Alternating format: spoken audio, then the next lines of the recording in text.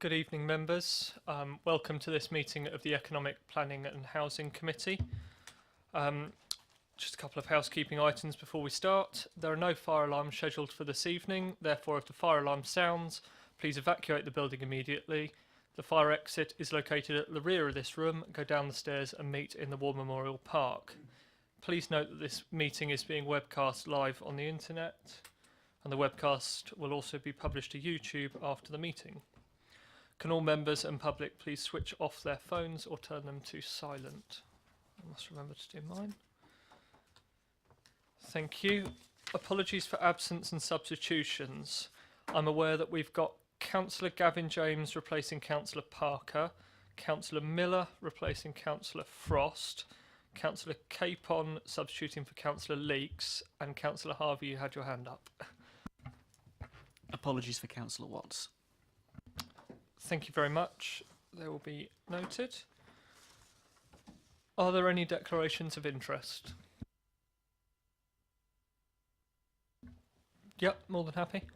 Councillor Phillimore? Yeah, can I just ask you, Chair, am I the only one that's disappointed that we have to physically come and pick up these agendas for this meeting? Possibly not. Thank you for your point. I know that an email was circulated from Democratic Services, I believe on the 3rd of January, as is usual practice with agendas which could legitimately be used as very large paperweights, to suggest to members that they could pick them up from their group rooms rather than incurring the cost as a council of delivering them out to members by courier. I know that a number of members use their iPads for agendas as well. So that's how it happens. If members have concerns about that, I'm sure we can take that up offline. Okay. There are Councillor Cubitt. Yeah, no, I would agree with Councillor Phillimore that despite the fact that the size of the document is huge, I personally, despite being extremely competent on the computer, find it much easier to read in hard copy. And I think, despite the fact it was so large, it should have been delivered to the houses. Councillor James. And I think, I don't know that Councillor Phillimore actually charges expenses to come in from Overton and back. If he does, and if other rural councillors do the same, I don't know what that cost would be to the council in mileage, and whether it's cheaper to put it in the post, I'm not sure. But from my own point of view, I do need a hard copy, and you know, it's really important that I have a hard copy. I don't want it on an email, so and I need it as soon as I can possibly get it. I don't, and it was only that Colin rang me and said, "Have you seen this email?" I possibly wouldn't have seen the email in time. It gave me a bit more time to come in and get it, but it doesn't make things easy when you're working full time. I do understand. Councillor Miller. Thank you, Chair. Just a comment. I think sometime last year there was a very large, I think it was council papers, full council papers were sent out. They were sent out by mail. The post office couldn't get them through the letterboxes because they exceeded the size of the standard letterbox, and it was taken to the post office department in the depot down at Priestley Road, which incurs me getting into my car, going down with the card and picking up council papers because of the sheer size of them. Now, what happened then was that they divided the council papers up into sizes that were fit enough to go into the mailboxes. Now, that might be a solution, I don't know, but it's either soft copy or there's got to be some other way of getting it delivered to those members that want a hard copy, or those that will elect to collect them in the group rooms.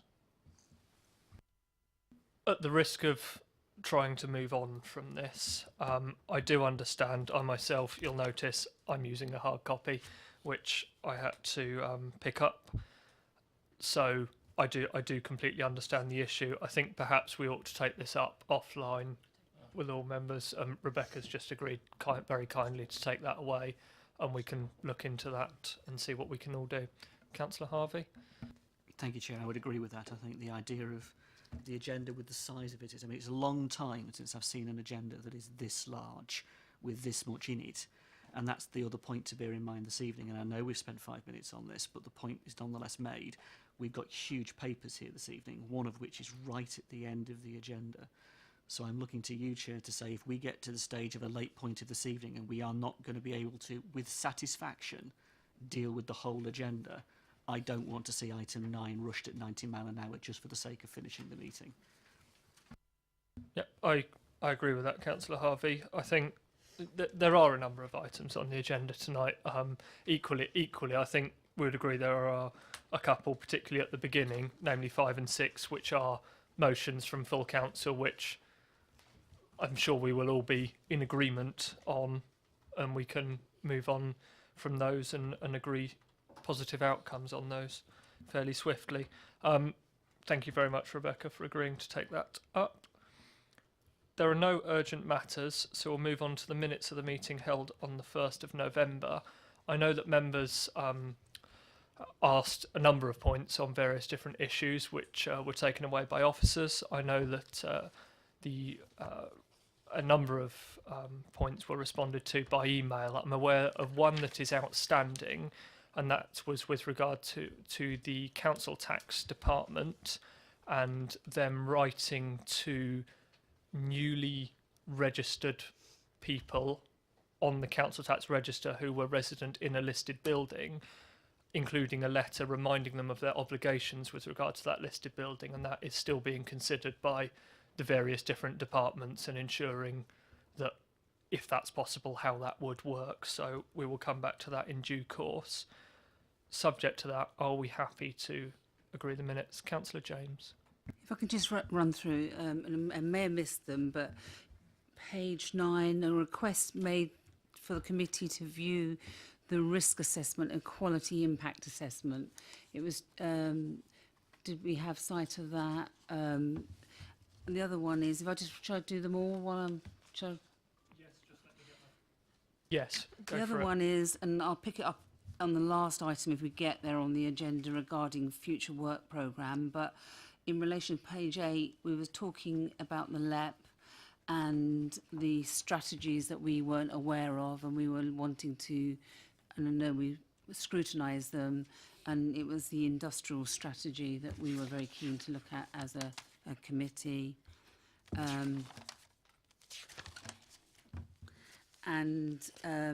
The other one was, and it's not referenced in the work programme, is that we as a committee wanted to review the local list of each future date. That's in relation to conservation areas, the local list. And you're going to hate me tonight because I actually have read every page of this document tonight, so just warning you all. And in relation to, I think that's it. Sorry, in relation to committee review the work programme, no, I'll cover that one anyway, so that's it then, thank you. Microphone. Thank you very much for those. On the local enterprise partnership come in, I have sent a note to the chair of scrutiny committee, Councillor Potter, to see where we feel that having the LEP in would be best taken, because I think it would be an incredibly valuable piece of work. And indeed, I've spoken to the portfolio holder about this, Councillor Sanders, and he was quite happy to get the LEP in, much as we get other organisations in, like the CCG, and we've had the Education Authority and Stagecoach, these organisations who do have a key interest in our borough, into committee. Personally, I feel like the best place for that would potentially be scrutiny and/or an all-member briefing, but I'm in contact with Councillor Potter regarding that, and I will feed back. On the issue regarding the risk assessment on the transport strategy, I did send that to all members on the 4th of January. I responded to an email from Councillor McCormick on this issue, which was sent to all members, so that went back to all members. The local list for conservation areas, I will chase that up with the officers. I believe they were looking at it. I'm not entirely sure where they got to, but I will chase that one up, Councillor James. Microphone, please. We did have this discussion at the last committee, and we recognise there's two pieces of work going on, one from scrutiny, but they were looking at accountability of the LEP. And what we were saying is that we wanted to look at the policies, and Matthew Evans at the time, he's here tonight, didn't know what some of the policies were, and senior officers didn't around the table. It wasn't just him, and we didn't as members know what some of these key documents were that they referred to that shaped any future funding from the LEP. So that's what we were keen to look at from a policy point of view. And one of them was, and it makes reference to it in the future documents tonight, is the industrial strategy. And so I think they're two separate pieces of work, and I wouldn't like them to be, I don't want them to be linked together. I want them to be two separate pieces of scrutiny, really. Scrutiny will look at accountability, but we're looking at policy in relation to planning. Thank you. And I say through my discussions with Councillor Potter, we'll work out exactly who's best placed to take the relevant bits. But certainly, I would like to get the LEP in to discuss a number of issues. Frankly, I know other members feel the same. Councillor Rattigan, did you have a point? Just a point of order. There's another Matthew Evans sitting there tonight, so maybe at some point he will be able to help you with that, Laura. Thank you. Are there any points of clarification or accuracy on the minutes? If not, I'll sign those a correct record. Thank you. Right. We now come to item number 5, which is exploring new opportunities to provide homes. And this was a motion that was debated at full council on the 13th of December and passed. I have spoken to the portfolio holder about this, which is Councillor Terry Reid, and she has taken this on, and she has said that she's more than happy to establish a members panel on this, which I don't know if that's something that the committee would be amenable to, but if we are, it would be helpful to know the names of some members, and equally I think it should be circulated to all members, given its importance, so that lots of members can feed in and have a discussion about with the portfolio holder about what we could do as a council to deliver new homes, and then we can look to cement that in a report with officers and bring that back to committee. Is there anything more that members want to say at this stage? Councillor James? Yeah, just around whether Councillor Reid is the only person in the room. Clearly, we have a property investment strategy already. That doesn't rule out investment in residential properties, but it doesn't seem to actually drive forward for that. It just accepts that if any opportunities rises, they'll look into it. We're not actually chasing them. Clearly, it's a piece of work around here in terms of if you acquire a site, what vehicle do you use to acquire that site? How do you develop that site? And then who manages the site if it becomes council housing? So it goes beyond Terry, but also looking at our investment portfolio or property services as well. So it's be a bit more sort of cross-cutting, if you like, rather than just Terry in a room alone. Yeah, completely agree. It certainly needs to include Councillor Isett as Cabinet Member for Property and potentially Councillor Tate as well as Cabinet Member for Finance. But we'll look to do that if members are amenable to go that way. Councillor Phillimore? Yeah, I just want to raise the point that if you read some of these documents already tonight, what you're talking about really is short-termism. We've got a long-term solution if we've got the political will to deliver it. I mean, I'm just quoting from some of these presentations, but further on in the presentation tonight, we have a mention of a top priority of having more affordable housing and provision for both public and private housing. That's in the documents we put before us tonight. So I'm just reiterating that we must have the will to do this. I completely agree. Councillor James, did I spot your hand? It was just to say, going on from what was said earlier, is that in relation to the economic strategy, it makes reference to the need for us as a borough to have cross-cutting working, and it talks about the working within this council. So I don't really think it even sits with just those two cabinet members, and I think we need to think about who we would want to see to deliver this strategy. So I think it's broader than just, but particularly Councillor Isaac needs to be there. Yep, more than happy to do that. So do I have volunteers for a panel on that? And I think it would be helpful if we circulated it to all members, but if we could get a couple of names tonight to take that forward. Councillor James, Councillor Harvey, Councillor Phillimore, yes, and appoint Councillor Harvey. I shall add Councillor Potter to that list. Councillor Potter, and I think we can probably circulate that to all members and see, given the importance of the issue, and go from there. Okay. Agenda item 6, action on empty houses council motion. This was again a motion that came to us from full council in December. This one I believe does largely sit with Councillor Terry Reid again, although I suspect some of the outcomes may be driven with finance as well. Councillor Reid does actually have a report on this matter due to come later this year. She has said that if any member wants to engage with her on that, she's more than happy either to do that offline with members. I know she's more than happy to do that, and she's very open to any suggestions that members might have. Equally, if there are a number of members who are concerned about this issue, then she's happy to establish a working group on that one. I'm seeing a nod, Councillor Harvey. Thank you, Chair. I think it's appropriate to set something up formally so that it isn't just kicked into the long grass, as it were, with the Cabinet to come back to us.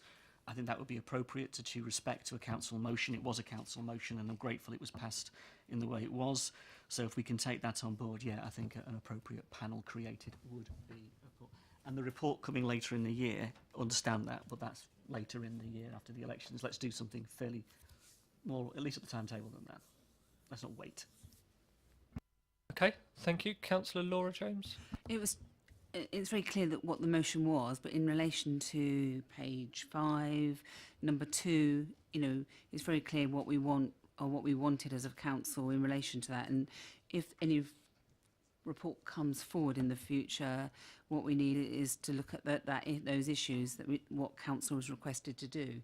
So it's not that we just want a report to come forward in relation to in relation to empty homes. It's what the report is being asked to do. And it's also in relation to housing. It is cross-cutting because it also goes in relation to environmental health. So it goes across portfolios. So I think it isn't just Terry Reid in relation to this. And that is one of the issues that we have with empty homes in this borough at the moment. It doesn't sit in housing alone at the moment. It's all over the place. So we need to have all the relevant people involved. But number 2, in relation to the council request, is very clear what we want from the strategy, from any report coming forward. Thank you. Councillor Gavin James. Yeah, I think it's been sort of covered already, but the term later in the year is really an awful one to use on the 10th of January because there's an awful lot of year left. It would seem to make sense, as this motion is already here, that any paper coming in later in the year is influenced by a discussion rather than the discussion is built on, because otherwise those homes will be empty for yet another year, and that'd be a severe waste of homes. So I think it needs to be a formal discussion that aids and supports that report, so when it comes to committee, hopefully have a really nice, easy evening where we all agree. It'd be lovely, wouldn't it? Would be. Councillor Rattigan. I wonder, could I add an informative if we're going to have some work handed to Councillor Reid? This covers off, obviously, things like council tax on point 2. I am really concerned that council tax is charged for services used. We have not tackled the issue of where HMOs use lots of services and pay the same council tax as 2 people in one house. I wonder that we can explore that within the panel and how we could charge council tax more appropriately for an HMO. That's all I'd like to say. I'd suggest that we agree to establish a working group on the issue, and then all points of view can be taken into account, and if people want to feed in other thoughts, if they fit within the context of the motion, then they'll be taken then, and if not, they can be taken as a point separately. So do we, Councillor James? That issue is a very separate issue to empty homes, but I think that you could look at that as a piece of work. But there's a paper coming forward in the work programme next month, I think, on HMOs, and I think you could raise it there, and we could ask to have that included as part of that paper that's coming forward. There's no reason why they've still got enough time to actually ask that to be added on. Okay, I think we've got some agreement there, which is good. Can we have some nominations for members to go on that panel? And again, I think if we could circulate that to all members, that would be helpful. Councillor Harvey, Councillor James, Councillor Wooldridge. Yep. Anybody? Councillor Rattigan, were you? I'm happy to. Thank you. Councillor Rattigan then, and I think if we can just circulate that to all members as a courtesy if anybody else wants to be involved. Okay, thank you. With the permission of the committee, I am going to switch the next two agenda items and take Horizon 2050 first, primarily because we are very pleased to welcome Daniel Cameron from Ipsos Mori as a guest, and I'm sure he wants to enjoy the rest of his evening when this is over, but also because I think it makes iterative sense to take Horizon 2050 and then the economic growth strategy. I will hand over to Councillor Sanders to say a few brief words of introduction on Horizon 2050 and then pass over to Sally Boxall, who I believe is going to run through a presentation with us. Councillor Sanders. Thank you very much, Chair. Good evening, fellow councillors. You will remember, those of you who were on the committee a year ago or more, that this came to this committee, Horizon 2050, at that time in its embryonic form, and it laid out basically the intention to try to create a community vision of how those who live and work in the borough wanted to see the borough in 2050, in all the various dimensions that one needed to look at.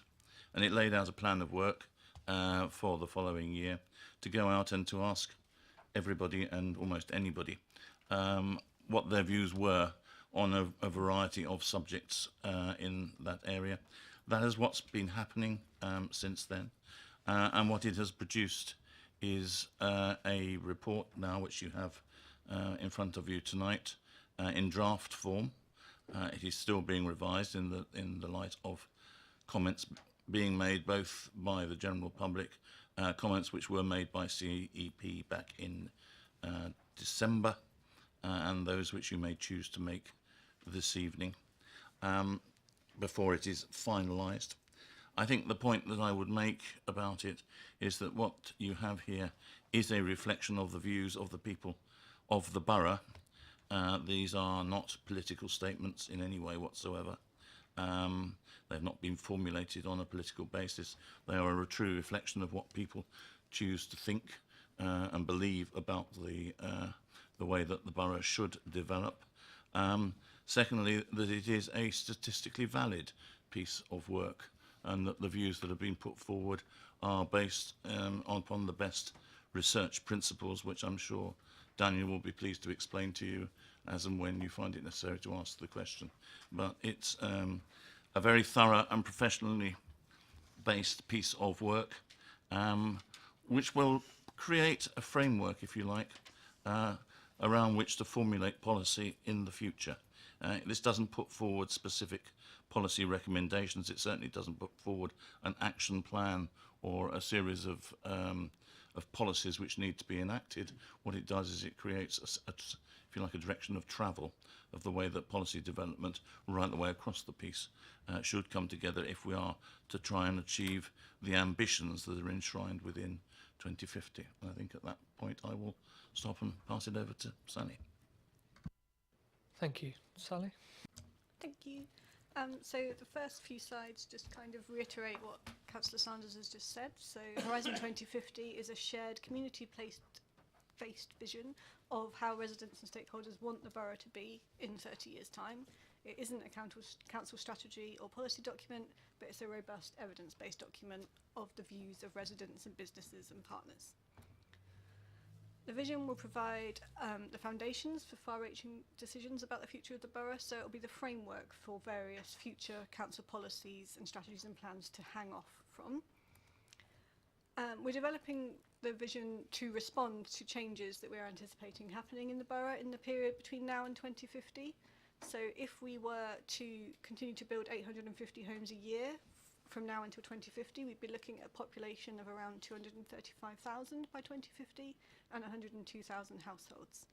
The population is also going to age, so around 25% will be over the age of 65 in 2050, and there'll be continuing advances in technology that we will be able to enhance and make use of around artificial intelligence, automation of transport, and increasing data and devices available to wear and use in our daily lives. We'll also need to be reacting and adapting to changes around climate change and sustainability and managing extreme weather events. So the vision has been developed through various research and engagement activities using qualitative and quantitative methods, and in total we've spoken to around 1,500 people in 1,400 hours worth of conversations, and Daniel Cameron will now talk you through how we've gone about doing that. Thanks, Ali. So just to describe a little bit about what we did, very briefly. So we took a phased approach to this piece of work. So we began by developing scenarios based on relevant future trends, and I'll talk more about that in a moment. We then gathered feedback from various different groups on those scenarios. We worked with officers and others to think through some strategic implications, and then we developed and tested the vision further with residents, businesses, and others. So the first stage was to explore future trends. So we spent a bit of time doing desk research to identify some of the key things that will influence not just Basingstoke and Deane, but the country as a whole, and particularly the southeast of England. And we focused on a number of different overlapping themes that we identified through desk research and speaking to experts, 6 expert interviews to kind of complement those findings. We then also did a workshop with officers, really just to ground those broader trends in what life is like in Basingstoke and Deane and what that might mean for the borough. So you can see the trends there that we initially identified. And then from that, we did a series of workshops with, or 2 workshops with residents in a rural and a rural part of the borough, and then also in Basingstoke itself. And really the idea there was to test some trends and scenarios with them to get their reactions and to see what their priorities were. And you can see listed there, I'm not going to go through it, the kind of key things that they flagged around transport, employment, housing, environment, culture, and community. And then we thought through the strategic implications, as I say. So we considered what that resident feedback meant or might mean for the borough. So we had an advisory group, we did a workshop with officers, and the land and property group also considered those emerging findings. The vision was then developed. I didn't personally develop the vision. It was developed by officers and by BASP and others.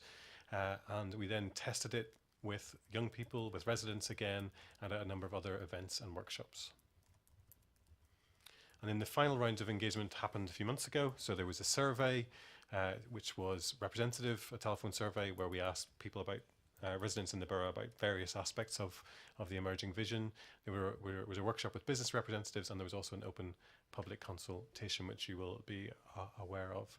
And all of that means that we can be confident that this reflects the views of people in the borough in a way that, as Councillor Sanders said, allows us to have confidence, even if there are some tensions and differences of opinion. We have a good evidence base for the vision that was then developed.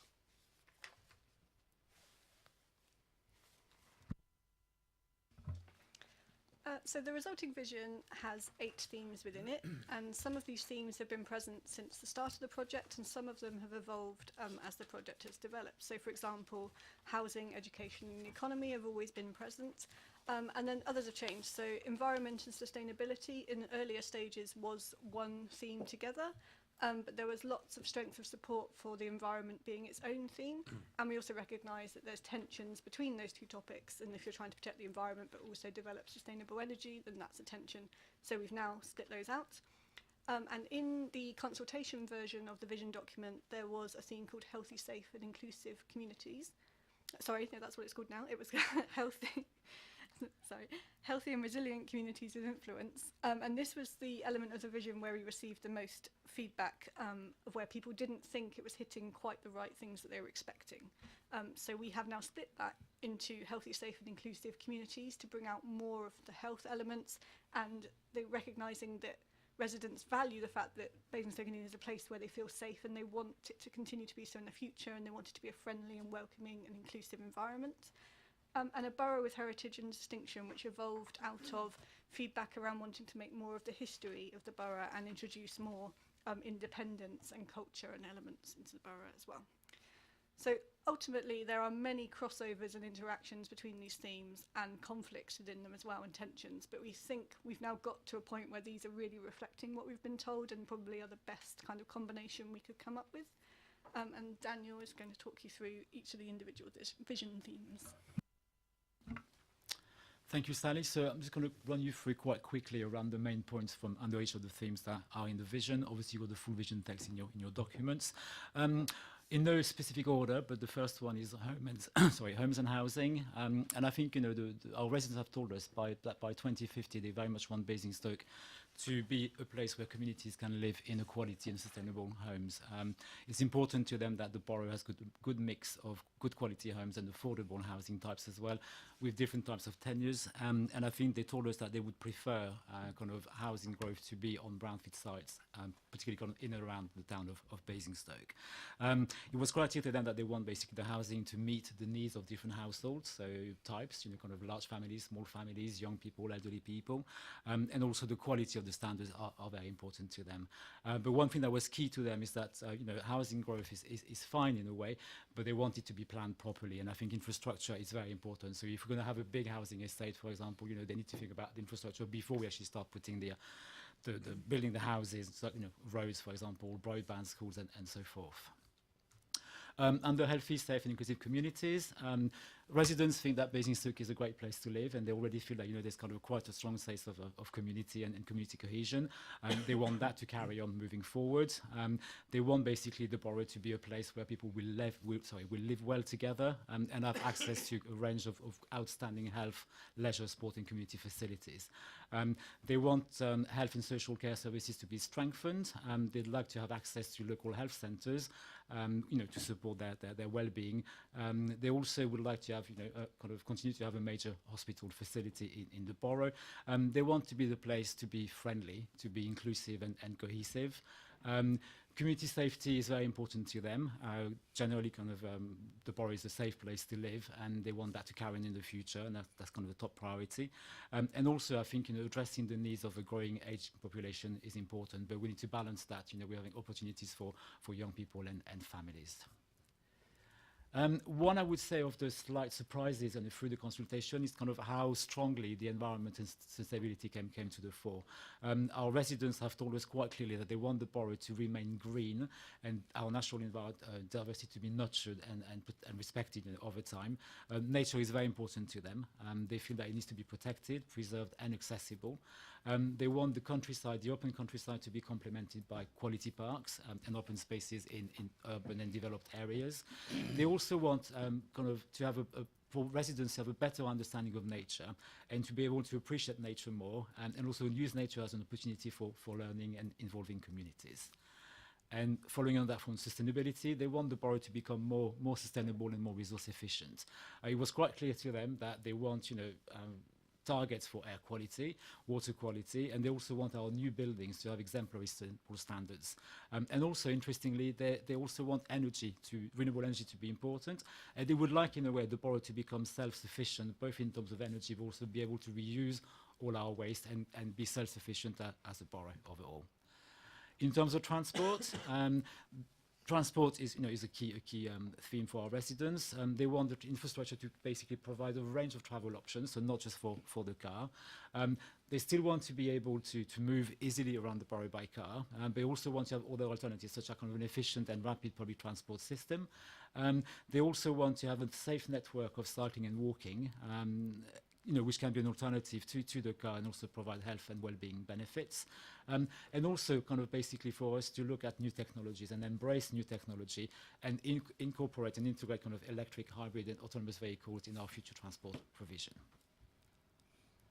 In terms of education, our residents told us that they want to be able to learn in the borough and to have access to a range of learning options. They want to have a well-planned provision and adaptable and resilient education system, basically from birth to adulthood. So they want to be able to learn, when they're children, but also when they're adults. They want our secondary schools in the borough to be the first choice. To support our young people with their attainment and achievement, and also have opportunities for people to learn beyond secondary education and college, both for people that are students, but also for people that are in existing workforce. So HE provision is also a feature that they're quite keen to see in our borough. In terms of economy and entrepreneurship, they basically want the borough to be a place where they can be born here and learn here and work and build a successful career in our borough. They want training provision basically to be future-proof, to be able to move and respond with changing in the labour market and business trends, so that kind of our residents can have access to a wide range of jobs across the all sectors. They also want our business areas to be well planned, both the ones that we have at the moment, but also the ones we will build in the future to continue to attract more businesses to the area. And they also want to build on that kind of emerging reputation of our borough as a high-tech industry and place, and that to be expanded and built upon as we move over time. And finally, the last theme is the borough with heritage and distinction. They've told us basically that they think Basingstoke is a great place to live because it's got the best of both worlds. It's got a really kind of pleasant, strong urban centre in Basingstoke with kind of very good facilities, but also really large expanse of beautiful countryside just on the doorsteps of the town. So conserving and enriching that sort of heritage, both natural and cultural and physical, is really important to them. They also want to kind of build the borough to recognise nationally for what it's got in terms of heritage. They also want that, when we have new developments, those kind of coexist and cohabit quite harmoniously with kind of existing places and historic areas. They'd like to have kind of our role is to basically preserve their identity and their separateness from the town as it grows. And also the town centre remains a key feature, and they want the town centre to remain the hub of the borough and kind of have access to most of the kind of key facilities in and around the town centre, and to remain the vibrant hub of the town. So that's a very kind of whistle-stop tour of the vision. As I said, you've got the whole text in your documents, and why isn't this? There we go. So in terms kind of where we are at the moment, so we had a BAS meeting in December where the vision was endorsed by all our BAS partners. Also took the vision to CEP in December, and Councillor Vatican, you were here, I think generally was very positive feedback on the vision. Obviously we're here today at EPH to get your views, and then we're going to do a final sense check. So there'll be, which kind of finishes this week, I believe. So we've kind of basically gone back to our residents and key partners and businesses to just ask them, does this vision feel right to you? We then incorporate kind of all the kind of changes, suggestions we've received, to then take the vision to Cabinet in February 2019, and then full council for adoption by the council, and then final adoption by a BASP in March 2019. And just to conclude, really, I think that was a quick overview of 2050. You've got more detail in your packs. I mean, as Councillor Sanders said at the start, I think it's not a strategy, it's not a policy, it's not an action plan, but it gives a kind of a clear vision for the direction of travel for the borough in the future. And I think once it's been adopted, it'll be based for us officers and our key partners to embed that vision in everything we do in the future.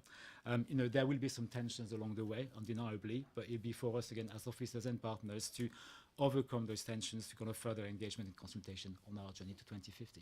Thank you very much. Thank you very much, Daniel, and Sally, and our other Daniel.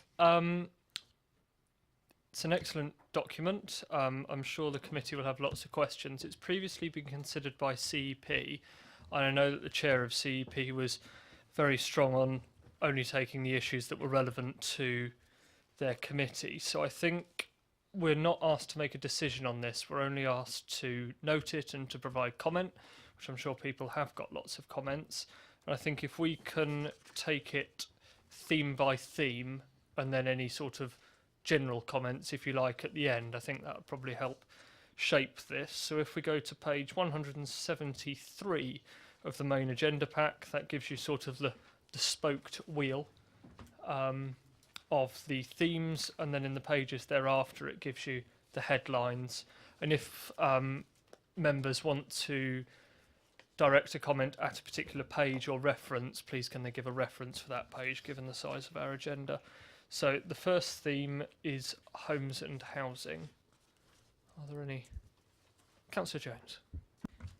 On page 175, 9.5, it talks about a handful of residents believe that there is no new homes are needed. I think when you give percentages in relation to the other numbers, I think it's not good for a document to use words like handful. I think we need to know what the remaining percentages are there. So I think that's very poor there. If I can, shall I give some more on in relation to 10.6? It talk about residents and their views about being happy to have fewer GP surgeries. Hang on, just to cut you off. Oh, that okay. We're So on. we're staying on just We'll on stick that one. on. We'll stick on homes and housing. If you've got any other points on homes or housing, happy to take them. If not, I'll go round the table. I've done it through the page. I don't. Yeah, I'll just go page. Okay, Councillor Gavin Jones. Yeah, I'm not really going to bother too much with the percentages because they're statistical. I mean, there's not really a lot of debate discussion to have. We've asked the question, they've answered it. Looking at the vision, it was just the bottom part of the vision for homes and housing at number 9, where it says, where possible, new development will take place on brownfield sites in preference to greenfield sites. That very much reflects the survey findings, but there's also a reality check there that the amount of brownfield sites are incredibly small and getting smaller rapidly. So inevitably, for the kind of growth we're talking about, greenfield sites will be required. And I would hate residents to see the vision and then feed into that. When we start talking about the local plan next year, and we're here and we've got 1,000 residents turning up as we had last time, and we go on night after night, it might be sowing the seed that we won't build on any greenfield sites until every single last piece of brownfield site is used. In reality, that's not how it works. So I think I don't know what the wording should be, but it just needs to reflect the fact that there's a reality check there, that greenfield sites will be used, but obviously we'll always look for brownfield sites to be fully utilised or something like that. I think that's helpful. There certainly needs to be a bit of expectation management there. Councillor Rattigan. I have read this 1.5 times now, so I'm feeling completely enamoured with it. The homes and housing, I just, taking up Councillor James's point, where possible, the last sentence. We often talk at DC, which I'm on quite a lot at the moment, about talking about previously developed land. I would like to see that inserted in there rather than just a bland brownfield site, because I think there is an opportunity for maybe big houses to be knocked down and more houses built or wherever. But I think there is an opportunity there. We quite often see that at DC, previously developed land. It seems to sit better with the DC and other councillors. And I just wonder if we could just add to that onto the vision. Thank you. Thank you. Councillor Harvey. Thank you, Chair. Just again, looking at the vision in general terms, rather than the specifics in the paper. When you read it, it reads like a list. We will have A, B, C, D, E. And the bit that's missing in the vision, and I think it's an important bit for the planning aspect, is the place-making element of what we're talking about.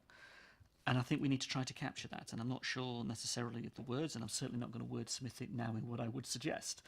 But what I'm mentioning, what I'm referring to in a sense, is some of the Garden Village principles, some of those ideas around ownership, around stewardship, around legacy, around the notion of where we talk about a place and what we mean by it, not just that it has the roads and the community facilities and the housing, as important as they are, but what they mean together.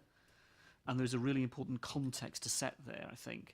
And there are some really strong examples I think we can draw on to make that paragraph much stronger.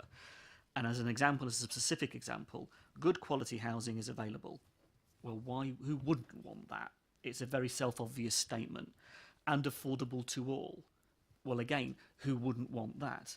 The point is, it's what's beneath that, and I think the vision in those terms could be stronger, that it would mean more to more people in that context, I think. Thank you. I certainly think the points you raise are very good. The placemaking aspect is incredibly important, because for people often it's not actually about the house in the physical sense of the bricks and mortar that they live in. It's actually the place that they are a part of. So yes, if that can be included, that'd be really helpful. Councillor Rattigan. Can I pick up on Councillor Harvey's point? I was lucky enough to go down to see Ebbsfleet Garden Village in Kent recently, just to see what they were proposing, because perhaps for a Manny Down or whatever, and the idea of it having a larger community involvement. I think maybe we can write that into the vision, the fact that we are place building, we're talking about the infrastructure that surrounds housing would also be a useful addition to this vision. Thank you. Can I Councillor Harvey? Can I make a quick personal interest? I have worked on Ebbsfleet in the past, so I just make a personal interest declaration there. Yeah. Thank you for that, Councillor Harvey. Councillor Cubitt. A couple of things. Did out of the survey of 1,500 people, anything come out about council housing? Because I'm slightly surprised that there's no reference to council housing, because if I was to take 1,500 people randomly in Basingstoke and assume that you're getting across the board socioeconomic diversity, I would expect a number of that 1,500 to say that they want more council housing to be built in this borough. So I think in terms of the workshops, which is where we had that more open discussion, which was with smaller numbers, but again reflecting the population, so it was people it wasn't people who had self-volunteered to come. There was a lot of discussion about affordable housing, and I think what they meant by that was a number of different things. So it was affordable housing to purchase, but it was also affordable housing to rent, and it was also social housing. And really the kind of the key thing was that they wanted to make sure that the different kinds of housing were available for the different kinds of people who lived here. So we didn't have a long discussion about council housing, but people emphasised very strongly that affordable housing was hugely important. And in fact, during the workshops, when we pushed them on, because as we've discussed, sustainability was a key priority for people as well.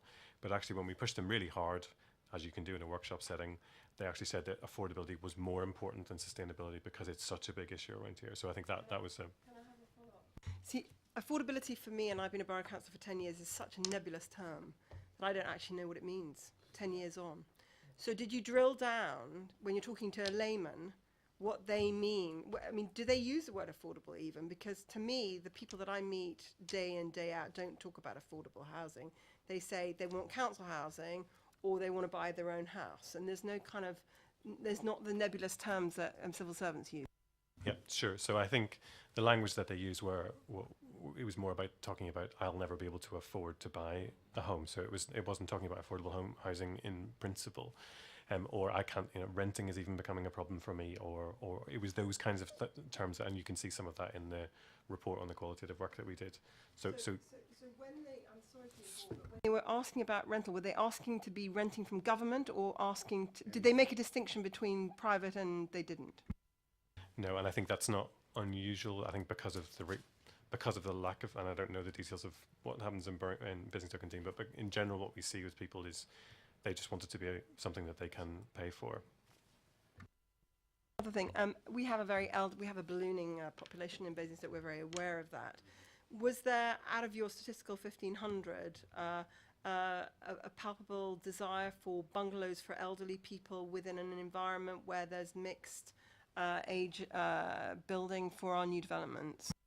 Certainly people wanted provision for older people, and there was a recognition among just ordinary people that was hugely important. We didn't speak in lots of detail about what the exact nature of that provision would be, but they certainly wanted provision that varied as the vision reflects. So they wanted homes for young families, they wanted dwellings for professionals, and they certainly wanted to be providing for older people. I think one of the things that people said quite strongly was that they didn't want the borough to just become a place where older people live. That was a really important part of it. So making sure there was a different provision, mixed provision. Yeah, they might not have used the policy terms, but I think that's fair to say. So yes, I think that's right. Taking that, I mean, I think 9.2 is quite thin, because I think it's probably the bulk of what our residents really genuinely want. So if I was to make a comment on this section of the document, because a lot of this is motherhood and apple pie, I could have written this blindfold and said what our residents would like.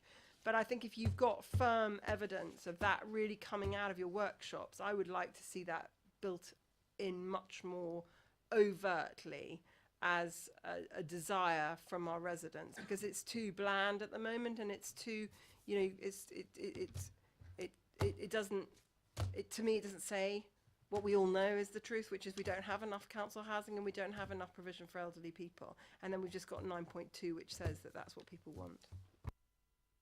Thank you. I think we'll take that point on board. Certainly, I think we could embellish exactly what we mean when we say people want. We're saying that we want housing to satisfy local needs, but what actually does that mean? And certainly, the term affordable is one of my pet hates because, frankly, affordable to who? Every house is affordable on the basis that it gets sold to somebody. So does that actually mean first-time buyers? Does that mean people going into council housing? Does that mean public-private rented? So a little bit of flesh on that would be helpful. Councillor Phillimore. Yeah, cheers, Chair. I totally support what Councillor Cubitt is saying, and it's all about the word local, because already in our communities we're seeing the young people in our communities, in our rural communities, our villages and our small towns being priced out of where they were brought up and where they want to live. And this is totally important that they get the opportunity to live where they were born and where their families are based. And I just totally support what Councillor Cubitt says. Thank you. Councillor Miller. Thank you, Chair. On this question of housing, and I think Councillor Finnemore sort of hit the nail on the head there, that the local people, especially in the rural areas, are getting priced out. That's because people come in from the outside. And the one thing that we're looking at here is a vision that's come from internal to the borough, but its external influences will have quite an impact on both the work environment, but also on the housing environment. Because, believe it or not, we are a dormitory town to London. There are an awful lot of people come out to Basingstoke. It's a great place to live, but it's a great place to jump on the train and go to London in 42 minutes. So there's an external influence, which I haven't seen put in here, but it's something we shouldn't forget. And some of those houses in the countryside are being bought by people from outside the borough to try and control. We can to a certain degree, because there are certain housing developments in the countryside which are limited to local people. That's what we probably need to focus on, and not get them taken out by the people who are coming in from external to the borough. Sure. Councillor Phillimore. Yeah, we know all about that in Overton, because I mean we've got a railway station that's all the commuters come to and block up everybody else in the village. But we are in control. We can have some sort of control of this if we really want to. And this goes back to the point we made earlier about housing. I mean, before we even got into 2050, we were talking about housing, and if you've got the will to do it, you can do it in the villages and in the towns. Thank you. Councillor Laura James. Picking up on the point that Onali made is, and I thought I'd raise it later on, is around the, and I wanted to ask some questions around the different workshops and who attended. I have real concerns, and I think it's relevant maybe to ask it here in relation to what you're relating in relation to housing, is that most of, I think 14 of the different workshops and different groups were self-selecting. Can we? But what in relation to housing, what I want to know is we've got a major problem at the moment and growing in relation to supported housing for vulnerable people. We've got a homeless problem, and what I'm saying is in relation to lots of aspects of housing, did we, as part of this, these different groups, interview, and were they taking part in those? So people with mental health, learning disabilities, physical disabilities, in relation to housing, were they interviewed as part of and asked questions around that? And did the older persons, I don't know what they're called now, over 55s forum, were they interviewed as part of this? But it's more, like Onali says, it's a very, very slim part of, and I think if we're looking at this as a vision, for me, it doesn't really say anything. If we're looking at something that we're wanting to lead on, we've got a major problem with an ageing population. It's going to be a quarter of all of our population by 2050. And I'm not sure the vision addresses in housing terms, because we're obviously failing. If you look at the monitoring report later on in relation to older people, and the economic strategy makes reference to that, but what are we doing in relation to older people? So I just think, and for us, you know, in relation to those people that are socially renting at the moment from the borough, and against those who are in the private sector, those who are in HMOs, how representative were all of those groups being interviewed? So in terms of the kind of research work that we did, you could do a whole program of research that just looked at that. So that wasn't the intention here, I don't think, from my understanding. The older people were included in the workshops. They were also included in the survey. And you'll see if you look at the survey profile that actually, if anything, we overrepresented old people slightly in the survey, which is not unusual for this kind of work. I think if you wanted to look at the very specific needs of social housing, that's all possible, but I don't think that was within the scope of what we were doing here. Yeah. Hang on, can we let... No, it's to do with this, actually, because if the BASP board was used properly, as you implied it had been, then it would have covered those groups because of the social inclusion partnership and the... So that's where I think you'll find, if you got feed into it, that's where you got it from. Right. Daniel. Just to confirm that we did engage with the Over55 Forum and also the Disability Forum locally, so we have. Thank you. That's helpful. Can I just pick up on the point that was raised about dormitory town? If you look on page 171, one of the concerns of residents and businesses have concerns about becoming a dormitory town, because it was raised earlier on. I mean, that was one of their real concerns, wasn't it, that they raised. So it wasn't that we are, it was that they had concerns that we were going to become that. I don't know what people's thoughts were about that. Daniel? I mean, it's something that will be picked up probably in the next item, but we know that we've got roughly the same number of people commuting out of the borough and commuting in the borough every day. Unlike sort of, you know, misconception, as the vast majority of our residents actually commute to West Berkshire, and AWE, just over the border in West Berkshire, is a key factor that skews the number quite significantly. And just about over 2/3 of our residents that live and work locally. So it's not, you know, that we've got masses and masses of people that leave Basingstoke every day to commute out. You know, 67%, I think, of our residents live and work locally. Thank you. I've got Councillor Rattigan next. Chair, can I try and be helpful here?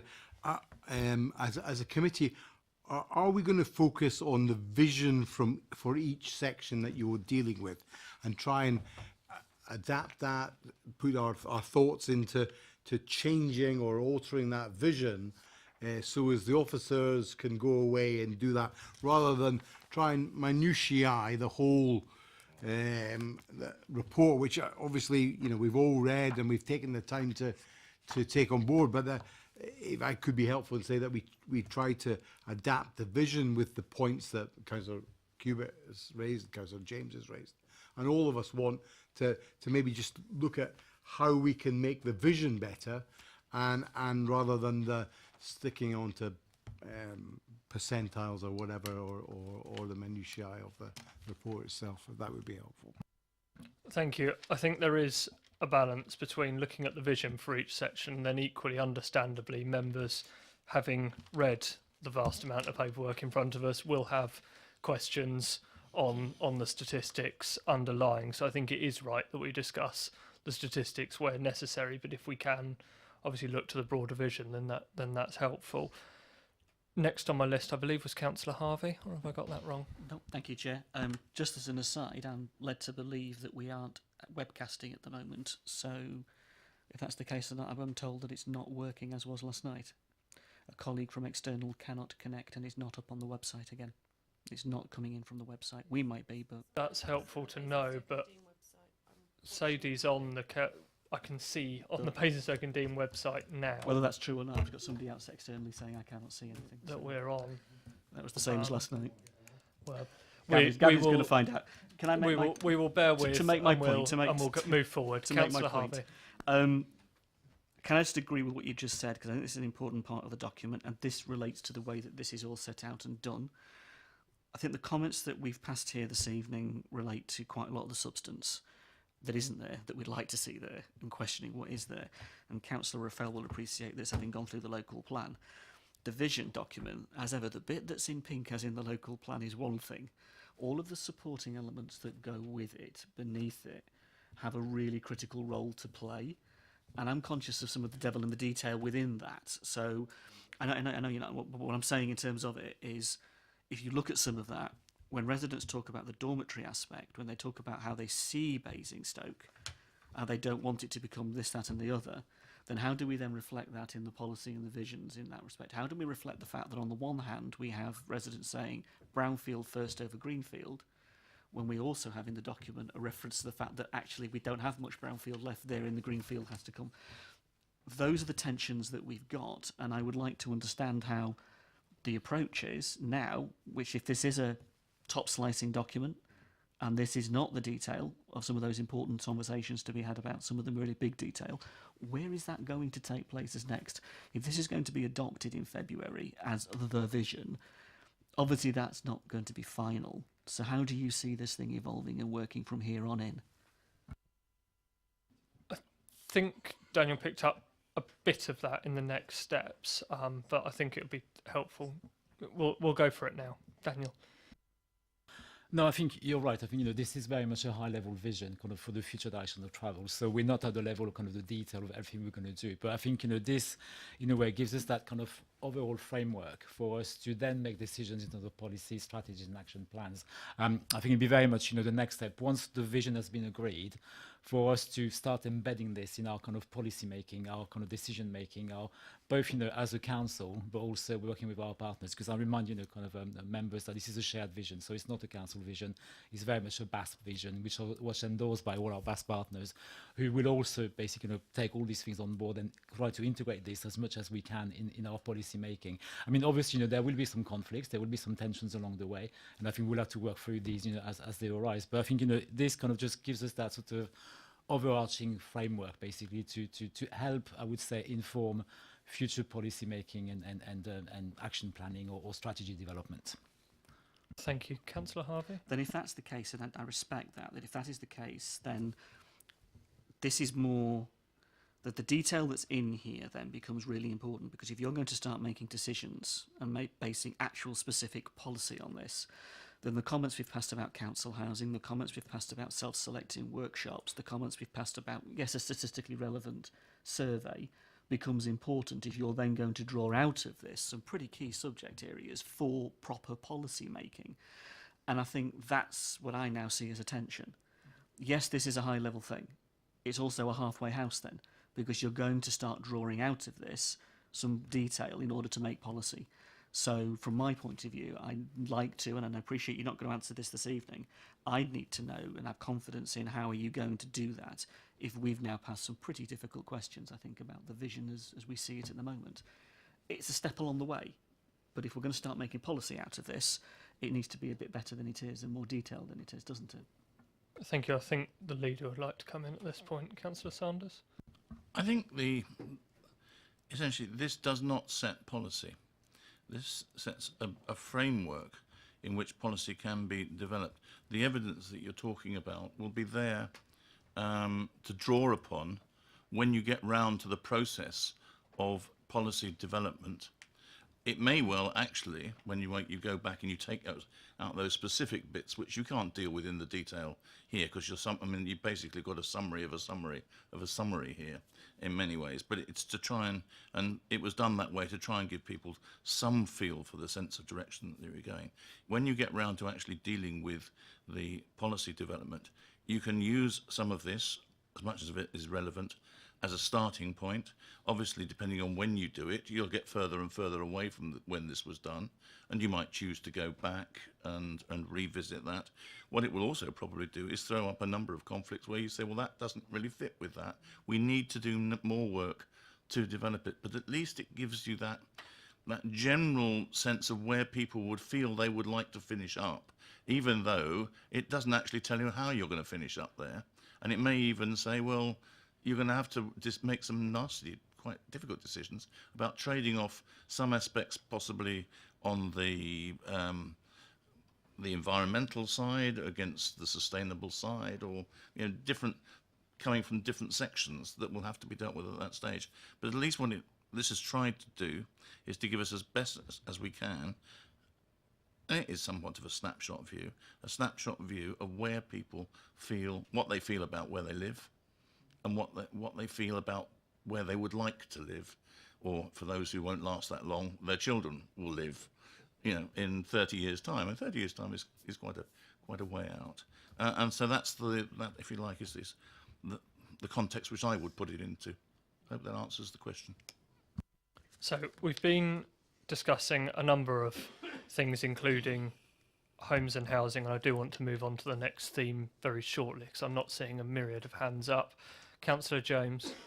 The only one I would pick up on, it's mentioned in health and housing, but in the next one, but I want to pick up on here, is it talks about within this section that 79% of people wanted development to be on brownfield, but within the vision there's no reference to regeneration at all, and in that document, in that section, there's just one 9.12, it says regenerating existing areas. That's all the reference there is to regeneration. If you think we're talking about 30 years time, if you think about our estates at the moment and how tired they are, what are they going to look like in 30 years' time? That should be a major part of this vision, because we're going to have to regenerate, or there's going to have to be a massive programme of, but there's no reference in relation to housing there. Daniel? No, just to say that regeneration is actually picked up in the next point, in the healthy, inclusive and sustainable and communities. I think what But it needs Councillor to be James's point was that it needs to be referenced in housing specifically in the context of a number of our estates. So if we could just have a bit of a cross-reference there, I think that would be useful. That's okay. I think to collate our comments on homes and housing that we've had so far, we've had a bit of conversation about the brownfield versus greenfield dilemma, which I think we all share. Context on previously developed land was mentioned as well as that being an important part of the solution. We'd like to see an increased focus on placemaking to ensure that residents are living in places where they feel part of a community, and a greater emphasis on that. We talked extensively about the types of housing and making sure that we really are boiling down into the types of housing that are explored, and within that, affordable home ownership, social rented products, bungalows, older people's housing, and the range of housing options that can be part of that. We also talked about the fact that this is currently a snapshot of residents within Basingstoke, but there will also be a number of external influences that will be part of that, and we would like a reference to regeneration in that part of document in the context of housing in the borough. Councillor Harvey. Go on, Chair, you can use the words. Say council housing, go on. Council housing.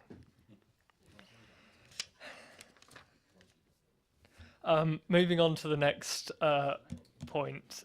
Healthy, safe and inclusive communities, and I think we've already had a starter for 10 on that from Councillor James around the importance of regeneration. I'm going to steer reasonably clear of this, bearing in mind that this topic was discussed fairly extensively in CEP, but it's just if there are any burning points that people feel that are related to this committee, then we'll take those. Councillor Harvey?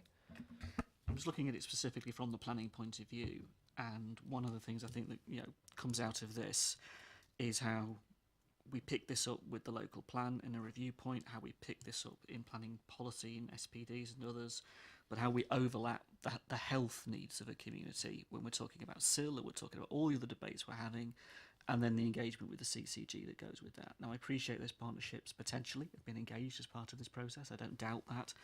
But that doesn't take away from the overlap, and many of us in our wards banging our heads against a brick wall when it comes to health issues in that context. And how that's woven into this, I don't know. But it is an issue that is out there in how we deal planning policy, specifically regarding health. And it's not an easy one.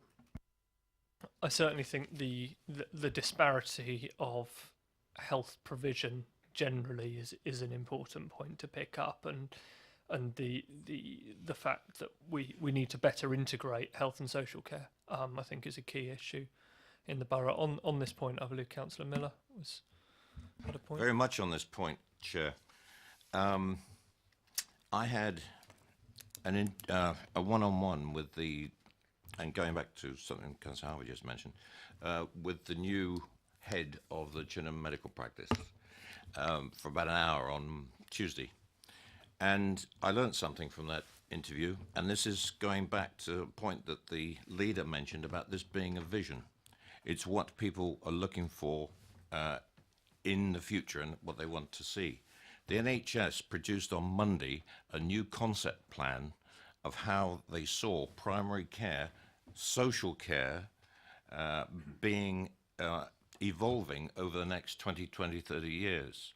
And there's an imperative to get this underway fairly quickly, but it's a direction of travel that directly relates to something like the vision for Basingstoke and Dean. And the idea, very briefly, Chair, and this is just a general thing, but it's of import to Chinham because something needs to be done now because of the explosion in the current development plan and the lack of capacity for health provision. It is seen that there will be an evolving gathering together of a cluster of health providers, local health providers, the medical practices, into great big hubs, which provide out of hospital social care, plus some of the daytime, if I dare say that, day visits to the hospital will be conducted in these hubs, catering for around about 30 or 40,000 people per. Now, we can't go down into that detail in the vision, but it's an indication how things will evolve over the period between now and 2050.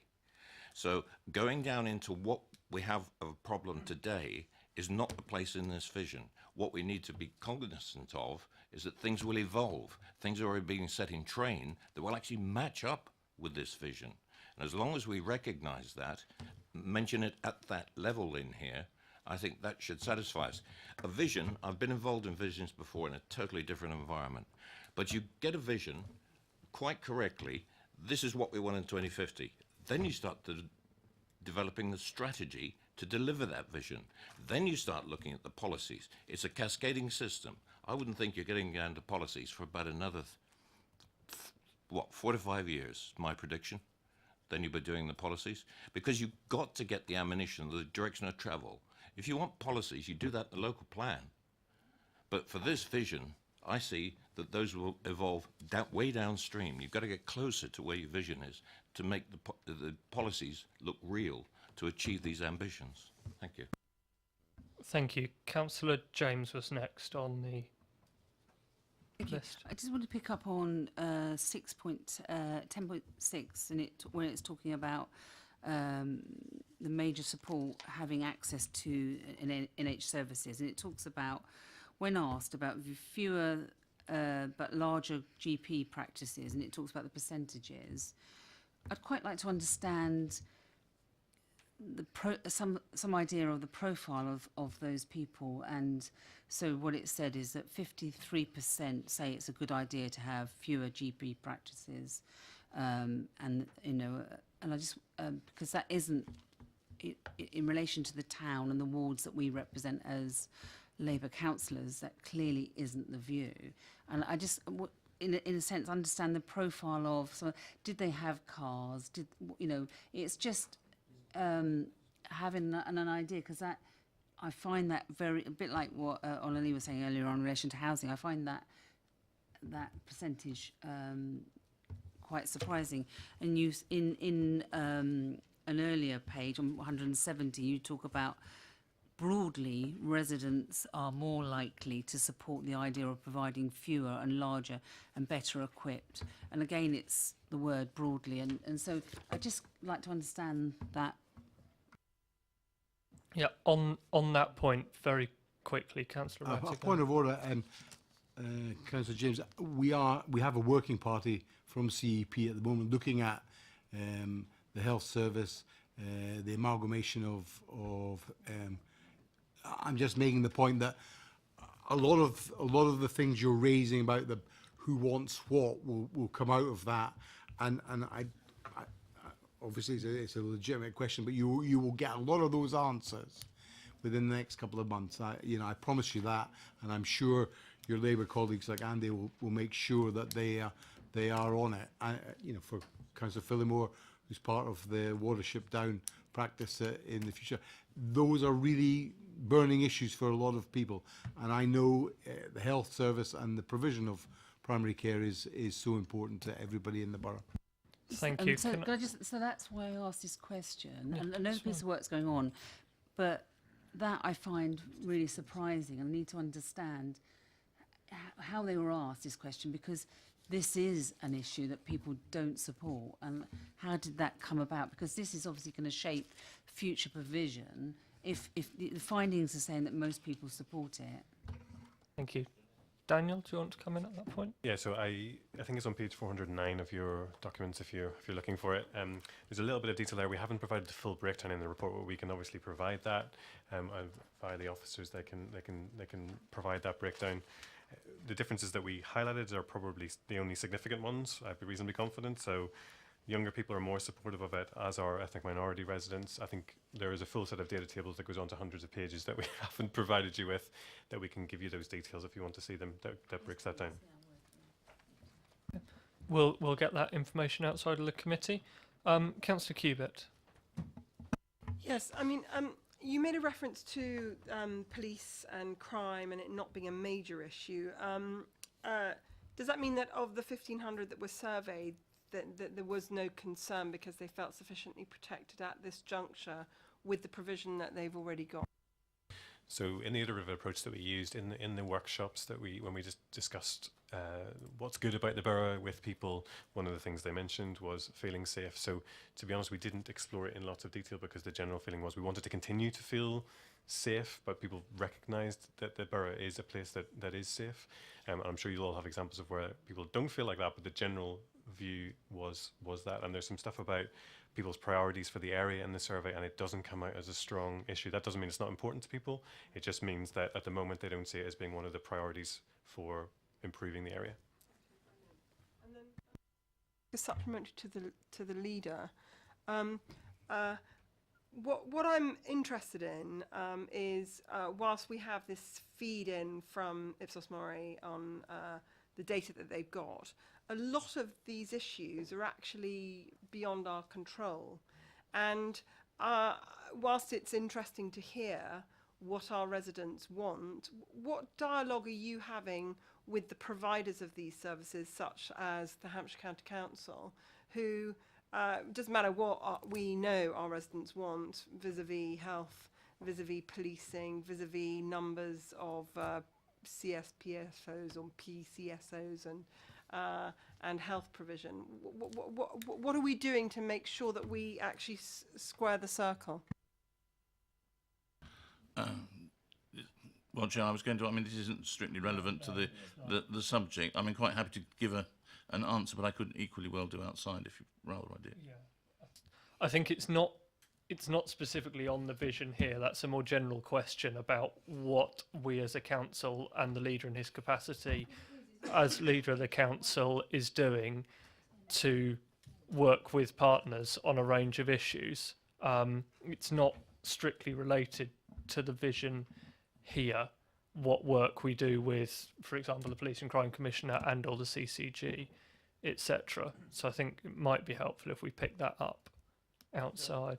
Just a quick Councillor Sanders. Just very quickly, in case there's an impression, because we're not answering it now, because I could go on at great length, that nothing is happening. There's a whole series of meetings going on a regular basis.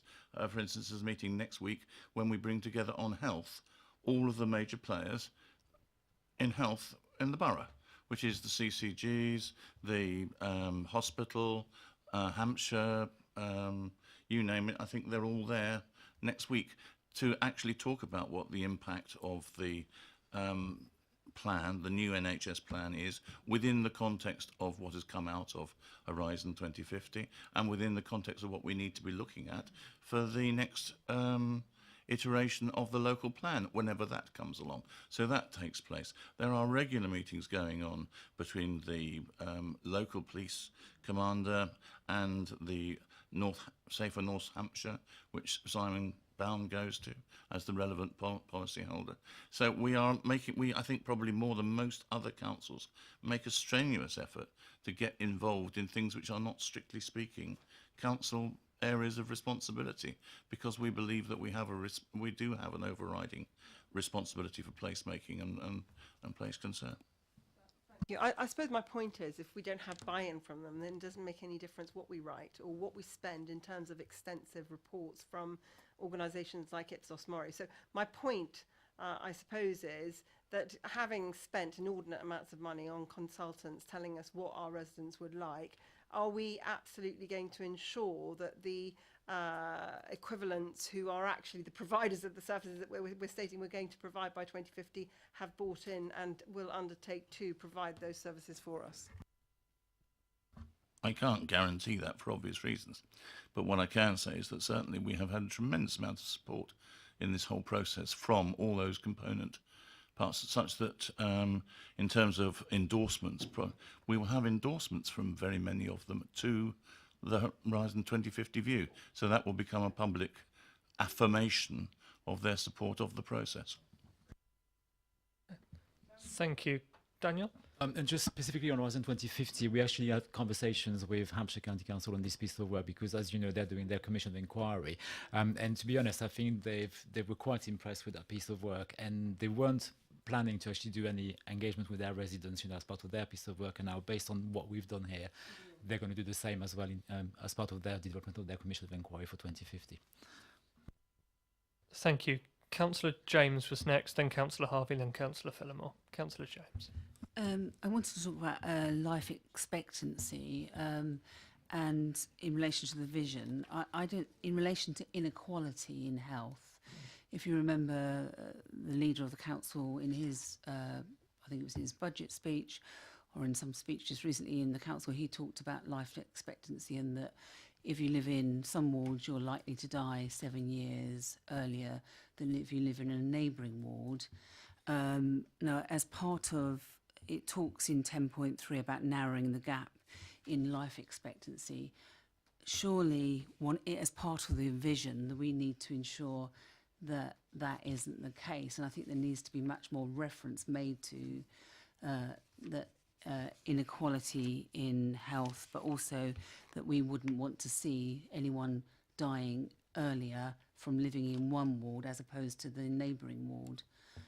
So I want more reference to that because I think that's, and I'm not sure, again, in relation to this section, because I think there's a big piece of work that's been done in relation to life expectancy and some of the issues that we are, as a borough, that we have really high indices. I think that they should be mentioned more in here as to what they are, because they should be addressed within that vision. Thank you, Councillor James. It's a very valid point. I'm conscious of not wishing to stray too far into the debate that CEP had, and I understand that I completely agree that there needs to be reference to that, and I'm sure the officers have taken on board those points. But I'm conscious of we want to stick with the economic planning and housing elements because it's already been through our Community Environment and Partnerships Committee. Next on my list was Councillor Harvey on this point. Thank you, relevant Chair. to this committee. I think the inequality point is relevant from an economic perspective and from a housing perspective. So I think reference to reducing the level of inequality within the borough is a very relevant point, and there are stark differences that many of us could point to, both statistically, anecdotally. The evidence is there in all forms to point to that, and I think we do need to see that reflected in the vision, in a sense of saying that this borough has a absolute commitment to reducing, tackling and eradicating inequality. And one of the key examples I would point to that is relevant in this regard is child poverty. Child poverty rates in the borough in certain areas are significant and statistically very serious. And in that context, the housing overlay on top of that then takes those figures to quite a different place, quite an even worse place than simply the child poverty rates that the government have now indicated they're calculating. So on that basis, I think there is a good argument, I really think good argument, that the vision needs to say quite explicitly that inequality is something this borough will commit to doing something about seriously in each of the key policy areas. And that's obviously in future, but the vision itself should pick up on that quite specifically, I think. And child poverty, for me in particular, is the one that stands out among others. Certainly the point that you raise has been raised by a number of colleagues on both sides, in fact, in this forum and in others. I recall a speech by Councillor Cousins on the issue, so certainly we need to have reference in the vision to reducing inequality in the borough. Councillor Phillimore. Yeah, cheers, Chair. I just want to point out, and you've all got the report, but also that housing also appears in health, safety and inclusive communities as well as homes and housing. And it's no surprise that the three aspects most cited are building, however ubiquitous it is, affordable housing. There must be a message coming through for us somewhere from the council in that. I agree, and I think there's a collective view amongst members that we need to do a lot more to build housing which people can either afford to live or rent in. I think that's as diplomatic as I can be. Councillor James. Gavin James. Yeah, obviously we're not going to stray into the health thing, but I mean, I like Councillor Other James. I was interested in the 69% and the 53% quite relaxed about smaller, bigger surgeries or less bigger surgeries. I mean, I'm very lucky. I've got a ward with 3 doctor surgeries, and I probably have the highest doctor to resident ratio in the borough by some distance. Because obviously the town centre is very convenient, and most of those patients aren't from East Drop at all. People from Kempshire often come in and whatever. And the word access isn't mentioned in the vision around health, safety and inclusive communities. And it's fine to have the world's greatest sporting facility, but if it's not accessible due to public transport or due to people not having their own transport or because it's unaffordable, then it's pretty useless. And I just think the word accessibility, and you can mention both in terms of transport and in terms of affordability. You know, it's great, we're going to have this wonderful leisure park, apparently, possibly, who knows, but actually a lot of people who really need to improve their health will not be able to afford it. So accessibility needs to be incorporated somewhere in there, so accessible to all, geographically and financially. Thank you. So I think on the health points, we've talked essentially about the disparity of health provision and the need for that to be joined up. To begin with, we wanted some additional information on those health stats, particularly around the number of people supportive of fewer but larger GP practices, which does seem at odds with what we sometimes hear from residents. So some additional information on that would be very helpful. We got the feedback that people feel generally safe, which I think is good. Councillor James just talked about accessibility to the provision of health and sports provision, which is very important, and we picked up the point about inequality, which is key in cross-cutting throughout all of these points, I think. Councillor Harvey? Can I just mention a point about in terms of community safety? The borough is a safe place to live, first stop. Absolutely understand that. But there are contexts within that.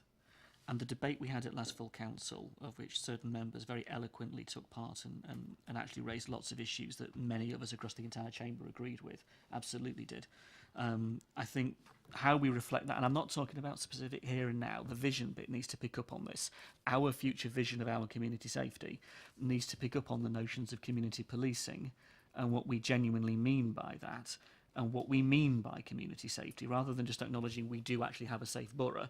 The vision in the future is we do want police on our streets. The vision in the future is we do want those supporting services to be effective and have the right powers.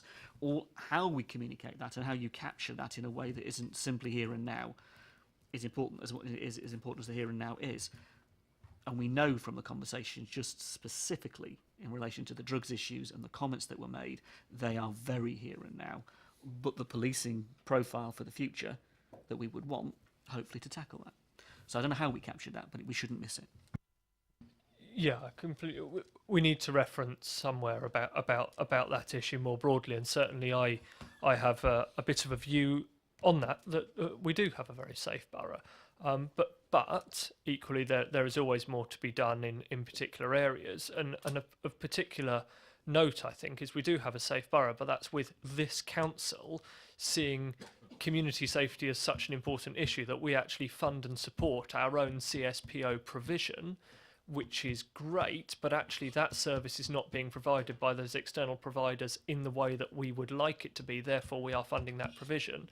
So without that commitment by the council, would we be seeing the statistics from residents feeling as safe as they do now? And I think that's an interesting point, because what we want is external providers to be doing all that they can, and in particular the police to be doing all that they can in the form of community policing, notwithstanding the fact that we fund our own CSPOs. Yes. I just think it's how we use these words here, isn't it? And be careful. The borough is a safe place to live in generality. Yeah, we can come out with the statistics and we can see that, and it's a general point.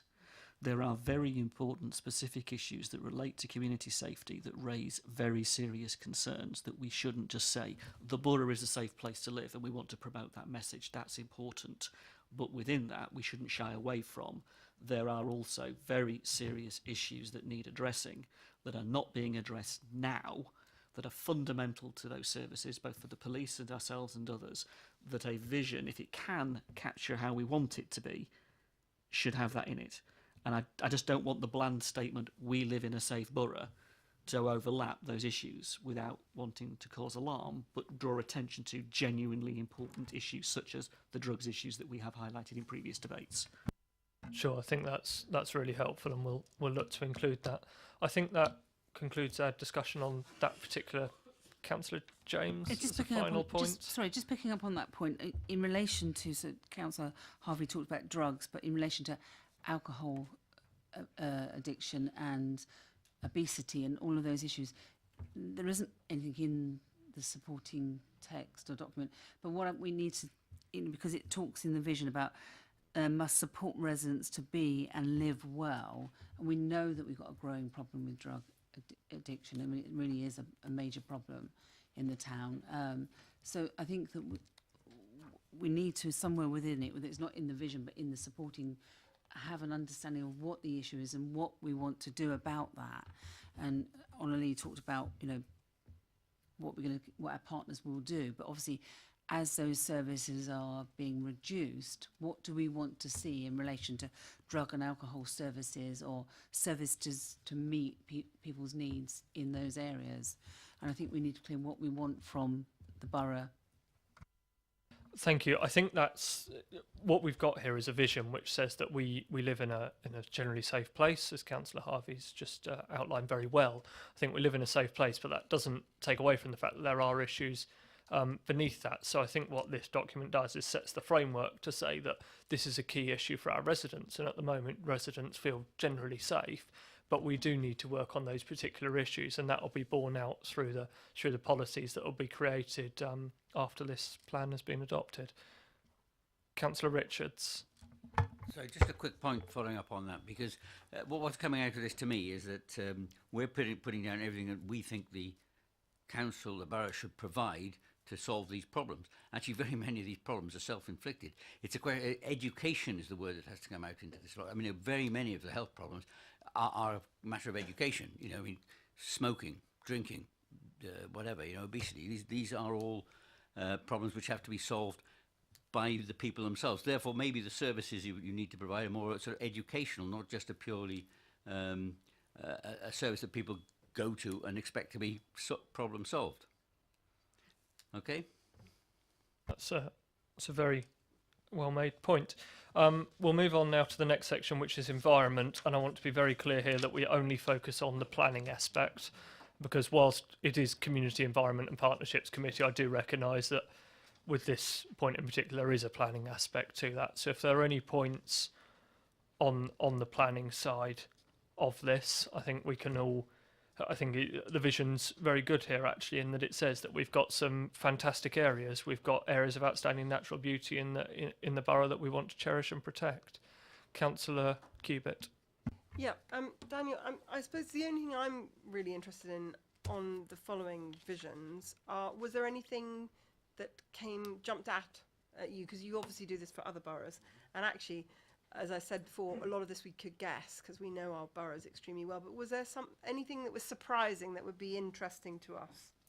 I think, as Sally and Daniel have explained, the strength of feeling around sustainability and the environment was probably surprising. So obviously people all over the country want to live in nice places, but I think that pride in the fact that this is a place where you can have access to great facilities in the town, but the borough as a whole has so much green space and access to the other parts of the country as well. So I think the strength of that, and that's partly why the vision separates the sustainability and the kind of natural environment points from each other. So not unique, but certainly strong. So. Follow on then, did you tease out from them why it was more strong, or did you just stop there and just in terms of observation? Yeah, I'd need to go back and look at our notes from the workshops. I mean, I think it was one of those things that was sort of agreed by everyone. So it's hard to, when everyone agrees, it's harder to see, because there's not much to discuss, because everyone's, yes, we agree. That's very important, but it was a very strong thing that they came back to. And one of the things that we did was look at scenarios which looked at the importance of that, and people were very clear that that was important to them. Thank you. Councillor Harvey. 2 points, Chair, if I may. First one, and it's whether it's this one or the next topic, but I do think a very specific vision reference to climate change should be in either of those two. And how we look at that is important. I think the other point to bear in mind with all of this is, when you read it, it reads very green, and it reads very much about, it speaks for itself. What I'd like to see in there is a reference to the built environment in the context of what we build in the borough, incorporating the principles that we have there as well. And again, I'm back to TCPA principles here in Garden Villages, and the notion of how we incorporate and develop specifically that. It says here developed areas will be integrated with green spaces and where appropriate a curve. That's fine, but I just think it needs to be more than that in the context of placemaking. Again, it's nothing more complicated than that. And if we can incorporate that in some way using TCPA principles, I think that will be quite educational and supportive, particularly when it comes to planning committee and planning applications in the future.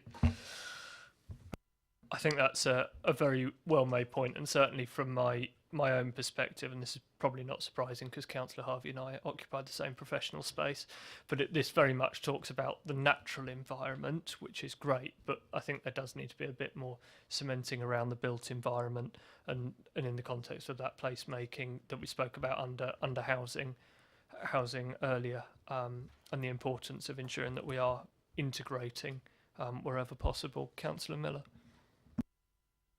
Thank you, Chair. I'm very encouraged on the environment section in here. I represent the council, the AONB Council of Partners, and what I see here is reflected in fact what actions this council has taken in the past, and it's continuing to take forward today in the planning environment. We've got SPDs on the brand new one that we just adopted on landscape and the green environment. We've got a green infrastructure strategy that was developed in the middle of last year. So I think we're actually today satisfying the ambitions of what you discovered in your survey. And those documents, because they exist today, they roll on, they're reviewed, they're carried on, and in whatever context we have in the development of the borough, those SPDs, those documents are taken on board. And the relationship we have, because the council, I said the Council of Partners at the AONB, that involves 5 county councils, a lot of district councils, and we're all singing from the same hymn sheet. And we've just finishing the consultation on the management plan for the next 7 years for the AONB. It's something that's been going on now for about 18 months. So very encouraged that we actually are undertaking to achieve the aims that the survey has highlighted here. Thank you, Chair. Thank you. Are there any other comments on this part? No, in which case sustainability, again, this is an issue extensively debated in CEP. We've already mentioned the climate change point, the built environment point, the placemaking point, because there is a bit of an overlap here with the environment theme. Are there any planning context comments here? Unsurprisingly, Councillor James. Well, arguably it could be an economic one. It's really just a tiny change. I mean, I'd love to see more detail on it, but I actually want to take some words out. As it's a vision, I'm not sure we need to work towards generating all the energy we use and consuming the waste we create. I think we could be, it's a vision in itself, so we should be getting rid of the words working towards, and we should be generating all the energy we use and consuming the waste we create. That's our vision for 2050. Not going to be easy, but that should be our vision, not working towards it. Working towards it might be a strategy or whatever in due course, but actually the vision is we should be doing it ourselves by 2050. Fine. I'm quite happy with that. I'm seeing nods around the table, so let's take that as read. That's a vision. Okay. In which case, we will move on to transport. We'll move on to transport. This issue does cross-cut the committees at some point because the provision of this in the context of planning is an EPH issue, and the provision of, in particular, bus services and train services is part that's picked up in the community and partnerships part of CEP. Are there any comments on the transport vision? Councillor James. I suppose I was disappointed that the use of personal vehicles will remain a key element. I just thought that, you know, if we're looking 30 years on for the borough, if we're talking about all the things we want to achieve, I just thought that was disappointing, and I think we need to be bolder. I think we have to be, you know, it has to be much more than that. I know it talks about other things, but I just think that there will still be car use, and car parking is still going to remain an issue. But I think if we're looking at moving forward, you know, that can't be the key element of the vision, really. I think this is where we get to an interesting distinction, if you like, dichotomy between this document, which is not a council document. This is a document external to the council by the BASP, asking our people what they want to see. And that was reflected, I understand, very strongly in what people said. And there's a dichotomy between that and what we as council would potentially want to set as policy. And I think that's the difficulty that we find ourselves in issues like that. It might not be what every member wants to see, potentially, and there are certainly issues in here, not necessarily in this topic, in this vision. There are things in other visions that potentially I as an individual disagree with. But this is what our residents feel, and we want to reflect that in the vision. So we do need to be slightly careful there. Councillor Rattigan. I mean, continued individual car use or electric car use is going to be vital to my ward, which doesn't have any public transport in areas. And frankly, we just need to make individual transport as efficient as we can, rather than saying it's going to be banned. Or it's easy in the urban area to say jump on a bus, or if we can get a monorail or whatever it is, that'll be great. But the reality is, this is what my residents have said in the rural place, that they want a continued use of a car, individual to them, whether it's electric, a hybrid, or remains as a gas guzzler. They don't care. They want to be able to get to their leisure. They want to be able to get to their work at a time of their choosing, and in a method of their choosing. And we need to accept that this report has been written on the basis of what they've said to us, not what we're telling them. Thank you. Councillor Gavin James. I don't entirely disagree. I think the problem is the wording of remain a key element. It almost kind of makes the car the priority, and I think that's the issue. I think the use of personal vehicles, and it says personal vehicles, not cars, which I like, because who knows? I think mopeds out in your neck of the woods save a lot of space for parking, wouldn't it? And they're much greener as well. Use a lot less fuel. So personal vehicles, I think, is better than using car, because we're not ruling out something alternative to a car. Hoverboards, who knows? Back to the future. Anyway, so play some role is probably better than a key element, because I think that's the issue that made the car the priority. I would just change that a little bit, to be honest. But there you go. Yeah, I think we get into this debate about if that's what residents feel is a key element. And I agree with you. By 2050, who knows? It might be hoverboards for all. So we will see what happens. On this point, Councillor Richards. Yes, very much on this point. Thank you, Chairman. It's just to say that what we think now and what happens in 30 years' time will be different. I mean, there is a cultural change. My children certainly think differently to me, and the next generation, the next couple of generations, two generations down the line, the thinking will be actually quite different. They will be influenced far more by climate change talk and what have you, green, saving energy and so on. So we have to be careful how we put that. Thank you. Councillor Harvey briefly, and then Councillor Saunders. Thank you, Chair. Yeah. Oh, Yeah, okay. go on. I'm just going to say I agree with the comments that have been passed so far, but that presents the issue, doesn't it? And I just want to make the point: if this is a vox pops exercise whereby what the community say, what residents tell us, is then the derivative of drives the policy, is one thing. If we're then overlapping that with evidence and where we need to take things as well to help shape the future, that has a part to play as well. If it's simply a vox pops exercise, then let's not forget, 52% voted one way, 48% voted the other. That 48% didn't disappear up in smoke. They're still here. We're still around. We haven't gone anywhere. From that point of view, there are statistics are statistics. It's how you deal with it. And I'm just saying, I think in terms of what Councillor James has said, removing a key element, personal vehicles are key. One word that could actually be fitted in here, which would be quite relevant to the walking and the cycle path element, is quality. The quality of the provision of those areas, particularly around the walking element, because if you walk around the urban area, sometimes you have to because you can't get in the buses anymore. The buses have been cut back so dramatically. That walking element matters. So just the word quality perhaps is something to add into this as well. My point is made though about vox pops. Where does the balance sit, I think, between the two? Well done. We managed an hour and 46 minutes without Brexit, and now we're there. Yes, the point about quality is well made.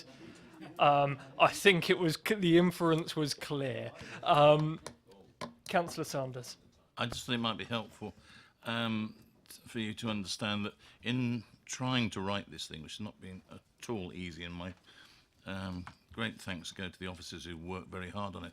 We had one overriding guiding rule. It was almost the Bob Woodward principle, that we had to find at least one and preferably two pieces of solid information, solid quote from the work that had been done to put any statement in here. The great tendency was to always put things in there which we rather liked or which we wanted to see, or to put in a bias into it. And we would try to be as absolutely objective, even to the extent that you put in some things which are very much in conflict with one another and don't seem to be to hang together coherently. Because none of this is going to take away a council doing its proper job in the long term, which is policy formation, where it will raise those issues and it will put those issues in, and that's quite rightly when those things should come into play. But at this stage, what this is telling you is at least, they do pay our allowances, they do actually elect us to be here, they do have a right to make their voice heard. Thank you. I think that concludes our section on transport, where we've talked about a range of issues. Education, again, a CEP issue. I know that members are, certainly I know members on all sides are very concerned about education provision in the borough. I know they had an extensive debate on this at CEP, and I wouldn't like to rerun that debate. So if we can stick to the vision here and provide sort of précis comments on that, I'd be very grateful. Anyone? Councillor Phillimore. But doesn't it go back to transport as well, though? If we've got quality education in our borough, we don't want to be busing kids out of our borough to other schools. It's a fair point. We need education provision in the place that best meets the geographical location of residence. Okay. In which case, we'll move on to economy and entrepreneurship, which is where I think this borough has a great strength. Actually, do we have comments on the vision? Here we have got the economic strategy as the item after this, but if we've got any comments on the vision here, where we talk about maintaining a range of jobs across the borough, attracting inward investment and strengthening our innovation culture is a great place to do business. Councillor Rattigan. It was referenced earlier that the number of commuters coming into the borough is slightly or equal to the number of residents leaving the borough for employment. Has that changed over a period of time? Do you see a greater migration, or how is that moving, or has this been a stable movement in and out? I'm not sure we'll be able to answer the question exactly tonight. We might get back to you on the numbers, but I think from kind of what we know, I think it's roughly remained the same, hasn't it? There hasn't been kind of any drastic changes, but I'll let Sally pick that one up. Sally? Yeah, we do have a figure from the people that responded to the telephone survey on whether they commute in and out the borough. I'll try and find the page number. But so the figure that Daniel quoted came from the 2011 census, and we won't get a full figure for the borough again until the 2021 census results. Yeah. Yeah, I think it would Daniel's just passed me the bit of paper. So recognising that the sample survey could vary from, so in terms of census, we've got 66% working in the borough, and from the survey that we've just done for Horizon 2050, it's 59%, and working outside the borough at the census is 34%, and in the survey was 41. So it could have gone up, but it could just be a nature of the people that were surveyed. Yeah. I mean, 3 or 4% is within the statistical range of probability, and the very kind gentleman from Ipsos Mori is nodding vociferously at that. So, Councillor Rattigan. I'm only concerned that we are less enticing to businesses. So the Green Park development in Reading, which obviously takes traffic up the A33. When Vodafone opened its new headquarters in Newbury, that might have seen a spike in numbers from leaving from this borough into Newbury. I just want to know where we're positioning ourselves, so as we can understand what's out there elsewhere, so as we can make ourselves the most attractive place for people to set up businesses and obviously to commute in and contribute. Thank you. I think that's a good point, and I think when we get more data on that, they'll come back. But Daniel? And obviously, I think in talking about your particular point, I mean, obviously we're going to pick this up in the next item for the economic growth strategy, because that's a key element of that. Councillor Miller was next, and then Councillor Cubitt. Just a great point. We're talking about economy, about developing businesses. We heard right at the beginning of this section of the evening's committee working that by 2050 you've got an potential increase, if it expands at the same rate, about an extra 80,000 people in the district. We've also heard that housing should be put on brownfield or previous developed land. Well, somewhere you're going to have to build some kind of commercial or industrial facilities to try and attract people to come in. I think we'd better be careful we don't start putting obstacles in the way. Brownfield sites or previous development land is an ideal location for, in some cases, that may not be good enough for housing, but it's good enough to put industrial units of whatever kind. But careful we don't start arguing against ourselves in the vision. That's my only caution. Thank you. Councillor Cubitt. So of the 1,500 that you interviewed on this section, the economy and entrepreneurship, again, was there anything that kind of jumped out, Daniel, that you've never come across before, that was unusual or specific to Basingstoke? nothing very noteworthy. I think similar to other kinds of places like Basingstoke, which have a thriving economy relative to some parts of the country. I think there was an openness to growth, which is reflected in the survey findings that you would find in other places, but you wouldn't find everywhere. I think Basingstoke's history of growing, and certainly in the workshops when we discuss it with people, there is an openness to that you would find in other places, but not everywhere. And then just on the 1,500 number, is that the normal percentage for a projected population of 235? So do you normally see a 0.5% of the population as your statistical feed-in tariff, or i.e. do you put the 1,500 over 235, which is the projected population in 2050, or do you put in the 175 for? So it's more about the absolute sample size. So a sample size of 1,000 and a bit, as this is, we would use that for the country quite comfortably. So this is a good sample. So the political work that we would do and that we would publish and stick our reputation on would be based on a very similar survey to this. So it's not about the size of the population, it's about the size of the sample. So the sample survey was 1,100, which would be large enough for this kind of thing, and very very much standard, and if anything slightly larger than we would always do. Thank you. Councillor Harvey? Just to tease for a moment, it's amazing when those things go wrong during general elections and other things, when you get it so out in terms of the statistics, isn't it? And you look at your methodology accordingly. No, seriously. Could I... We managed Actually, another Hugo, 10 actually, minutes Hugo. without Just teasing. Brexit, didn't we? Just teasing. Could I just talk about... I mean, one of the things that stood out to me when you read this is about Basingstoke, is the fact that it's the location element of the borough. There's that view that we take towards the Thames Valley and towards the whole of the, perhaps the, as you mentioned earlier, the travel to work area, but also the Thames Valley in terms of its economic impact on us and how we would want to be pulling our weight in that regard and getting benefit from it. But then, of course, there's the M3 corridor, and there's the whole industrial strategy that flows out from the LEP, that, you know, the whole 5G strategy, which is absolutely critical, but beyond that, the deeper industrial strategy that they're talking about.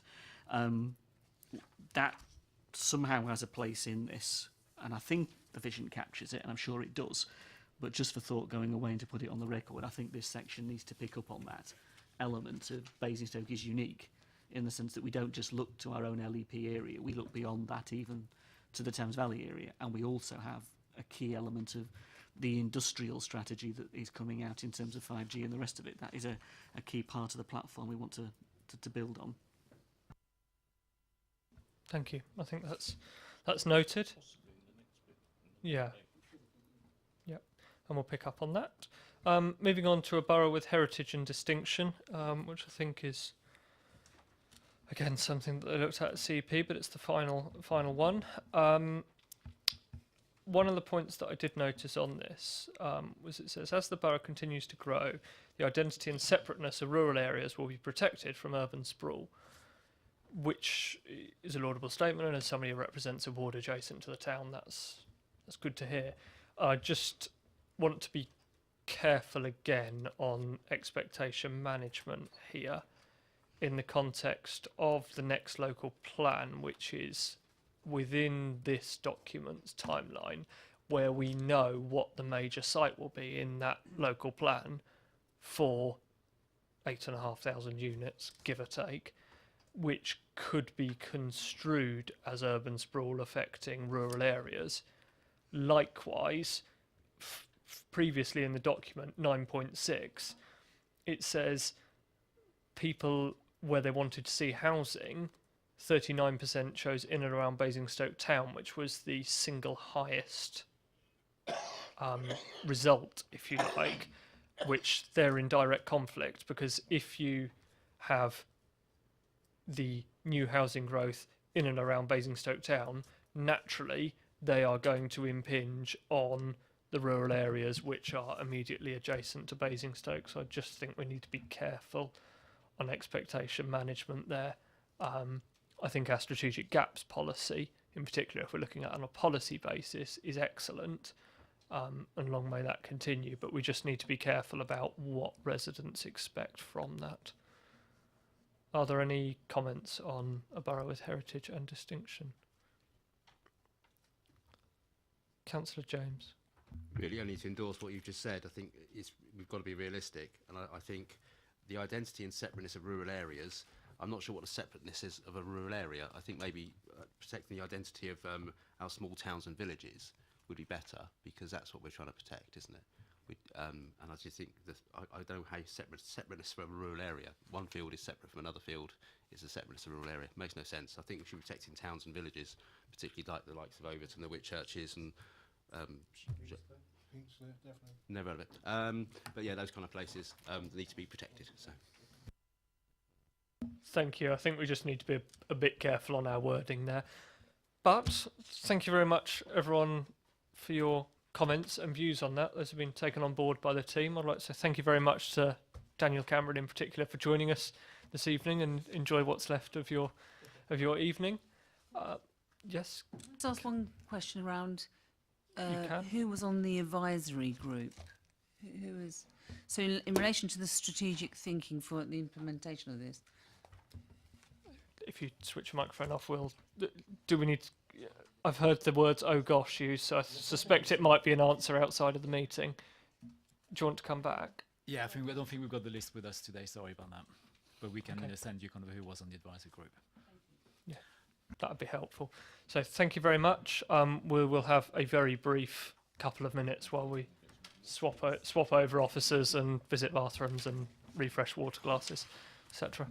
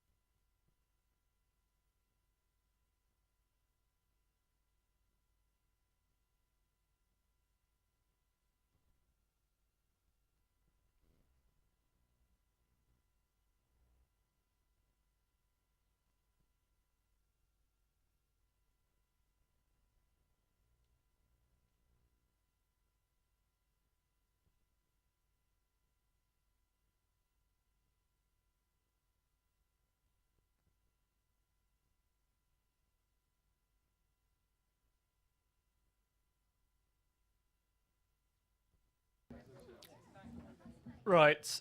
Thank you very much, members. I've just had a brief conversation with the officers who are here for the annual monitoring report and the portfolio holder.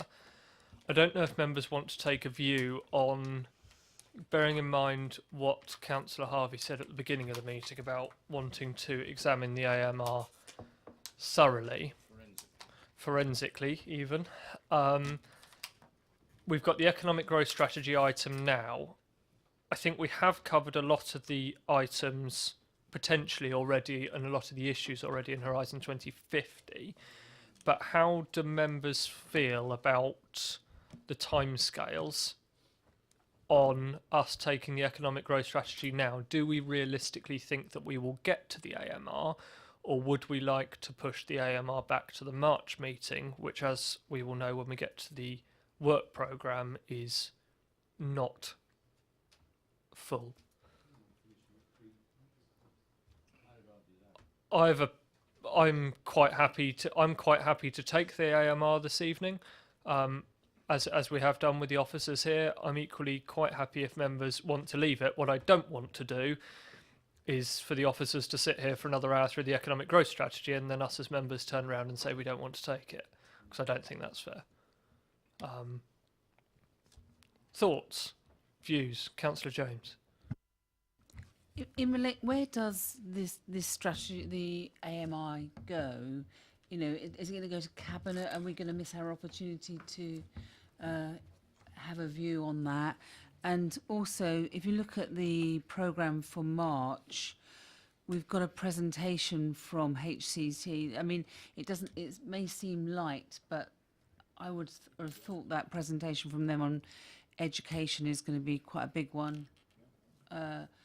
I'm only concerned, and I was very concerned that this was tagged on, and I think this should have been the first item on the agenda. And I think this is everything that we're about, and there's loads of stuff within this document.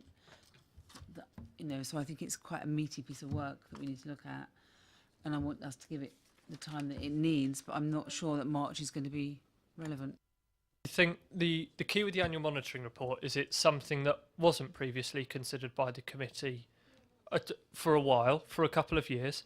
Previously it got lost somewhere for a couple of years. It was something that members on all sides felt very strongly that they wanted to bring back, but it is purely for noting, and we're not feeding into any cabinet process. The AMR is finalised, it's published, I believe, on the council's website. It's now a public document, and it's for us to inform future debates and future planning policy, and to assess and see whether there are any issues arising out of the AMR that we want to consider. So we certainly wouldn't miss a slot, so to speak. I take your point on the length of March's meeting. I should say I will bring this up under the work programme, but that Hampshire County Council presentation is an if Hampshire County Council wish to attend, and that is an issue which I'm sure members will appreciate is not of Basingstoke and Dean's making. Councillor Richards was next, and then Councillor Cubitt. Thank you, Chairman. Yes, I was merely going to support the proposal to put it into the March meeting because of the density of stuff there. It is, you know, there's a great deal of information there, which my knowledge of this committee tells me it's going to take quite some time to get through, actually. Okay. I'd say the opposite, because it's just for information. And I think what would be useful, I don't know what other people think, is that there are maybe 3 kind of key themes that have come out of it that we would like to discuss as pointers. But I don't think it's a document that we should be going through forensically, because it's not something that's in motion. It doesn't get changed. It is evidence. So, for example, the extant number, the number of local housing building, and just saying these are the 3 main key messages coming out of this annual monitoring report that we would like to take up to the cabinet, and maybe have feedback on why those are not hitting the target or going higher in number. That's the way I would approach it. Thank you. Councillor Harvey and then Councillor Rattigan. Thank you, Chair. I mean, looking at the agenda for March, and I'm conscious that, you know, March is the meeting then before the election in the context of where we're at. So it is one more meeting between now and May in the context of the next 4 months. Maybe it's a question of saying, is there an opportunity to put another meeting in? I don't know. I float that and leave that. But in terms of just looking specifically at March, I don't think it's just let's have 3 items and to talk about the 3 top things that come out of the AMR. There is quite rightly an awful lot in here that has genuine implications and genuine importance and shouldn't just be brushed over. So I think if we're going to take it in March, let's give it the time it deserves. And if you're saying that Hampshire County Council are thinking twice, can I remind everyone that the last time we did this, they wanted to come along and speak in confidence and didn't want a public presentation. And that is in of itself an issue. So, you know, if we're going to take it in March, all we want is the absolute guarantee that the AMR will be given appropriate time to have it discussed properly. That's all. And if we can guarantee that, then that's a reasonable thing to do. I, as the chair of this committee, cannot guarantee anything in that context because the length of our meetings are determined by how passionately members believe about the issues placed in front of them. I think that's the most positive spin I can put on it. You know, we all care about the issues that are placed in front of us, and we've had a good conversation tonight about Horizon 2050. I know the portfolio holder has taken away some key points from that. I don't want to prolong this discussion. I know Councillor Rattigan had got his hand up, so I'll take his point now, and then we'll... I have to say, Chair, if I'm really honest, it's taken us quite a lot of time to read all these reports through the 10 days I've had or 9 days I've had the report. I don't want to have to read it again in March. I'd rather do my work when it's scheduled. If you felt that this was too much for our committee, then it should have been, you should have had another meeting prepared or a date for that, and we could have voted on that. We've come here prepared for this, and that's how we should deal with it. Whatever time it takes, our residents would expect us to read the papers, go through it, and finish our business. The number of meetings is set by the chairs. If you believe the work programme is too onerous, then they should schedule more meetings. Thank you. I personally, I agree, and I was very conscious of the committee's insistence that they wanted Horizon 2050 as soon as possible. That's been a regular fixture on the minutes of previous meetings. You know, when is it coming back? When is it coming back? When is it coming back? So we've got that, which is very important. And equally, members were very clear that they wanted the AMR to come back as at the first meeting after it was published, which is this one, which is why we've got them. I believe personally that we can get through all of the items this evening, but it is up to members. Is there still a difference of opinion? I'm looking across. I don't mind. I'd rather not have a vote, but I will have a vote if we need it. I propose running the agenda as we were, but... Chair, we should just take the time that's required. If Paul's got serious issues with the monitoring report, let's deal with them. Let's try and get to the bottom of them and finish the agenda. Now, it might be that stuff gets back referred to officers in the future, and we have to get emails back on some points. I think that's a reasonable way to conduct our business as a council. I don't think anybody among our residents would think staying on till 11:30, if that's what it took, is an exceptional case. Lots of them work. There'll be people in the hospitals today or in food places delivering their jobs to their residents or to their customers all the time. I think we should be doing the same. Thank you. In which case, we move on to the economic growth strategy. Councillor Sanders, did you want to say a few words of introduction? Well, Chair, in the light of your discussion that you just had, I'll make them very few. This is probably the first example of the process which we've been talking about earlier on, with establishing Horizon 2050. A lot of the work that has been done on this strategy emanates from that work which was done on 2050, certainly setting the background, and it takes it through now into being something which has when the last document that we looked at was effectively owned by BASP on behalf of the people of the borough. This is very much a council document, and it's a council strategy, even though the council cannot implement it on its own. And I think at that stage, I shall pass it across to my honourable friend. The Member for Economic Development. No, that's me. Daniel. Many thanks, Chairman and Councillor Sanders. So I'll be very brief in my presentation, kind of just give you a quick overview of the growth strategy. I would start by saying that the kind of overall aim of the strategy is very much to achieve long-term sustainable economic growth in our borough, but not just sustainable, but also inclusive growth in our borough, and kind of enabling the right conditions for job creation and business growth. That's kind of the overarching aim of the strategy. I'll start by saying that basically Basingstoke and Deane already got some strong foundation for economic success. We all know that we've got a very diverse urban and rural economy, which provide kind of sort of diverse range of jobs that in all sectors and all levels. We've got very high levels of employment, high levels of GVA as well. Our transport connectivity is kind of recognized by our business community as very good. You know, it's easy to actually get in and out of the borough, easy to travel through the borough, but also to kind of connect with London and the north and the south. And generally, as Horizon 20 showed, our residents feel that Basingstoke and Deane is a great place to live. So why strategy? I think, we can't be complacent. We can't stand still. It's very important for us to be able to respond to population growth, to also look at kind of, future labour and business trends.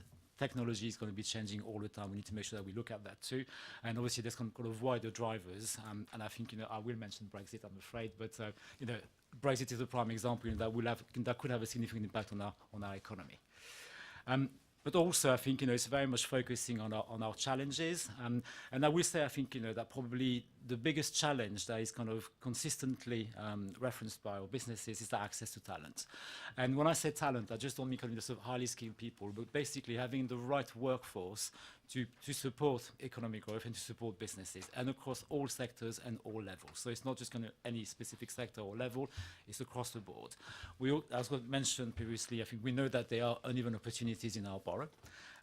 Our digital connectivity is patchy. Some places have got very good connectivity, others not so much, and I think particularly rural areas. We still have, that kind of perception and image challenge. It is changing, but people still have a kind of outdated perception of our borough. And commercial stock, and particularly industrial stock. We know that, at the moment it's not a challenge, but as we move forward, it will become a challenge. We may not have enough commercial industrial stock in the borough. Obviously, economic growth, is not just based on one factor. There are many factors that contribute to economic growth. I'm not going to go through all of them, but I wanted to say here basically is that the strategy does not aim to address all those factors. There are other pieces of work happening in the council that will kind of pick up on those things. And as an example, I think, as Councillor Sanders, I think Horizon 2050 is very much the overarching piece of work. I think that kind of gives us that overarching framework. There are kind of the local plan, the council plan, also the economic master plan that goes to 2033. There are other strategies like transport strategy, cultural strategy, and so forth that have got an impact on economic growth. And as we talked about, also external kind of pieces of work like the government strategy and the enterprise and free strategic economic plan, which then will soon become, over the next 12 months, I believe, the local industrial strategy. And then there are some key projects that also kind of contribute to economic growth, like Basingview, Leisure Park, and many down. So the economic growth, is not just one thing in isolation. The economy is very much kind of a piece of a jigsaw with other pieces of work. So, we know we've got strengths, and I think we need upon them, our location, as I said. I think something that is kind of very strong in Basingstoke is partnership working. There is a very long tradition of partnership working. We've got some very well-established partnerships, a really strong kind of business community as well, and a spirit of collaboration. The diverse economy we have at the moment. Traditionally and historically, Basingstoke has always been a place for innovation and enterprise.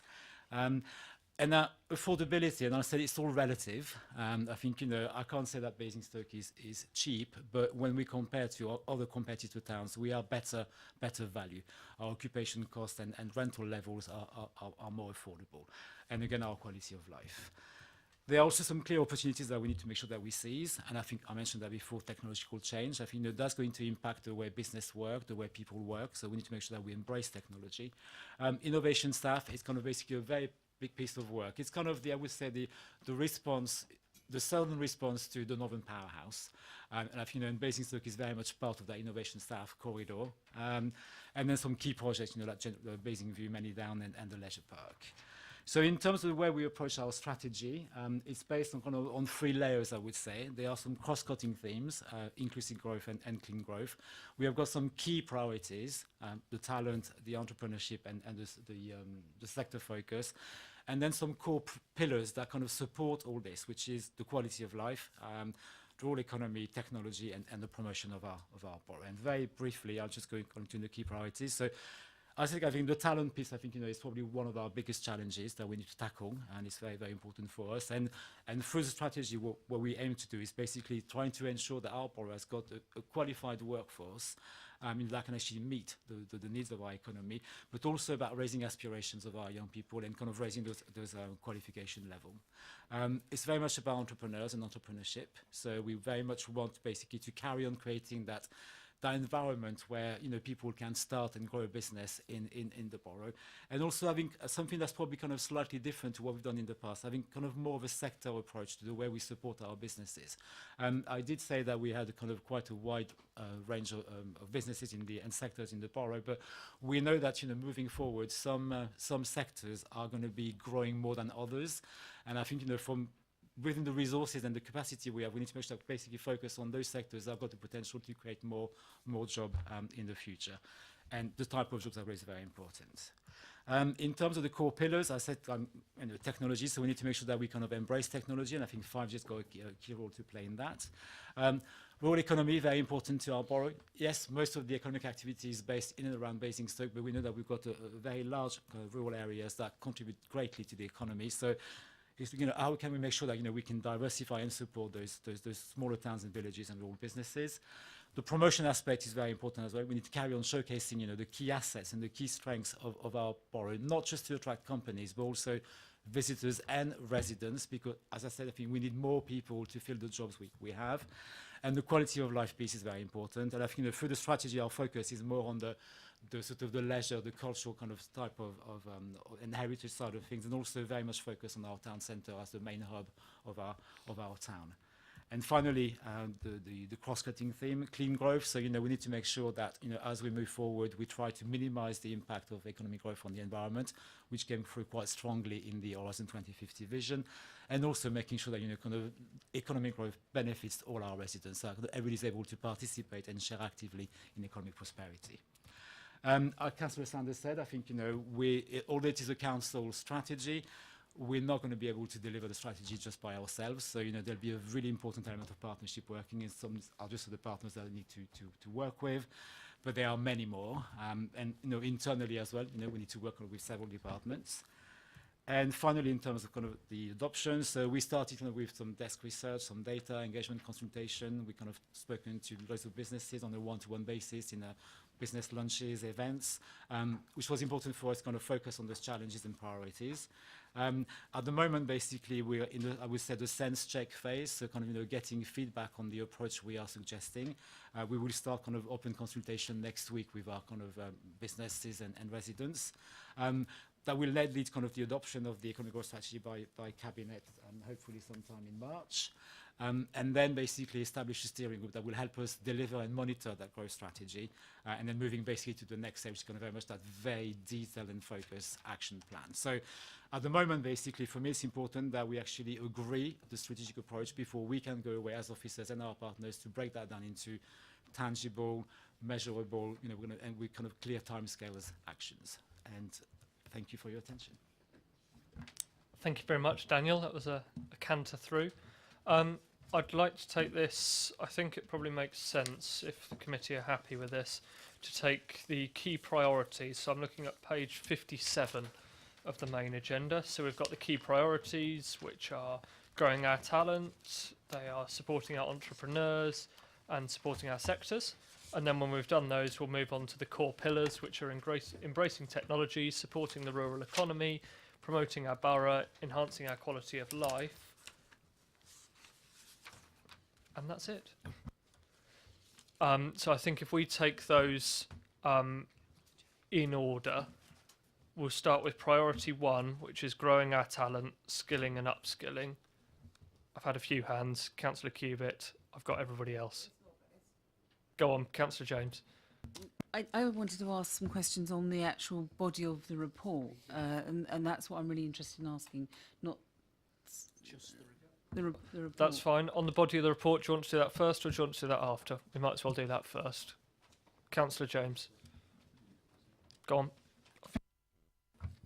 So in relation to page 23, again, it's affordability. It's on the third bullet point. It uses the word is generally good. I just, it's a bit like when we use these words in planning and things. I don't think it's good to.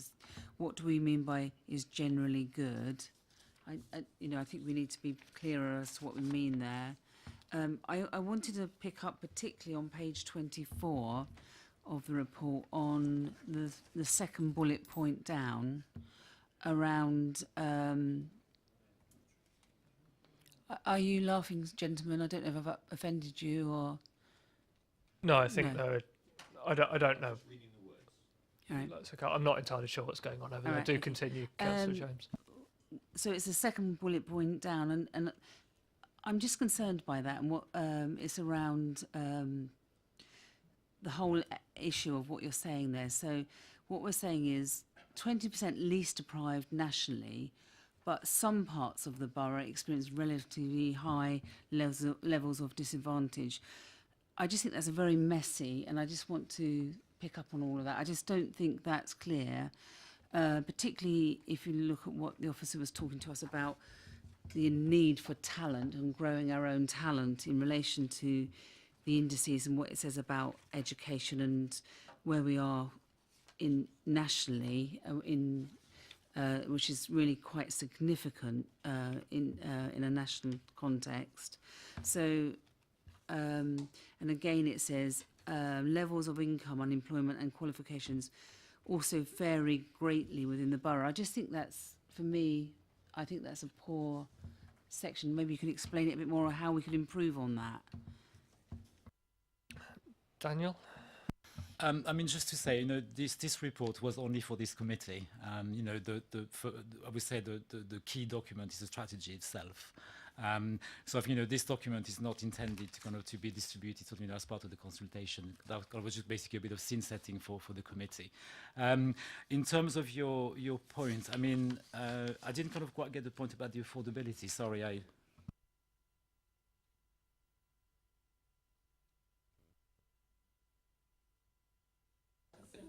Hang on, Councillor James, could you just on that affordability point? Could you just let us know? It's just using words like generally. I just don't think you were looking at in relation to a strategy like this. I don't think we should be using words like generally. What do we mean by? What do you mean by that generally? I think in the context of this, it means most people, but not all. We're talking about properties here. Commercial and industrial properties are generally good. So most industrial properties are good, but not all.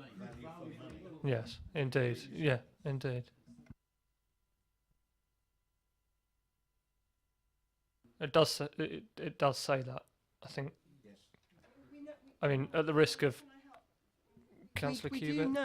We do know for a fact that our commercial industrial rates are much lower, considerably lower than Reading. So from an investor's perspective, it's less attractive, but from a new people that come into the... so that's what it says. I think the point here is that it does say that, but the report itself is only intended as a high-level summary for this committee, whereas the actual detail of all of these, where it would actually be broken down into those specific points, is contained within the strategy itself. So when we get to the priorities, there is more information on a number of these points. Well, no. Councillor Cubitt.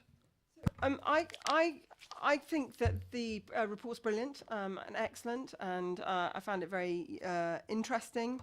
For me, the only take-home is what you've established and found at that high level. What is that going to... If there are 3 take-homes that you're going to take from that that will change, because it's a little bit like Councillor Richards' reference to our disparities in life expectancy. It'd be delusional of us to think that we actually are capable of creating people that are going to suddenly be able to meet the skills of the companies that might want to be here. And we're not really that powerful. And I made reference to the leader earlier on about the fact that a lot of these areas are areas where we're not have no responsibility whatsoever either. So it's great to have these high-level aspirations, but if there was anything that I'd be remotely interested in, it would be what 3 take-homes are there that we can do as a borough that we believe can change outcomes to make it a more likely that we achieve these aspirations. And for me, it would be really useful if you were to say, well, the schools need to get better, number one, or that we need to offer 0 business rates for 5 years. That would transform the economic success of Basingstoke. Or thirdly, that, and I don't know what it is, I'm just guessing, and I'm just wondering whether you could give us that information, please. I think for me, the 3 things. So I would say the first one is making sure that we can do that as a council, to enable that right environment for our startups. So it's very much about kind of providing the right sort of accommodation and affordable kind of, I would say low rent accommodation, providing the opportunity for people to network and engage and know each other, and kind of sort of peer support as well. Provided the support, and I think we do that with Set Squared already and Incure now in the town centre, so kind of provided sort of hands-on support for startups for them to grow and survive and then be able to create more jobs, and also that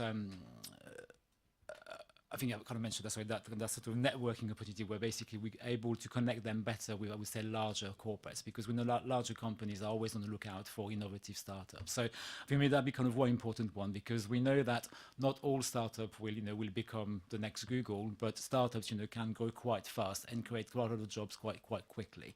The second one would be around, I would say, supporting our existing workforce with qualifications and skills. And I think it's also something that we can enable by trying to work with HE providers and providing basically the support, the space, and sometimes the capital funding with the LEP to enable higher education provision in the town. And I think, we're not talking about the University of Basingstoke. We're very much talking about kind of a work-based offer that will meet the needs of our employers, but also enable to upskill our existing workforce, because we know that because of full employment in Basingstoke, there's kind of, I would say, a history of people leaving college at 18 because they can step into a job. That kind of, they don't always go into higher or further education, but we know that maybe 10 or 20 years down the line, they think, oh, I wish I studied some more, because they've got the talent and the potential is there. So kind of, I would say, providing that sort of support to upskill our workforce, I think for me would be quite key and something that we can do. And I think the third one is probably around that, I would say the commercial stock. It's something that we can enable as well, particularly around kind of industrial and warehousing units, because we know there's going to be a shortage of those in the future. Advanced manufacturing is a priority sector for Basingstoke. So in terms of those 3 take-homes, new zoning, we can do because we're a planning authority. So maybe that's something that we discuss at a future stage. So the third point I'm taking up first is zoning. And I've often said that at Junction 7, it would make eminent sense to have a big amount of the bottom bit of Manydown zoned as industrial to meet the needs of where we think the industrial is going. And I don't know whether that's for the next phase or not. And the second thing is the higher education. We know when we met with Urban and Civic that they are very specifically involved with apprenticeship provision up in Alder, whatever it's called. And has your strategy fed in and had discussions with, because we touched on this before, with Urban and Civic to discuss what they are going to give us in Basingstoke, because that was part of their pitch in terms of providing our young with really high level equivalent to Fachschule? The honest answer is not yet. Because we're not at that stage of conversations with Urban and Civic, but it's very much something that is on the agenda to talk with them. But it's quite clear for Urban and Civic work and proposals that using many down development as a catalyst to support skills development is quite clear. And I think, through the planning process as well, we actually can now have the obligation of creating employment and skills plans. So for any kind of developments of a certain number of houses or kind of square meterage of a commercial development, we can actually get the developer to provide an ESP, which will be looking at apprenticeships, supporting the supply chain, working with schools, kind of that sort of things. Thank you. Are there any more questions on the body of the report before we move to the themes? Councillor Rattigan. First, I'd like to say it's one of the best reports I've read at this council. I've been here a number of years now. It was really full, ticked a lot of the boxes, left much for us to do in terms of questioning and probing out what you see the next visions are. But I really thought it was a great piece of work, and I have to say that initially. Before we get on to the report itself, I want to deal with some of the issues that have been raised by my colleagues. You talked about incubator units, new startups. I just want to know, how are we in line with everybody else? So a Farnborough, or a Reading, are we with a Woking? Are we in those levels? And if we're not, what is the strategy within this to put us back in line or to improve the numbers that are, if they're good? Do you mean in the number of new startups? Yes, we are. I don't have the data to hand, but from memory, we perform very well. So we perform better than Woking, Farnborough, Winchester. We are slightly under Reading, but not marginally. I think by a small number, and I think generally our survival rate after 5 years is also in amongst the highest. So we are performing well. Thank you. It's been touched on about upskilling our workforce. We're not going to get a University of Basingstoke. Are you looking at us being providers or us being facilitators of upskilling? So I couldn't get in the body of the report or where we are, how you vision that going forward. Very much a facilitator, an enabler. I don't think the council is the right organisation to provide higher education, but very much kind of provide the right sort of environment and context for higher education providers to come into the town to deliver something that will meet the need of our employers. I think we've started that piece of work already, working quite closely with the LEP, and I think we've had kind of conversations with employers, and there's a clear appetite, for having a provision in Basingstoke that is kind of really focused on the needs of our economy. And I think the model we're looking at here is probably not your traditional university, definitely not, but something that could be quite powerful and unique, that could be replicated in other areas. And also I think, what will happen in Basingstoke will attract people from outside of Basingstoke too, because of the sort of provision we'll be doing.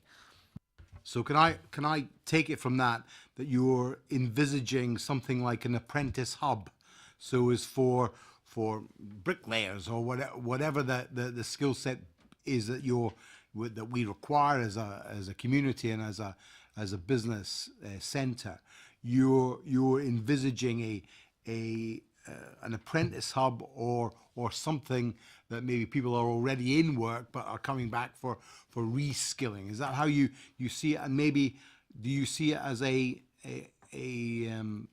campus situation where we could provide perhaps the space for it or provide some of the funding? I think it's quite clear that the HE provision will build upon what the local college already does. So I think it's not about duplicating what BCOT or Queen Mary's College do. Degree apprenticeships would be a key element of that, particularly with the apprenticeship levy, where employers, large employers, can actually use the levy to upskill their own personnel. Not just apprenticeships. I think we'll be looking at sort of level 4 and 5 type of courses. So apprenticeships will be one element of that, but not just that. I think ultimately the vision is very much to have a university, for a better word, centre. But I think, we're also kind of realistic. We know that's not going to happen next year. We will start probably with kind of, small provision maybe at BCOT or maybe kind of within the employer sort of premises itself, and build upon that, with ultimately having a dedicated sort of training university, higher education centre in the town. Thank you, Chair. I'll leave the rest of my questioning to the bulk of the report. Thank you. Sure, Councillor Saunders. Add on to what Daniel was saying, is that we are lucky because we have around us quite a number of universities, all whom have their own particular skills. So there's, for instance, Royal Holloway, who are very advanced in cyber security and nanotechnology. So things which we would never ever be able to even hope to create ourselves in our own area. But the ability to bring in some of those skills from there, you've got 5G in Surrey, you've got other aspects in Southampton, and so different ones that could very easily come. And don't forget, we're not that far from London either. And so there's the possibility of building relationships with those. And even Reading, dare I say. And we've already had discussions with at least 4 of those, I think, that I've just named, and who are very interested in coming to do something because they recognise that this is a bit of a wasteland as far as higher level education is concerned. Thank you. Councillor Harvey. Thank you, Chair. Just picking up on those points, really, and just exploring some of the commentary in here and in the report, as well as in the forward pages before we get to the priorities, just to pick that up before you get there. Just on this upskilling element, we've tried in the past, in various guises, to stick a campus in, to do remote learning. We've tried so many different ways to bring higher education into Basingstoke. And I think one of the things that we've always struggled with, and I would appreciate your thoughts on this in terms of at least the way BCOS and Queen Mary's have struggled with it, alongside others coming in like Winchester University in their own right within a campus setting, is we've looked at it immediately from the employer focus, from saying our education in Basingstoke is there to serve the economy and they're basically there to serve employers, rather than looking at it from a learning culture point of view. And one of the problems is you cannot get a critical mass of relevant students from businesses or the community or from anywhere studying in a way that we would like them to do, taking up the opportunities at level 4, level 5 or apprenticeships, without changing, I think, the focus of what it's about. If all we ever think about is we want higher education simply to serve the economy of Basingstoke and Dean, then I think we're never going to crack that nut, because we've tried it in so many different ways, it never works because there's never the critical mass. But what there is a large population that would love to take part in that kind of education in Basingstoke, but don't have access to it, may don't have the entry qualifications for it, or may not have employers who are able to release them in a way that they can then take part in it. And I would put a personal interest on record as being a tutor, a lecturer with the Open University, so I have experience of this in other parts of my life, in terms of students and return to learn, and their ability within work-life balances to actually sustain education in their life.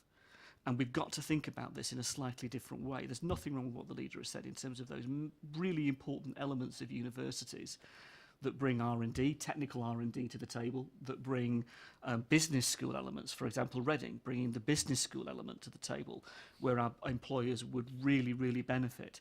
But I do think we need to really carefully think through what we mean by this kind of education in Basingstoke, if we really want a learning culture, so that people see it as being a part of their life that they do and they value, and that it isn't just seen as, well, in order for me to get on in my career, or my employer needs me to have this, this is the reason why I'm doing higher education. And I know that's not easy, and I know it's a very difficult nut to crack. But if we want that culture, I think perhaps we need to take a different perspective, and maybe that's already being taken on board. But I would also point out that's important because of the lifelong learning element. You're concentrating on younger people coming through, perhaps with apprenticeships and others. I don't think that's the only sector we need to be looking at.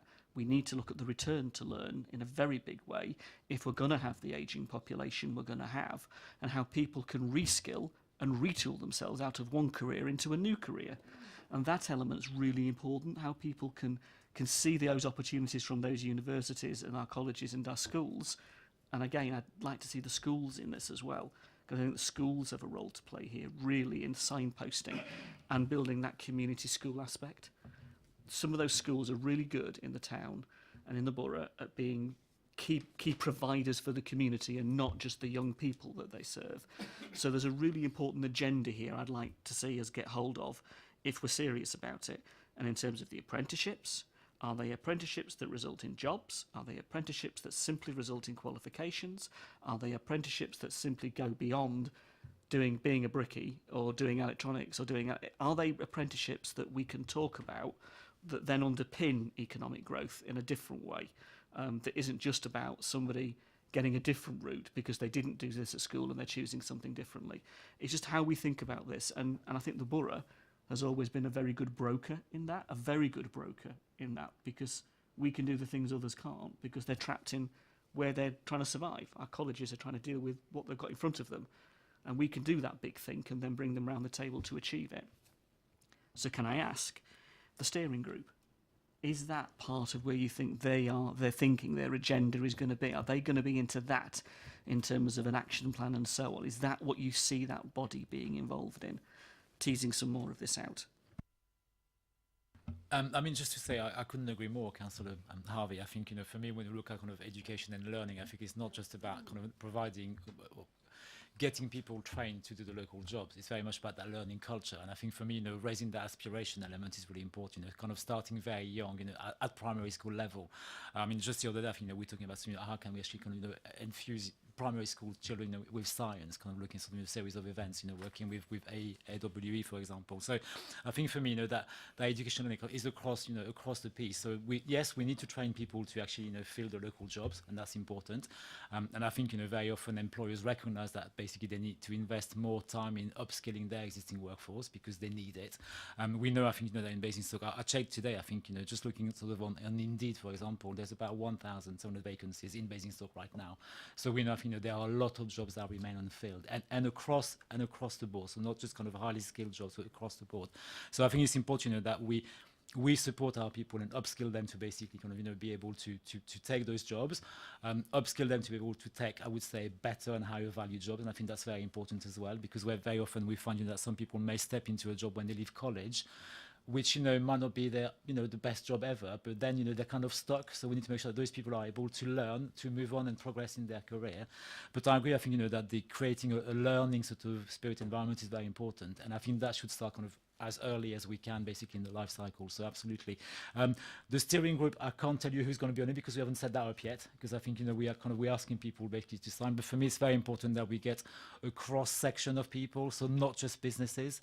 But, we need to get education on board. We need to get voluntary sector on board. I think, kind of a range of people on that steering group, because I think, the economy is not just about business. And I think, from my perspective, that's one to make quite clear with the strategy. I think, it's not a business-focused strategy. I think, it's more, I would say, a people and place-focused strategy, because, it's, business is important because they're the ones that create the jobs, but they're not the only thing that contribute to kind of a very strong and resilient economy.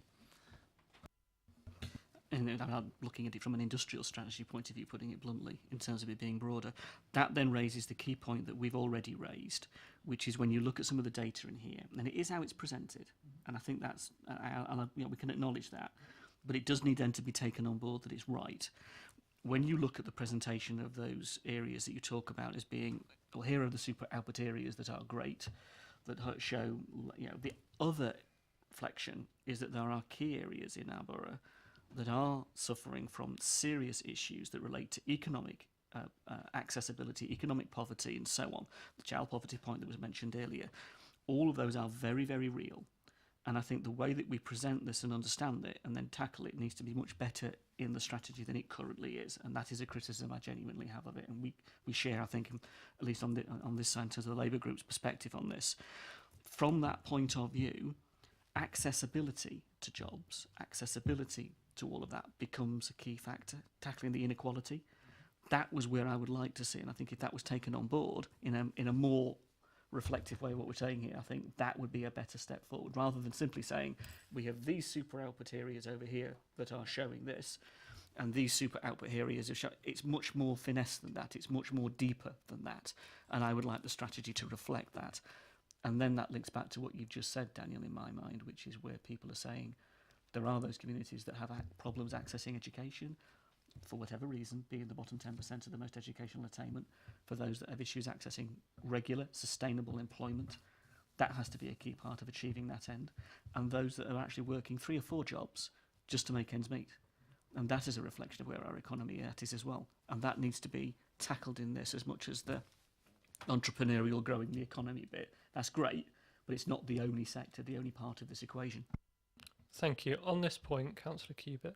Yeah, I mean, it's very interesting to hear what Councillor Harvey's got to say, but the reality is we're a borough council and we don't employ people and we don't set their salary rates and we don't, we're not responsible for education and we're not responsible for roads and we're not responsible for setting business rates at the moment.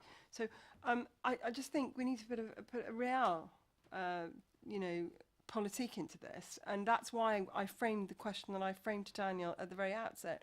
What are the things that we can take home that we in the borough can genuinely do, as opposed to have a nice debate about things that are beyond our area of responsibility? Because otherwise, you know, it makes it less relevant. I mean, of course there are issues of inequality, but that's not relevant to this paper. And what's relevant to this committee, and what's relevant to what our borough is capable of doing?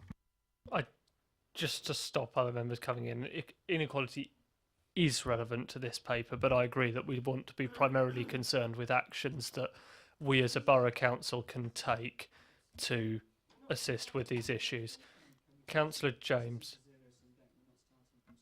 No, indeed. Indeed. Councillor James.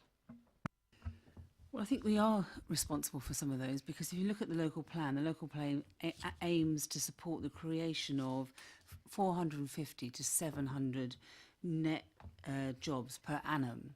So there is a requirement for us to do. So what is this strategy, Daniel? Do you think that it will? Because obviously we're failing. We're failing in relation to that area of the local plan at the moment. It is in red.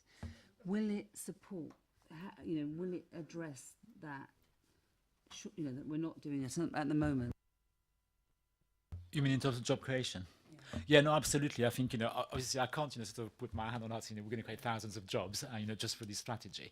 I think, there'll be a kind of a strong element of partnership working, but I think, from my perspective is, it's kind of having that sector approach, I would say, kind of really focusing on those sectors that are going to be growing. So there's two types. There's the priority sectors, so the ones that will be growing, creating more jobs as we move forward, based on kind of the clusters we have already in Basingstoke, and the important sectors. So those that basically are important to service the economy, like kind of wholesale, retail, health, and care.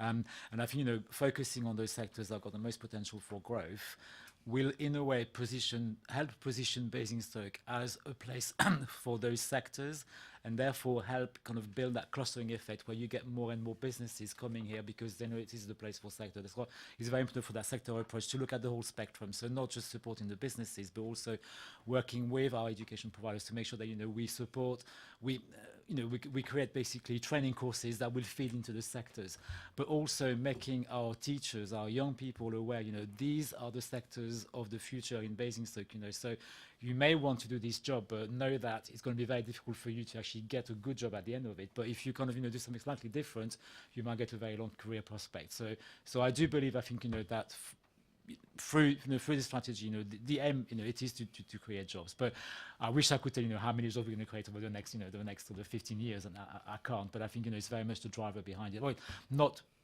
the only driver, but one of the drivers behind the growth strategy.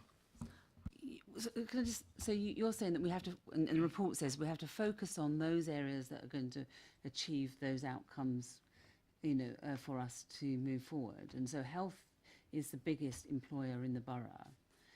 Does that fit with the image that we're trying to create in relation to this economic powerhouse? So we're looking at, and our focus in relation to economy is Basingview and those areas, whereas if you look at who is the biggest employer, it is health. How does that fit with the economic strategy? Actually, the biggest employer, the biggest sector is not health. The biggest employer is the hospital that provides the most number of jobs, but the biggest employment sector is not health.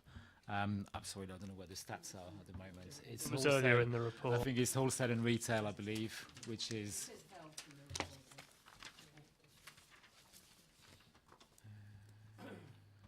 Right, so it's page 11 is the sector breakdown, and the largest one there does say health, Daniel. Yeah, no, sorry.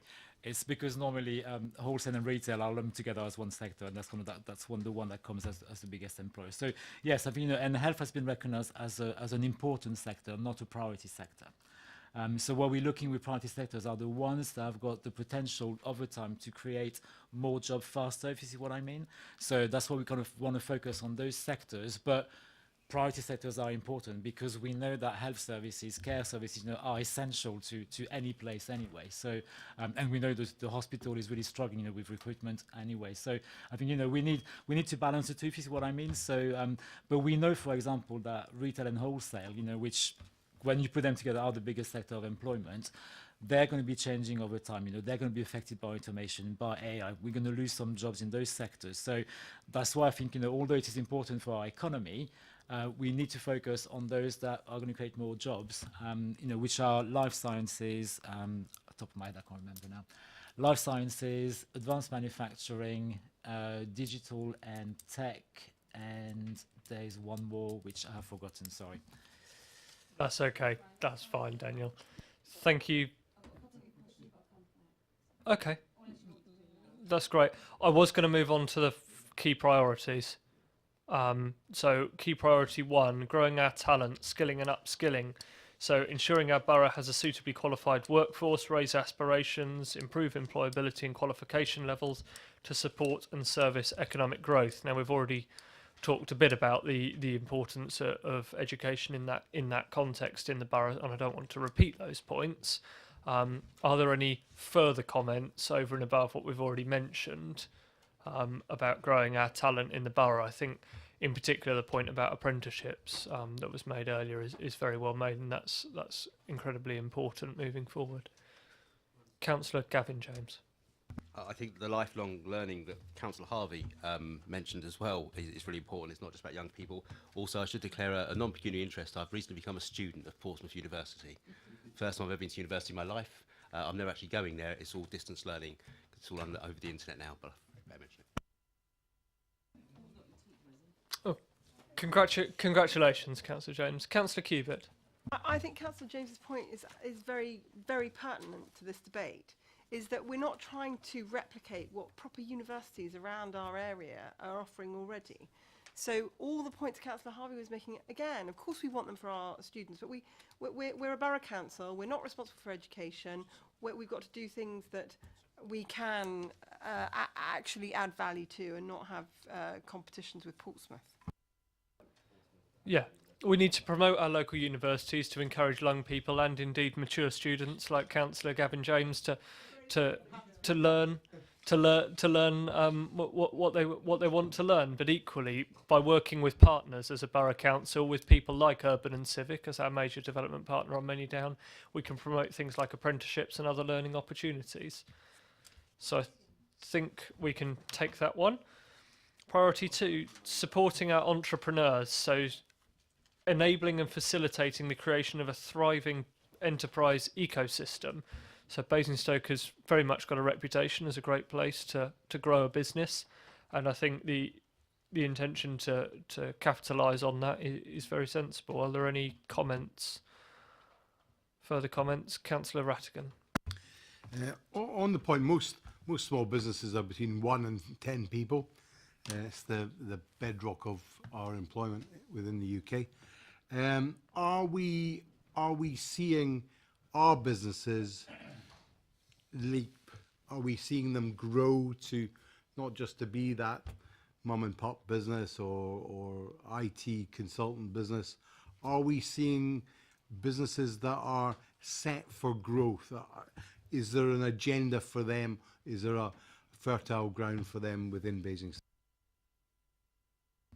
Yes, absolutely. I mean, I can't kind of give you the list of businesses, but you've got kind of varying levels of growth. You've got those that grow a little, but kind of often, I would say, and those that kind of grow quite significantly, rapidly. But through the work we do, kind of through our incubation and support program, I think we're very much looking at supporting businesses. I would say at the pre-startup stage, so people that want to actually start a business. People have just started a business, kind of that startup stage, but very much the scale-up stage as well. And I think Set Squared in particular in Basingstoke is very much focused on those kind of high growth, high tech companies. So kind of those that basically have got the potential to grow quite fast and attract investment basically to enable that growth. Thank you. Any more? Councillor Gavin James. Just to say, I've been to Desk Lodge. There's an amazing atmosphere when you walk into Desk Lodge, and there's a lot of innovation going on there. And it is a place where if you want to have a professional meeting, but you haven't got your own site, you go to Desk Lodge and you can book a room there, book an office there, use it as long as you like, just book a desk there. And although I don't understand half the industries that are there or what they aim to achieve, I think it's a fantastic thing. And I think Daniel alluded to it earlier. I think what Basingstoke needs to get known for, and we need to be known for something other than roundabouts, is that this is where you start your business. Businesses start in Basingstoke, businesses grow in Basingstoke, and if that was our message that goes out to the world, we would attract innovators to come here and start business. And I think we should not lose focus of the great work we're doing on that, and actually expand that and make sure there's always an opportunity for everyone who wants to start a business to come to Basingstoke to start it. I completely agree, and I'm seeing lots of nods around the table. I mean, Basingstoke has got a really unique selling point in that context, that we are a great place to start a business. We've got good enough transport links for these people to come and start business here. We've got very competitive rates, as we've mentioned before, so we need to capitalise on that. Councillor Harvey.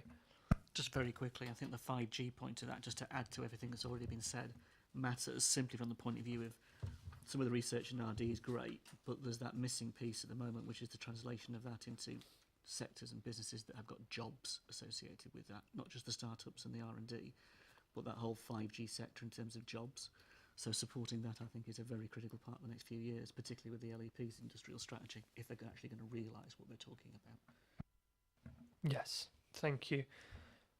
Priority number 3 is supporting our sectors, building the foundations for success, develop a sector-based approach to foster growth and priority of important sectors and the creation of high-value jobs. And I think the point that Daniel made earlier is very important, that these are the sectors where we feel have the most opportunity to grow and develop in the future, rather than it's not a subjective judgment in that sense that any sector is more important than another. It's just those where there are the greater opportunities to grow and develop that area.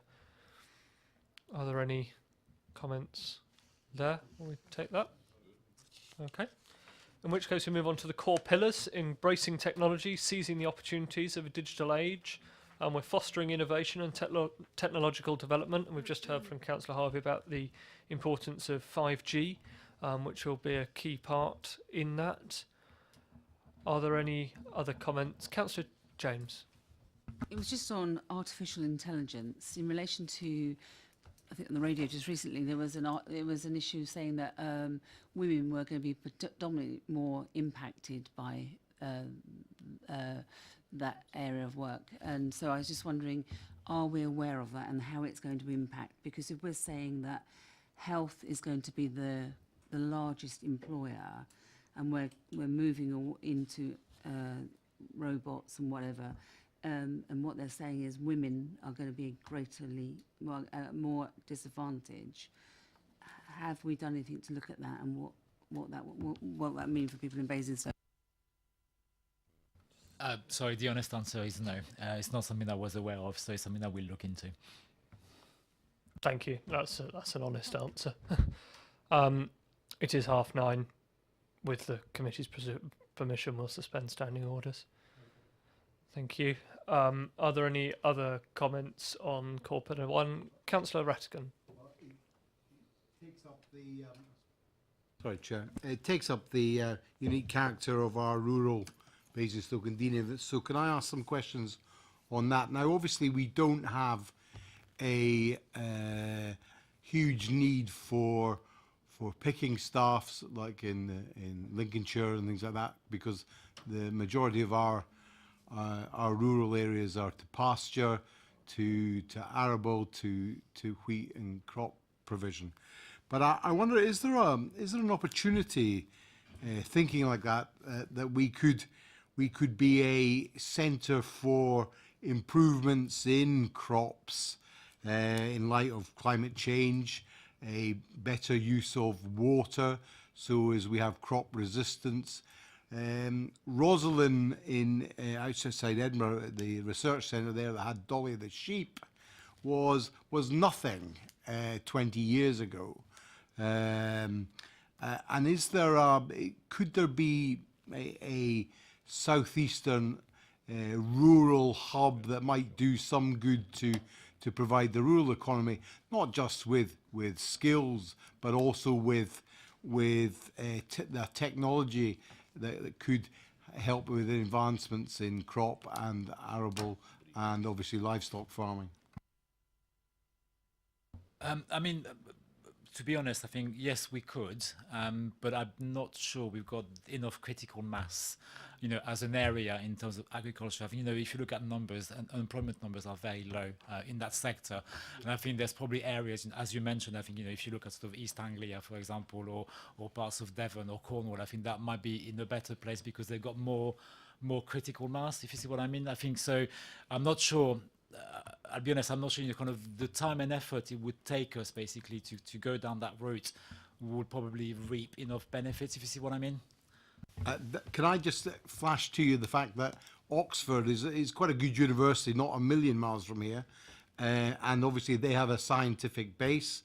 That may be something that we could tap into to roll out, and obviously we have big farming areas like Wiltshire on our doorstep. And the fact that the Rosalind Institute was just outside Edinburgh, and frankly, that does not have masses of arable land around it. It's a suburb of Edinburgh itself. I just flashed this to you because we have a skill set. We have scientists and engineers at AWE who might, in the future, look to move into the commercial world. And I know that veterinary science, because of my horses and everything else, I know that that's well skilled up in the local area, and I'm just flashing it by you could you put out some feelers? Could you see if that is something that perhaps this borough might be completely different from what we do in the past, but maybe it's something that is future proofing our rural economies and our rural world. Thank you. Councillor Sanders, briefly. Just to point out, of course, we do have one of the country's best agricultural colleges only about a quarter of an hour away. I mean, it's a quarter of an hour from here, so why we need to duplicate what is already there and is being developed very successfully down there. I think what we could do is use them possibly to provide as a feeder or provide links into it. But there's a great deal of skill and knowledge that resides down there, and we need to make the most of that. And they traditionally have provided it in this area as well. Thank you. Councillor Richards. To carry on with that theme, I mean, we have to be aware, University of Guildford, 4 or 5 years ago, opened a new veterinary school. The Department of Medical Sciences in the University of Surrey is developing fast. They don't yet have a medical school. They have an aspiration to have a medical school there. But certainly veterinary medicine has come into it. They're developing their food technology base as well. I mean, I've put them in touch with various people in the food industry like Waitrose. So there's a whole lot of skill going on just at Guildford, so that's not far away. Reading has a very good agricultural department at its university, very well known, developed enormous skills in relation to the dairy industry. I mean, at Shinfield there used to be the NIRD, the National Institute of Research into Dairying. So there is actually, I think, in the agricultural field, there's an awful lot here in this area that's already there, and it's a question of maybe we have to. It's more feeding into these things. You're not going to develop these things here because the expertise is already very close at hand.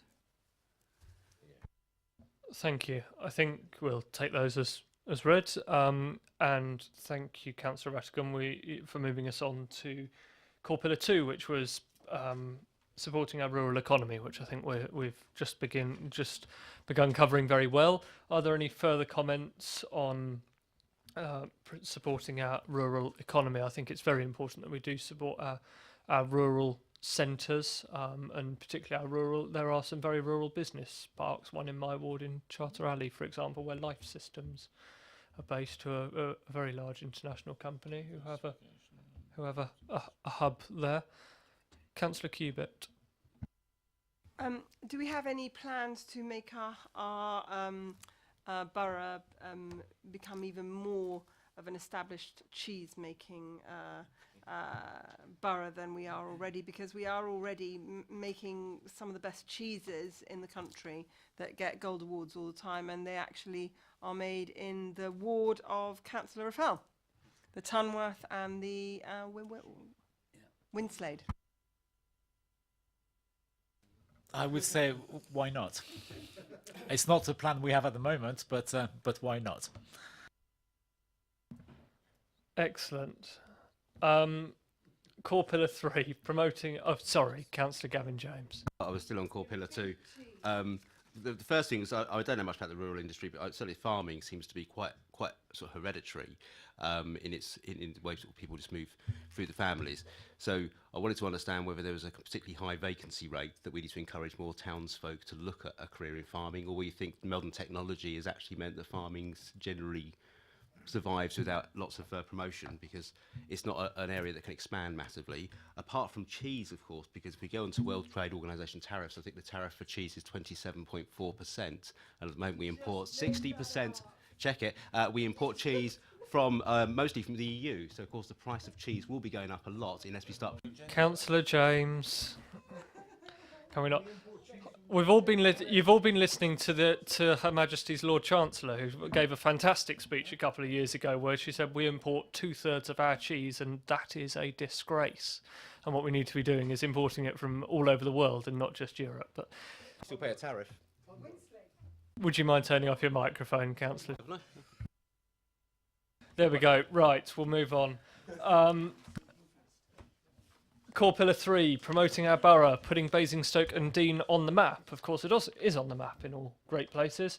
We need to promote the borough's key strengths and assets to attract inward investment, talent and new residents. I think we've already spoken about that in a number of different facets already this evening, but are there any further points on that? Councillor Laura James. All that I wanted to understand in relation to the consultants' report, it talks about Reading is the most deprived as a comparator, and it talks about in relation to the whole area around Basingstoke. So why is it, if Reading is the most deprived, why is it that we're losing jobs to Reading? I just wanted to understand that, if that's... You understand? I mean, I think, to be honest, I don't think deprivation has got a direct link here. I mean, Reading has got a lot of people commuting in. So, and I think, you know, it's... because if you look at Reading as well, you'll find that Green Park, for example, is not in Reading, it's in West Berkshire. So I think, you know, the data is skewed slightly, but Reading does have more deprivation than Basingstoke and Dean, and more unemployment than Basingstoke and Dean.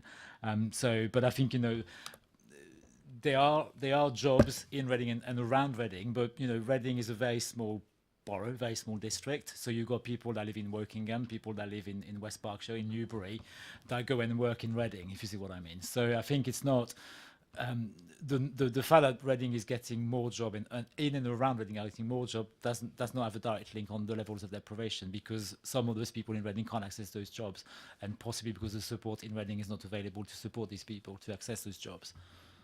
I think the challenge there is that you've got an inner city area like Reading where you have high levels of deprivation due to it being an inner city area as you get across the country, but then also you have large number of people commuting in due to its strategic location. So for Reading, they've got a great asset at the moment, and that is that Crossrail is going into Reading, for example, and they're on a direct line. It's only 25 minutes to... Sorry, Crossrail 2, I apologise. And it's on a direct line to Heathrow. You've got the Heathrow Express, which goes out to Reading. So for a large business looking to expand to a more global footing, unfortunately for us in Basingstoke, Reading could be a more suitable location for those businesses. And yes, then you do get people commuting in, and as Daniel mentioned, you know, lots of people commute into West Berkshire, and actually Green Park is in West Berkshire, and there are issues there. So the two aren't directly correlated, I don't believe. So my question, Daniel, is why if that is the case, that deprivation doesn't, how can we turn that round so people are commuting into Basingstoke to work? If because you're saying that we have a problem in relation to growing our own, in relation to talent, but in relation to leakage and losing businesses to Reading and losing people moving out, what can we do so that so people come into Basingstoke to work rather than go out of Basingstoke to work? As we said earlier, I think we've got roughly the same amount of people commuting in and out. So the net out and in commuting is pretty much balanced. So we've got people coming into Basingstoke to work, and we've got people going out of Basingstoke to work. And I think for me, we must also remember that AWE, which is literally across our border in West Berkshire, employs around 3,500 people actually live in Basingstoke around Tadley, and just that 3,500 skews the number significantly in terms of the out commuting. Okay. Thank you. Councillor Phillimore. Yeah, mine was a very similar question, but without being Job's comforter, do we actually do any work on why we've lost some businesses like Hawaii and Motorola and Southern Electric?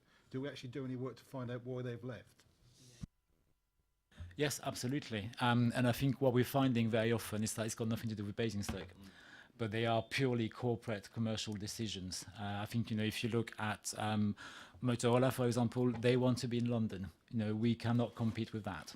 I think, there are sometimes some very clear decision. I think, and Huawei basically the same, wanted to be closer to, where they had larger, I would say, tech companies, and Reading at the moment is the place to be. So I think, very often, those decisions are actually not linked to the place where they are, but very much corporate decisions made somewhere in America or in Japan or in China. And I think, what I would say the large corporate element as well, from an economic development perspective, yes, they provide jobs, but if you look globally, they're the ones that tend to shrink. They're the ones that tend to create less and less job. And I would say the larger SME, the 50 to 100 people type of company, are the ones to create more jobs, and we are very strong in Basingstoke on that front. So I think that having big names is important, but I think we need to make sure that we've got a mix, I would say, of sizes of businesses in Basingstoke, so that we don't just rely on very large employers. Thank you.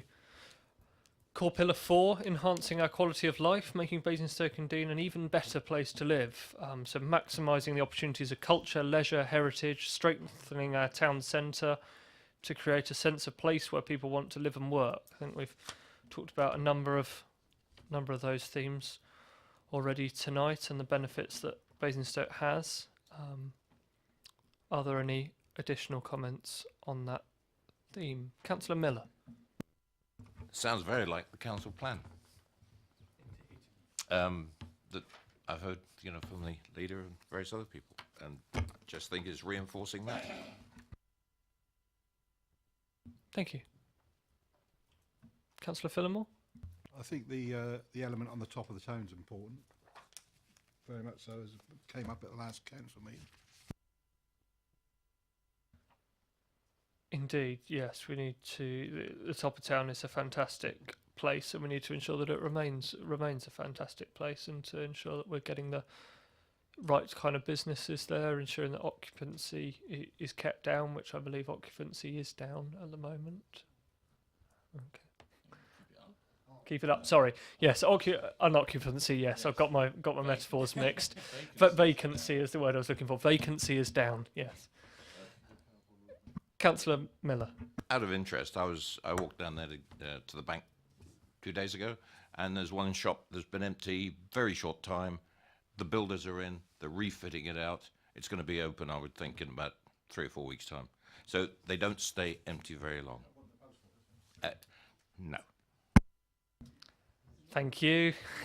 I think that concludes the comments that we have there. There are no more core pillars, and we have also spoken about the priorities. So I think that dusts off that item neatly.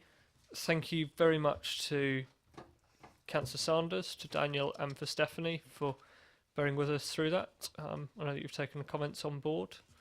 And we will have a brief changeover of officers now for our final substantive item. Thank you. We'll have a couple of minutes while we change over officers. No more than that, though.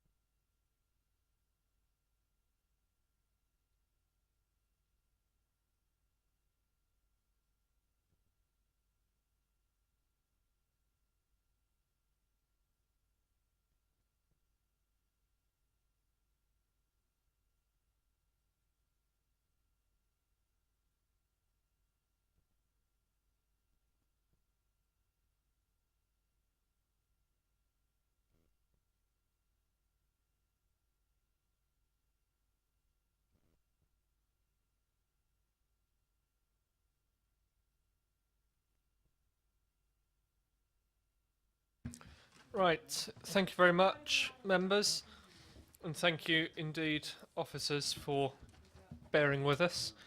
We now move to the annual monitoring report, and we're pleased to welcome a new team of officers. We've got Matthew Evans, Joe Bromley, and thank you, Matt Melville. mind blank for a second then, apologies. So I'll pass over to Councillor Offeld to say a few brief words, I imagine, of introduction. Thank you, Chairman. The authority monitoring report is being brought to you. We've changed the title, so I've heard you say it many times tonight as annual, but it's authority monitoring report. It is brought before us because when we last discussed this before this committee, you as a committee quite properly said, well, it's full of such detail, why can't we discuss it? So here it is. Let's discuss it. It does have some good news, which you wouldn't wish me to overlook, that the number of completed houses is approaching at a sufficient trajectory the housing target that we are obliged to satisfy for the local plan, and all the indications are is it's going to go steaming past that in the current year. That's the current indications. Obviously one can't predict the future that accurately, but all the indications are that we're on target to go where we need to go. Told that the number of planning permissions currently is around the 6,000 mark that have been approved, and so that is obviously good news in the sense of we're doing our part, But we are, of course, dependent on developers building, and they have other reasons for not doing so, or for doing so at a different rate than we can predict. So there's good news in that, and there's good news in the fact that the completions that have taken place have achieved 40% affordable housing, which, as I've said on many occasions, is in line with our commitment made in the local plan and before the local plan was formulated. So with that good and fair wind, I hand over to Jo Bromley, who may want to say a few words, and if she doesn't, she doesn't. So over to you, Chairman. Sorry to put her on the spot, but you never know. She always says better things than I do. Thank you very much, Chairman. I think it's evident for the committee that we've been given the report. We've all digested the report in great detail. I think it's excellently laid out. It's great to see some good news in there. Obviously, there are some points that members will want to pick up on. I think it will make sense if we go through this broadly section by section, in which case I propose that the exec summary, introduction, and key contextual characteristics we take as read. I'm looking at page 529 for members' reference, which is the contents page. And if we start with section 3, we'll start with progress with local planning documents. We'll go through it section by section, and we'll pick up any straggler points at the end. So progress with local planning documents and the local development scheme. This includes the local plan, neighbourhood development plans, supplementary planning documents, SIL, and other policy and evidence-based documents. We've considered a number of those at this committee. Do we have any comments? Or I'll kick off. I'll kick off simply by saying I think it's really good news that we have a large number of neighbourhood plans now in force across the borough. In particular, members will expect me to mention the one for Sherburn St John that was made in the past year, which is great news to see neighbourhood plans being put into force. I know that huge time and effort goes into these by the neighbourhood plan steering groups, and in particular the parish councils, which are often the driving force behind them, and it's great to see local communities doing great work and that being endorsed by the residents. Yes, Councillor Cubitt. If you wouldn't mind, if you'd indulge me, can we go back to page 524, where it specifically talks about the extant consents? In which case that will be under housing delivery, which is section 5. So we're going to do it. Because that extant, that's housing I assume you're going to then refer to our delivery rates. Okay. Do you want me to wait then? Yes, please. Okay. That's okay. We're on neighbourhood development plans, SPDs, SIL, policy evidence-based documents. Councillor Phillimore, I believe.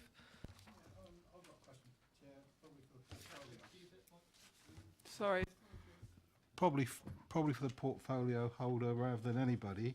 I've heard him say and numerous times when we've made neighbourhood plans that they're all very good and they're supported by the residents. Can I ask you specifically, if a developer comes on board and asks for more houses in the neighbourhood plan as allocated, what defence have we got against that?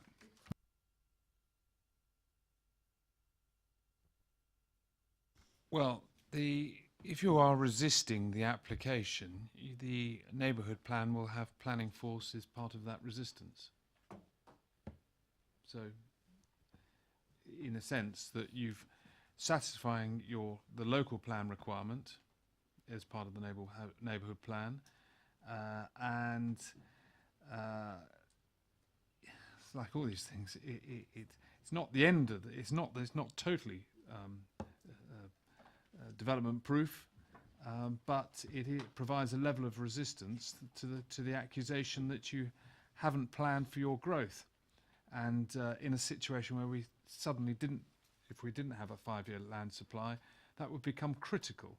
In a situation where we do have a 5-year land supply, that obviously should give you ultimate, complete protection. I think, but the officers may answer it better than that. Can I quote you on that? I think the key is that it adds it adds material weight to the considerations.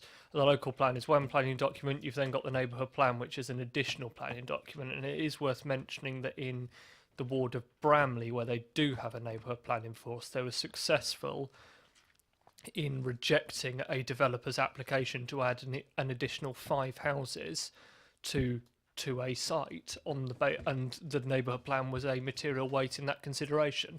Of course, each site is assessed on its own merits, and that's not a guarantee for other areas, but it is worth saying that in the borough, other areas have had success in defending their policies, where the neighbourhood plan says we have X number of houses planned for. A developer then says we'd like another 5, which isn't a huge number, and DC was successful in rejecting that on material grounds.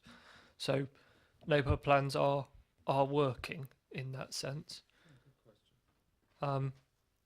Yeah, Councillor Miller was next. Just to reinforce the map here on 528, in a previous role that I had down at Winchester, this borough has been very successful in producing neighbourhood plans in relation to just about every other district in Hampshire. That shows there's a local willingness to put the very hard work in that it takes to generate local plans, and also the relationship they have with the officers in the planning department. So this is, I consider, a very good success story. So there's a carrot that they get more funding if they've got a neighbourhood plan.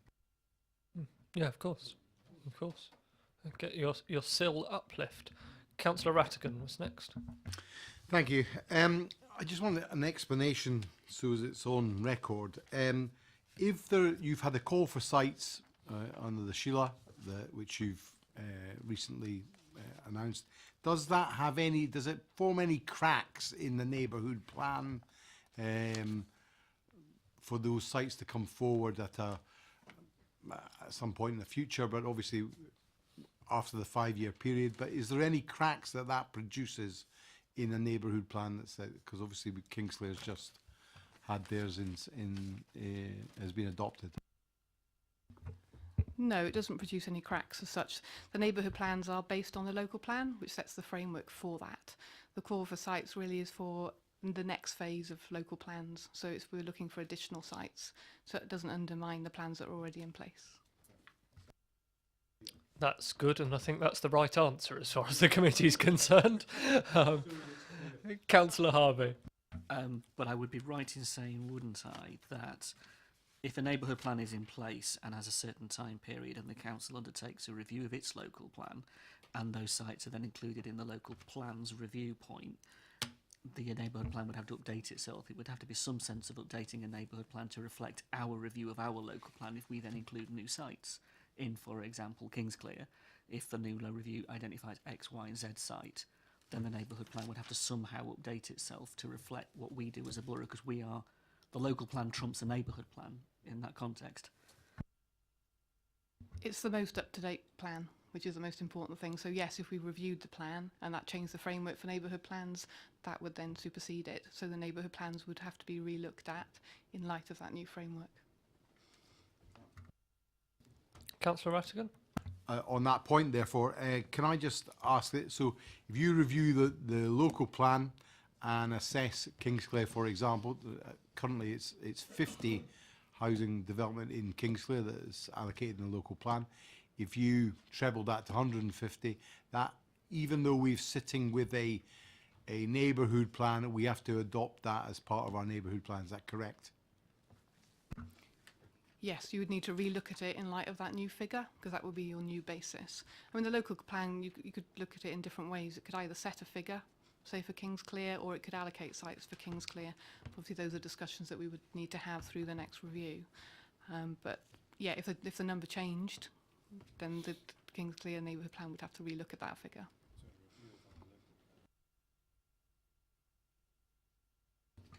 It would lead to that if we wanted to do it. It doesn't necessarily underpin all neighbourhood plans per se, because you can review neighbourhood plans and local plans in parallel, for example, and go through that process together. You know, there's numerous ways that you can do it, but ultimately, yes, they would have to relook at it if the number changed.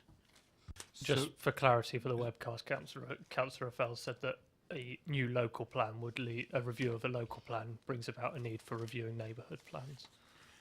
Can I suggest, therefore, if there is a review of the local plan, we try to do it in tandem with the neighbourhood plan groups, so as they're on board before we publish our numbers. So I'm sure you were going to do that anyway, but if we could set it out as a aim for us when we review our local plan to bring these people on board, so as they're giving you either sites or numbers that would be acceptable to them, I think we're going to get much better buy-in from the areas that already hold neighbourhood plans. And I'd suggest that. Absolutely, I would agree with that, because neighbourhood plans have their own evidence base as well, with their own sites and all the background, which would be very helpful in any future review anyway, so we would need to do that together. Thank you. Councillor Laura James. In relation to policy SS5, and there's still an outstanding housing requirement for Dummer and Preston Candover, and they don't have neighbourhood plans. What happens there? You know, you've written. It says the report says you've written to them. What can we do to support? You know, are they going to have one? Could you give us an update on where we are on that? So yeah, as the report says, we have written to them. We're encouraging them to do a neighbourhood plan and go through that. Dummer, for example, have taken that on board. We have an annual conference with neighbourhood planning groups, and they came along to that. So we're having discussions with them to see if that's something that they want to do. Ultimately, we could go and allocate sites for them if we want to do that, if there was no appetite at all locally to do it. But at the moment, we're still in a place where we're trying to encourage them to do that. So that obviously there's only 2 areas which haven't up to now, and Dummer seem quite keen to look at it. So we'll continue that conversation with them. The cost. So in relation to financial support, they're given financial support to do this piece of work, because it's, I guess it's quite considerable, isn't it? The costs vary massively, really, depending on what the plan's going to cover in terms of area, but also policy, whether they allocate sites or not, for example, has a big bearing on that, the extent they use consultants, etc. But there is funding available from national government through localities, so that's a significant amount, and most of our areas have been very successful in getting money through that route, and that continues over the next few years, so that's still open to them. Okay, thank you. Councillor Rattigan. It's on neighbourhood plans again, if I may. Ashford Hill, which is in the prelims of producing a neighbourhood plan, we asked them to bring forward sites of 10 houses or more, as you are aware. When there is no appetite for that, how protective is a neighbourhood plan?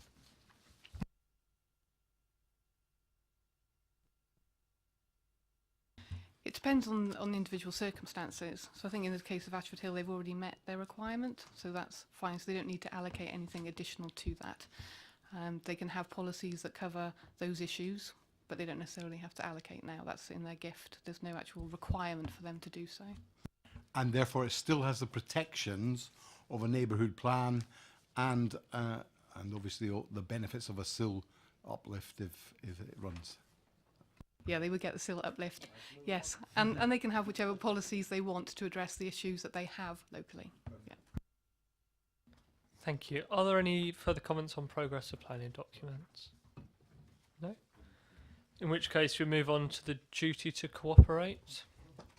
Are there any comments that people want to make there? I think we're very fortunate, if you like, in this borough that we are our own housing market area, dare I say it, and looking at a lot of other authorities around the country where they have, particularly in Berkshire, where they have a very large housing market area that cross-cuts a number of different authorities, the conversations there can be somewhat more difficult, which I know might be hard to believe for members, given how complicated our local plan and how contentious it was already, but I think we are very fortunate in that regard. No? In which case we move on to housing policies. And we will do this subsection by subsection because of the breadth of it. So housing delivery, which covers number of homes built, 5-year housing land supply position, delivery of local plan applications, homes on PDL, windfall sites, regen sites, and density of residential development. Now, I did make Councillor Cubitt wait, so Councillor Cubitt first, if you wish. Well, it was just in the context of the number of extant consents, it states that we're having a proactive approach, but it also states that it continues to rise. And whilst I know it's one of those areas that I touched on earlier, what else can we do to have the developers develop in a timely manner? It's quite a complex issue. I mean, as our delivery rates are increasing, and we expect them to increase, the amount of extant permissions that you have will also increase as part of that. That's natural. I mean, Kit Malthouse came out today and said exactly that we need 5 million sites, 5 million units in the planning process to deliver the target 300,000. So if we're looking at the figures that we are and that we need to deliver, you need quite a high number of extant consensus. You need to understand it in that kind of context. In terms of encouraging to deliver more, so we're doing a lot already, looking at the development management process, looking at pre-commencement conditions, things like that, looking at barriers to development. We speak to developers all the time through our annual monitoring, but also you'll know that we did the developers forum where we talked exactly about this kind of thing, what we can do to encourage it, looking at greater diversity on sites, more multiple outlets, all of these sort of factors. So it's kind of cross-cutting really in terms of what we can do. So no, I hear that. But so maybe maybe I didn't ask the question right. What percentage of that 5,680 are hardcore problem planning permissions that have been granted for quite a long time and are not being developed? Because I understand what you're saying in reference to Kit Malthouse, but there's the new stuff that comes in and on and out. But I think, if my memory serves me correct, in Basingstoke we do have a rump that's been sitting there for quite a long time. Is that correct? We don't actually have that many that are just sitting there. I mean, we do that through, there's a very detailed site schedule later on in the document, which goes through every site, and that highlights where ones aren't coming forward if there are any issues. That is not an issue really here. There aren't big barriers to those sites. That number is more really reflective of the fact there are a lot of large sites which have permission, like an outline or reserved for larger phases, so they will take time to come forward and develop. That's sort of the nature of it. Thank you. Councillor Harvey. Or Councillor Laura James, sorry. Can you help me understand? So we're saying that we built 828 homes. In the report, sorry? And we have Councillor Laura James. Thank you. Well, it doesn't really matter how I say it. Let me own my own language. Thank you, gentlemen. Okay. So where was I? So there's been 828 homes built in the borough.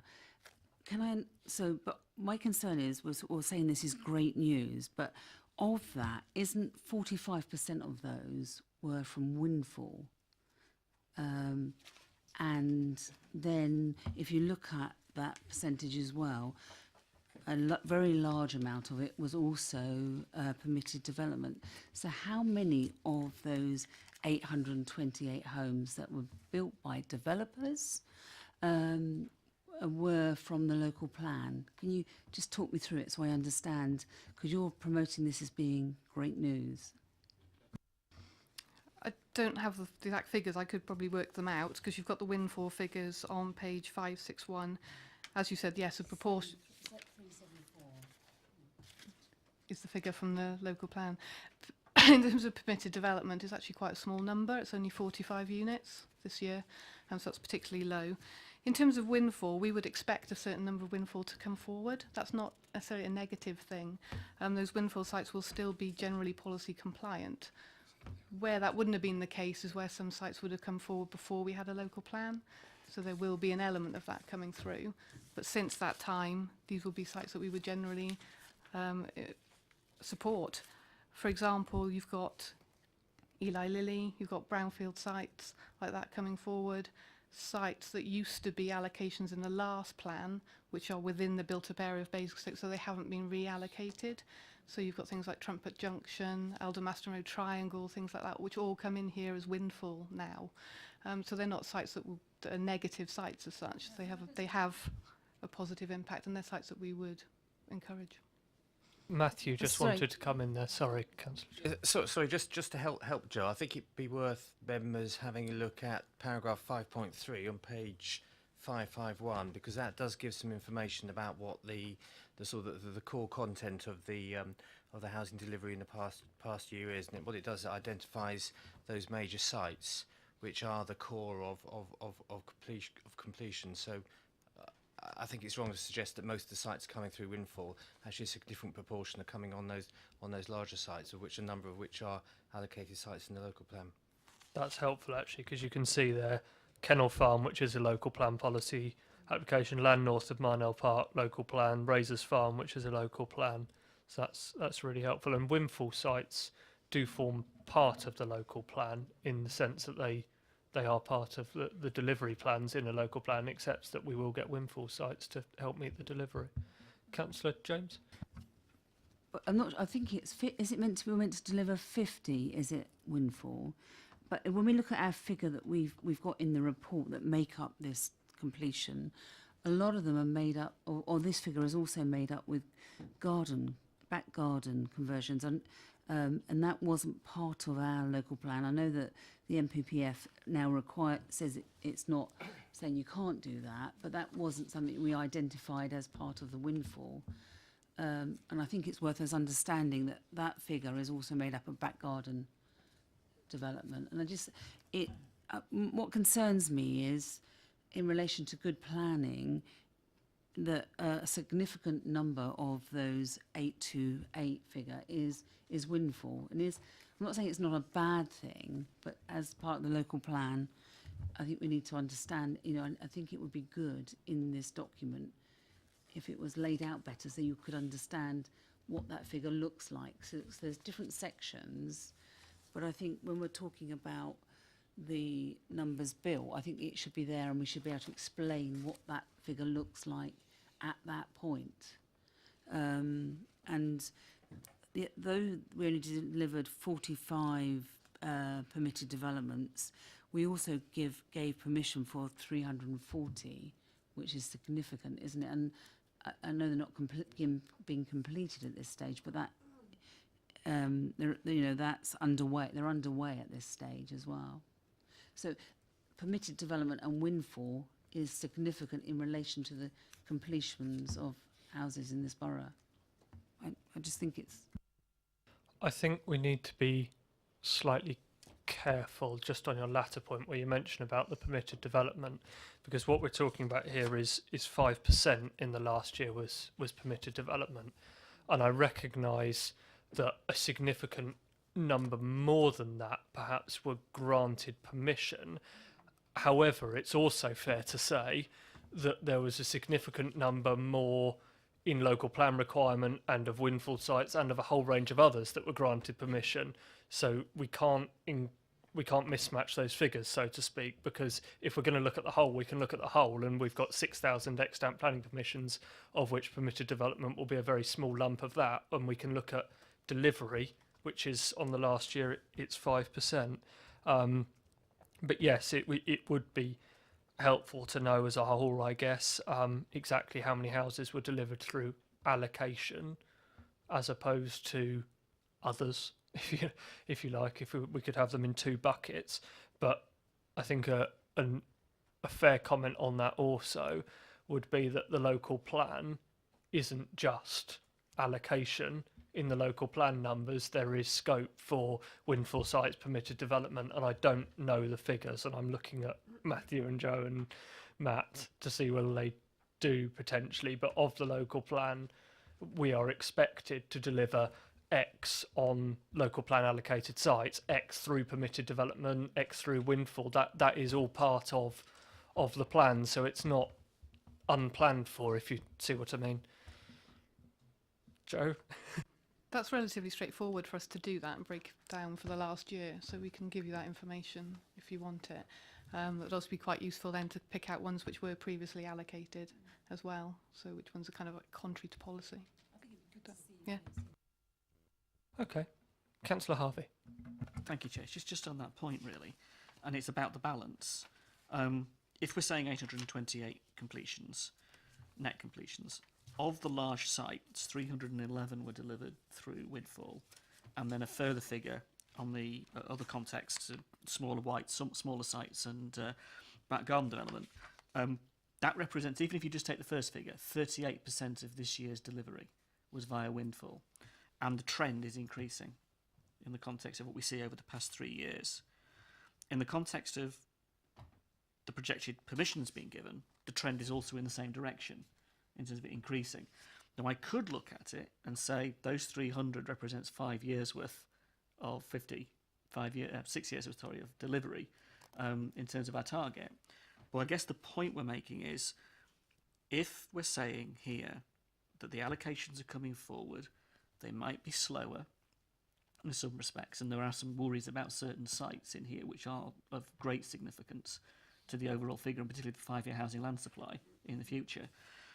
I'm concerned, and we're concerned, that 311 out of 828 is an awful lot of Windfall in 1 year in terms of completions. And that's a concern of the trend against the local plan being allocated, planned, developed and thought through in the way we are. And that's impacting on communities all around the borough. We're all seeing this happen in different communities in terms of Windfall sites, and not all of them are small ones. I mean, we're talking here about a significant amount of Windfall on large sites. That's a concern, I think, if we're looking at this trend and the figures, particularly if you set it against what's actually allocated being delivered. Yeah, I think it's particularly high this year and last year because of where we are in the local plan process. And so because there are sites that are coming forward that were agreed when we didn't have a local plan in place. If you go back to the beginning of that table, you'll see the Windfall figures are actually quite low. So it's all related, exactly, it's all related to the local plan. In terms of our target, the 50 target that you were saying about, that's only for small sites. Just to clarify that, it's not Windfall in general. So I think it's just important to say that then, because it's to get this clear. If the trend is doing this, as you're saying at the moment, you're expecting it to drop off in the next few years in terms of Windfalls coming forward. Hopefully so, although the paper says something different later on in terms of a few of them. But that's the important point. In terms of now, you're expected to see that trend drop off. Councillor Rattigan.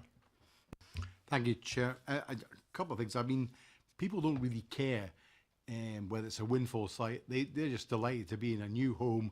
They are happy to be there. And some of the bigger sites do produce social housing, which is obviously important for all of our communities.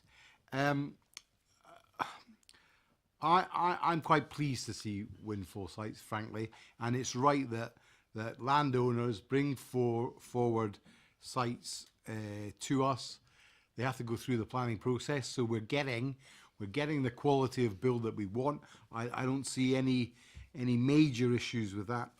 I think Windfall sites are good, especially for small areas like Ashford Hill, Kingsclere, and allows for development on previously developed land, or housing on previously developed land, which is vital to continue to have better use of land. As we last night had two applications in front of us that were good use of tiny strips of land to produce a house. And I think our job is to monitor, to make sure that there's no terrible trends within this. And you know, I think it's as the officers have said, it is going to be cyclical. The percentages are going to go up and down as we start to deliver some of the big sites that are allocated in our local plan.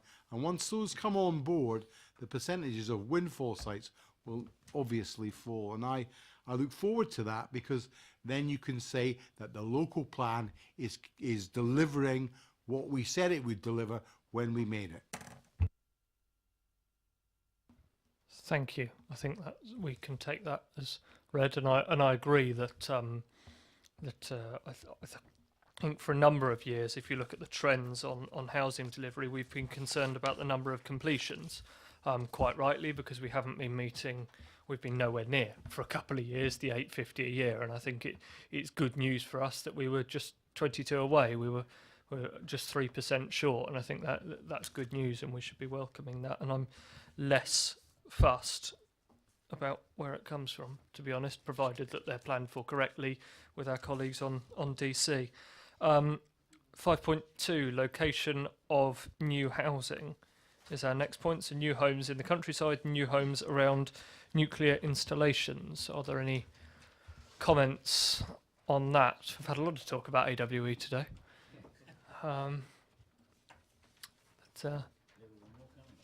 Councillor Rattigan.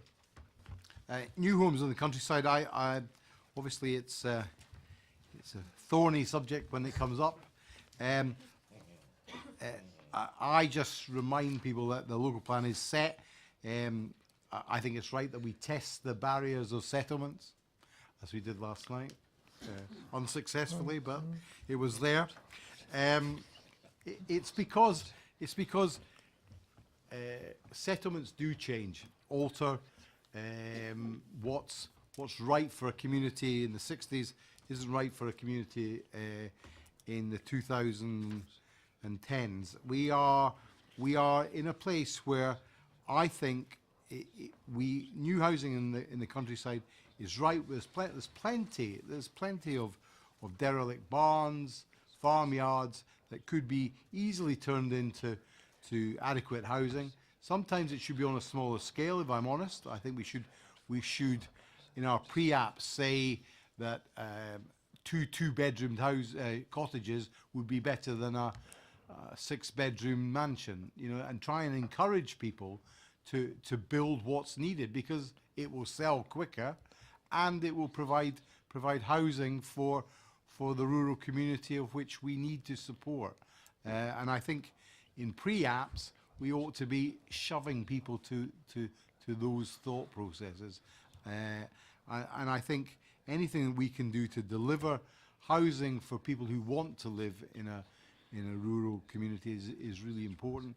Firstly, because a lot of people are attached to either the primary school they went to 25 years ago or whatever, and they want to go back to it, or that they have leisure that's connected to the country, so they have horses, or they work on farms in terms of machinery and everything else. I think they need to be close to their work or close to their leisure, and allowing some new homes in the countryside are not ideally concreting over the green fields, I think is the right way. But I think we can help in that planning process and say what can be delivered. Ram Alley was a case in Ashford Hill where it took 2 or 3 times to get it right, but it looks like it's right eventually. So I know that our planning department make the effort, and I'm delighted to support limited housing in the countryside.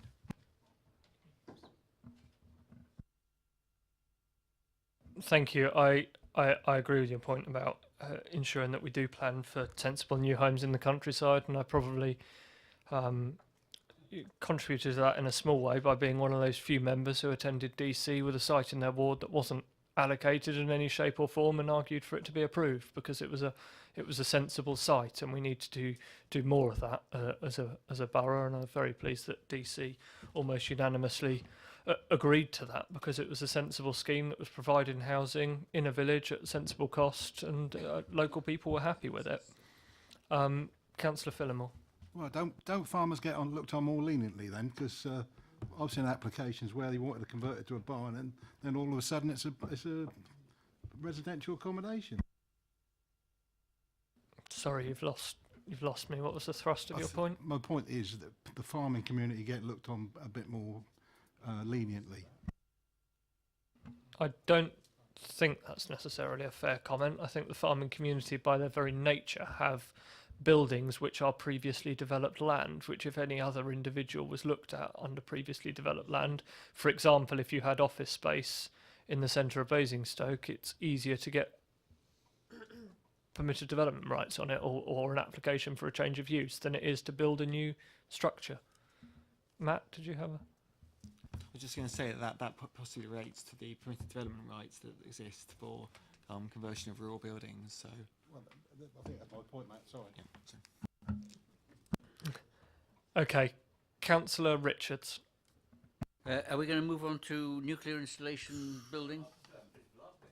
Sorry, okay, fine. Apologies, I had my hand up originally back on page 551, but I seem to be bypassed. by everyone. Apologies, I missed you. 551. We're going there. I wanted to mention We're going there permitted now. development rights, because you did say in your summing up of that section about the fact that you weren't too concerned where it comes from. But of course, permitted development rights give us a major problem. And you can see, okay, this year was a low number, unusually low. We've had a lot more in recent years. Next year, obviously, is Churchill Plaza is the big one, 340 homes, which sounds like a wonderful thing, housing delivery, and I've got no problem with conversions. But if it goes through the permitted development rights process, then we don't get our 40% affordable. So next year, assuming we can achieve the 850 homes and 350 affordable, because no developer is going to go beyond 40%, you've got to ignore any permitted development rights because they're not going to feed into that affordable homes figure, which means next year we've got to build 1,200 homes. Now imagine if in our next local plan, Churchill Plaza had come up as a potential brownfield site and got onto the process and went through the process, it would have 40% affordable. So each time there's a permitted development rights, we're losing out on affordable, we're having to build more homes without any affordable, and we're also losing future opportunities to make them affordable. So permitted development rights are a very, very bad way of it coming through because we're not in control, someone else is. And I think there needs to be point. I mean, clearly as a council, we should be lobbying hard central government to say, if we can achieve 800 homes a year, we're achieving our target, and permitted development rights should not be an issue in Basingstoke. They might have to do it in areas where there is a lack of housing supply, but here we haven't got that, and at the moment we're taking away lots of potential affordable homes in a town centre area. I've had more development in my ward than nearly every other ward in the room, and I've not been to a single DC meeting because I've got no right to, because it's a permitted development right. And something needs to be done about that, because there's no affordable housing at all. I completely agree, and I completely understand your concern. And if I was the ward council where that level of permitted development was taking place, I'd be pretty peeved as well. But I do think central government has an agenda, and I think it's fair to say that whatever colour shade of government that we have, they are all committed to there or thereabouts 300,000 homes a year. That's fairly universally accepted across the political spectrum. So, and permitted development has a role to play in that, I would imagine. Yes, we'd like to see it done differently, and there are associated issues with that. And I think your point about we're delivering in Basingstoke, I think unfortunately, if you look at the last few years, we're not. We would be on the naughty boy step, so to speak. Yeah. Indeed, and I think that's an issue that we do need to look at. I had a couple of hands up now. I believe I've got Councillor Richards, Councillor Harvey, and Councillor Laura James. Did you want to come in again? We'll go in that order. Councillor Richards. So I was just jumping ahead then to nuclear installation building, or building close to. Just to say the figure is actually quite low, 9. It will increase, of course, because they now start the development of Burnham Copse. So that development started, which is 30 odd houses. Yep. And actually the view, and it's discussed quite frequently in Tadley Town Council, these sort of applications that come in. There seems to be a view of we always test the ONR, they always say no, and then that's always tested. So it's the ONR right of approval or otherwise is not usually accepted, and things like Burnham Copse has gone ahead, but prior to that we had the boundary place and so on. But that's going to go up, I reckon. All right. Thank you very much. Councillor Harvey. Thank you, Jay. Just picking up on Gavin's point in terms of the PD and the other points we made. If you then look at page 558, and I'm going back, but nonetheless it relates to the point that was just made a moment ago. If you then take the golf course out of the equation in the context of what we've been told in the report of where we are with the golf course and the concerns that they are over the golf course, if you then take out the issue of Manydown, which we still have not had the planning application come through yet, and we're getting on for well past the period of when we were expecting it, I mean seriously so, then that relates to the 5-year housing land supply And where does that, I guess a question relates to where does that leave the 5-year housing land supply with many down on the golf course? Is the 5.3 with them out of it? Or is 5.3 with them in it? And if you then take the golf course out and if you take that many down isn't currently delivering, where does that leave our 5-year housing land supply? And then you take the point about PD, about windfall, and about all the others in the context of where that leaves us.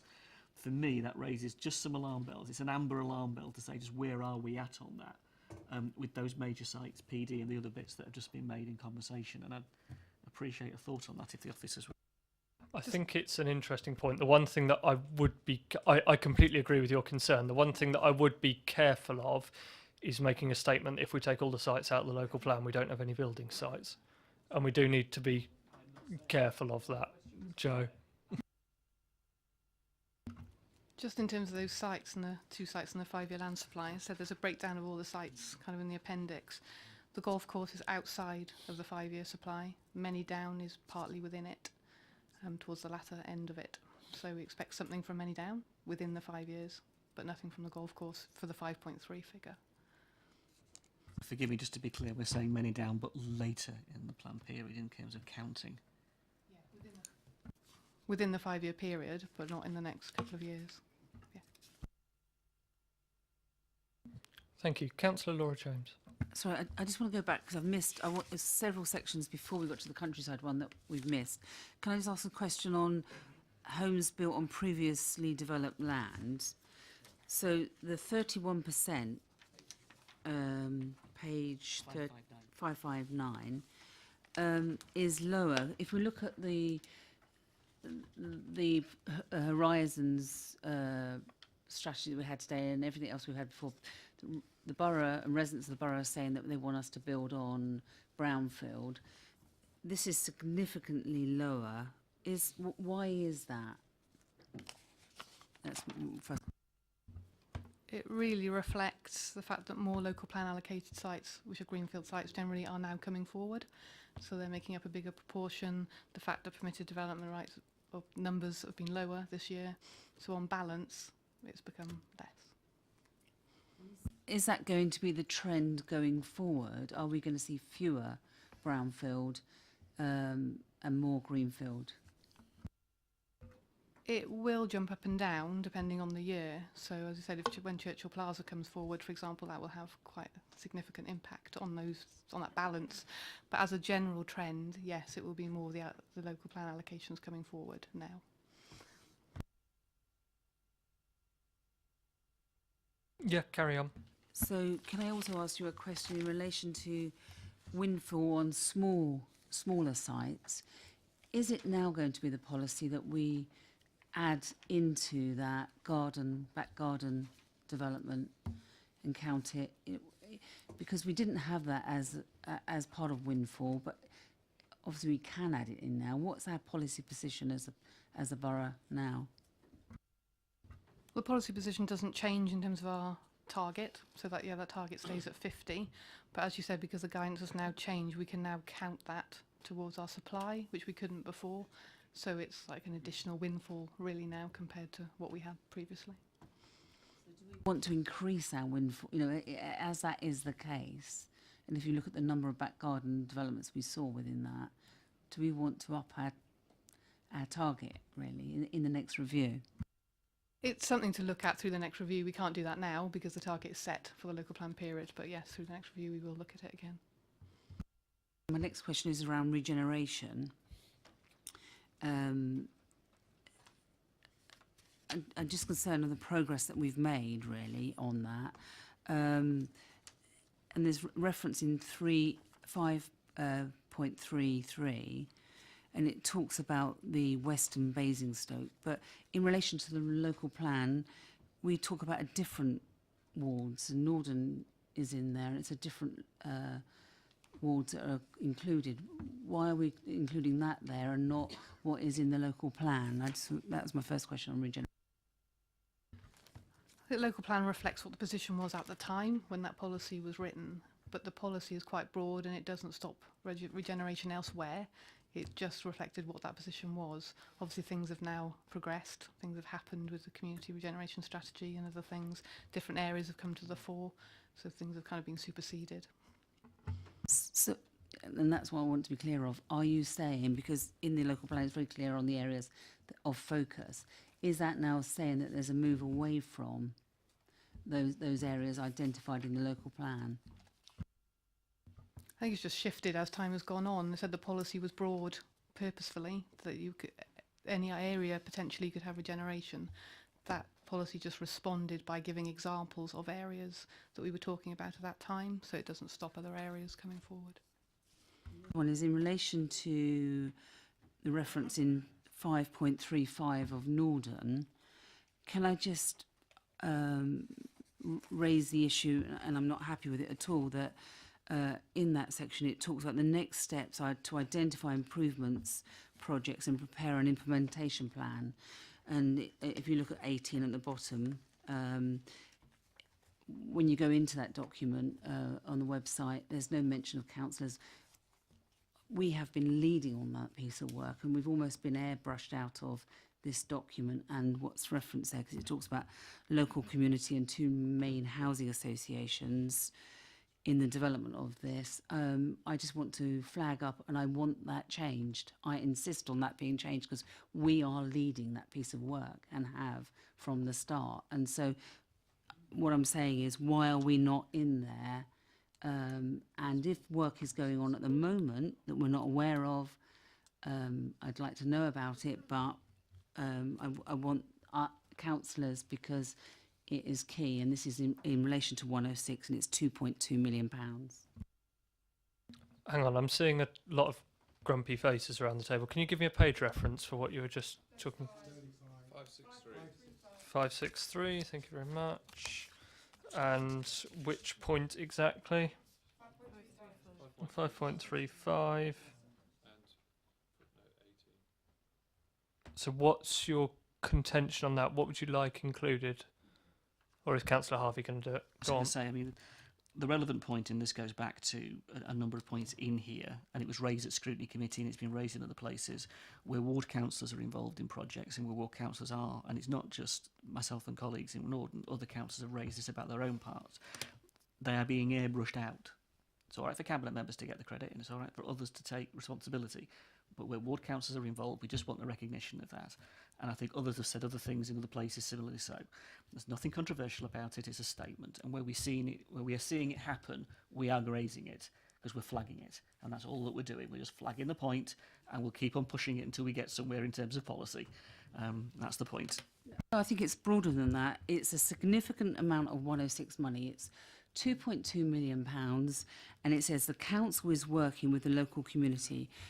The council and local councillors are working with, and it's that we are leading on that piece of work. And in relation to the implementation plan that we're meeting with tomorrow to discuss, we are very much the key development of that. So I think it's really disingenuous. I'll go to Matthew first, but I do have a... I understand what you're saying, but I think it's a very difficult space to get into where we specifically reference exactly everybody who is involved in a particular piece of work. It doesn't say there that the cabinet member, I'm being political for a moment, it doesn't say the Tories have done this, it doesn't say the Labour Party have done this, it doesn't say Councillor Terry Reid has done this, it doesn't say Councillor Offell has done this, and I think we get into very dangerous territory, particularly in something which is a formal planning external document, where we would reference every time that a local councillor is involved, because I could legitimately turn round and say, well, where reference to the Sherburn St John neighbourhood plan is mentioned, that, you know, ward councillors were involved there, and Councillor Miller could say that where development control is mentioned, he chairs that committee and he had a role there. So I do want to be slightly careful. Councillor Harvey? And to be fair, it's not Matthew and the team here in that context. But the point is made nonetheless. We've made our point very strongly, and we'll make it in other places for other colleagues in other wards as well, as the point continues to be made. But we've made our point and you've made your point, and that's perfectly fair. The next point I had to raise is on density, and that's on page 564. that's exceeded, hasn't it? That the density figure. Why is that? Is that of concern? Do we need to worry about that trend? It's not significantly different from last year. That figure will fluctuate depending on the types of sites that are coming forward in that particular year. Again, whether it's brownfield or greenfield. I mean, while there's a target there of making efficient use of land, obviously sites need to be looked at on a site-by-site basis. For some, lower density will be more suitable given the characteristics of the site. So it really depends. I think as long as we're kind of in the middle there somewhere, it shows that we are trying to make efficient use of land, but not at the extent of affecting character and other things like that. Okay, thank you. I think we've... Was that your hand, Councillor Miller, or... No. Just trick of the mind. So we've done housing delivery twice, that's fine. Location of new housing. Are there any more comments on location of new housing? No, in which case... So now we're coming to type of housing delivered, which includes all of the points below it, like we've done before. So market housing mix and type, affordable housing, housing for older people, self-build, gypsy and traveller accommodation. I suspect there will be some comments to be made on this. Who wants to kick off on types of housing delivered? Councillor Rattigan. I just wonder if at some point we could have a breakdown ward by ward as to what's delivered. So Kingsclere has just 5-bedroom houses or whatever. So as we know ward for ward, so where unfortunately Councillor Gavin James, they've crammed in studio flats into Churchill Plaza, chicken hutches as they're quite often known. I just think we should ward by ward know what the characteristic is of what's being built in the wards that we represent.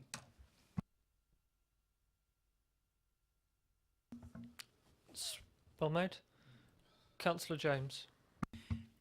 In relation to permitted developments, if you look at the number of flats in relation to the number of bedrooms, I suppose the concern for me is there's 72 two-bedroom units being built, and what we're seeing is more and more families living in this accommodation, and I just think it's something that we need to be aware of, and what the implications of that is, because in relation to they're not required to deliver any infrastructure like open space or parkland or garden facility. I think it's a concern in relation to, and we have looked at this briefly, but I think we need to consider the impact on this in relation to families living in flatted development, because they're not required to deliver permitted any open space. I don't think there's a response to that, in that it's a fact. Yeah, and it needs to come out in the report.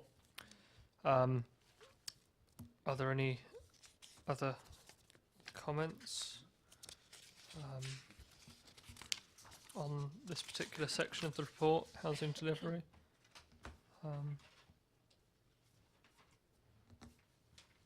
Councillor Laura James.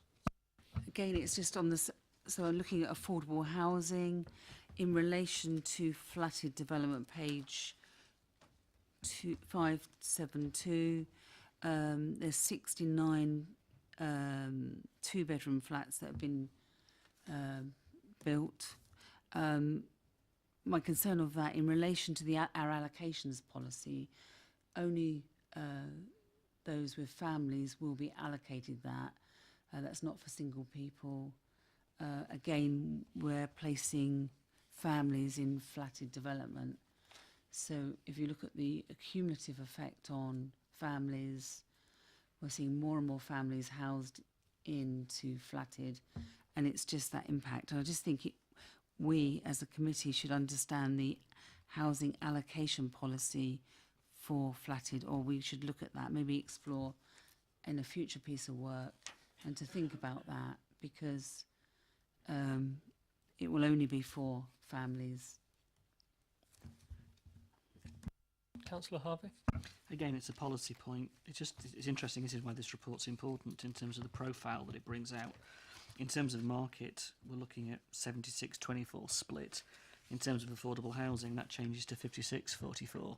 What we're seeing is a significant amount of flatted development being developed for affordable housing and much less housing, and the market element reflecting that a different figure. And it's just important that we understand that in the terms of what is actually being provided as affordable housing, and then again the impact that that has. And we need to somehow pick that up in policy. I would also note the actual dwelling size, the fact that we do have a supply of 5-bed houses, but very limited at all in social housing, and what a surprise with the way the policy is on that.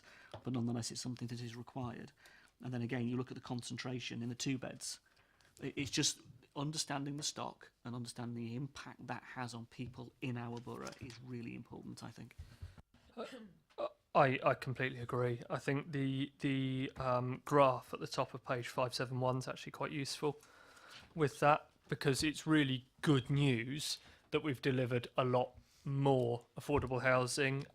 We've secured policy compliant affordable housing on 4 market housing sites, so that's 398, in addition to off-site contributions, and actually 243 net and gross affordable units were delivered, and that's great because that's a lot closer to the 300 than we've seen previously, in a similar vein to the overall completions, which is good. And looking at that graph, it is completely fair to say that the number of flats has increased as the overall number has increased, and we do very much need to keep a watching brief on that to ensure that our affordable product, if you like, in the whole of Basingstoke and Deane isn't just flats and permitted development. We need to ensure that they are affordable homes in the broader sense. Yeah. So you say there that it was 243 net and gross. It can't be both.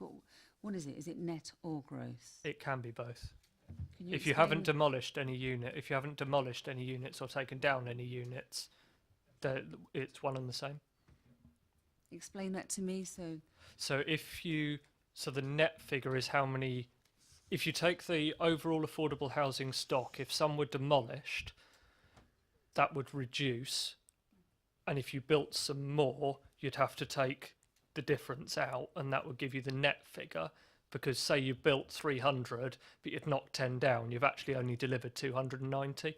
Whereas in this case, because none have been demolished, there have been 300 new units built, and none have been demolished. So that's net. There's 300 more units, and we haven't demolished any, so it's the same as the gross figure. Councillor Harvey? Oh, sorry.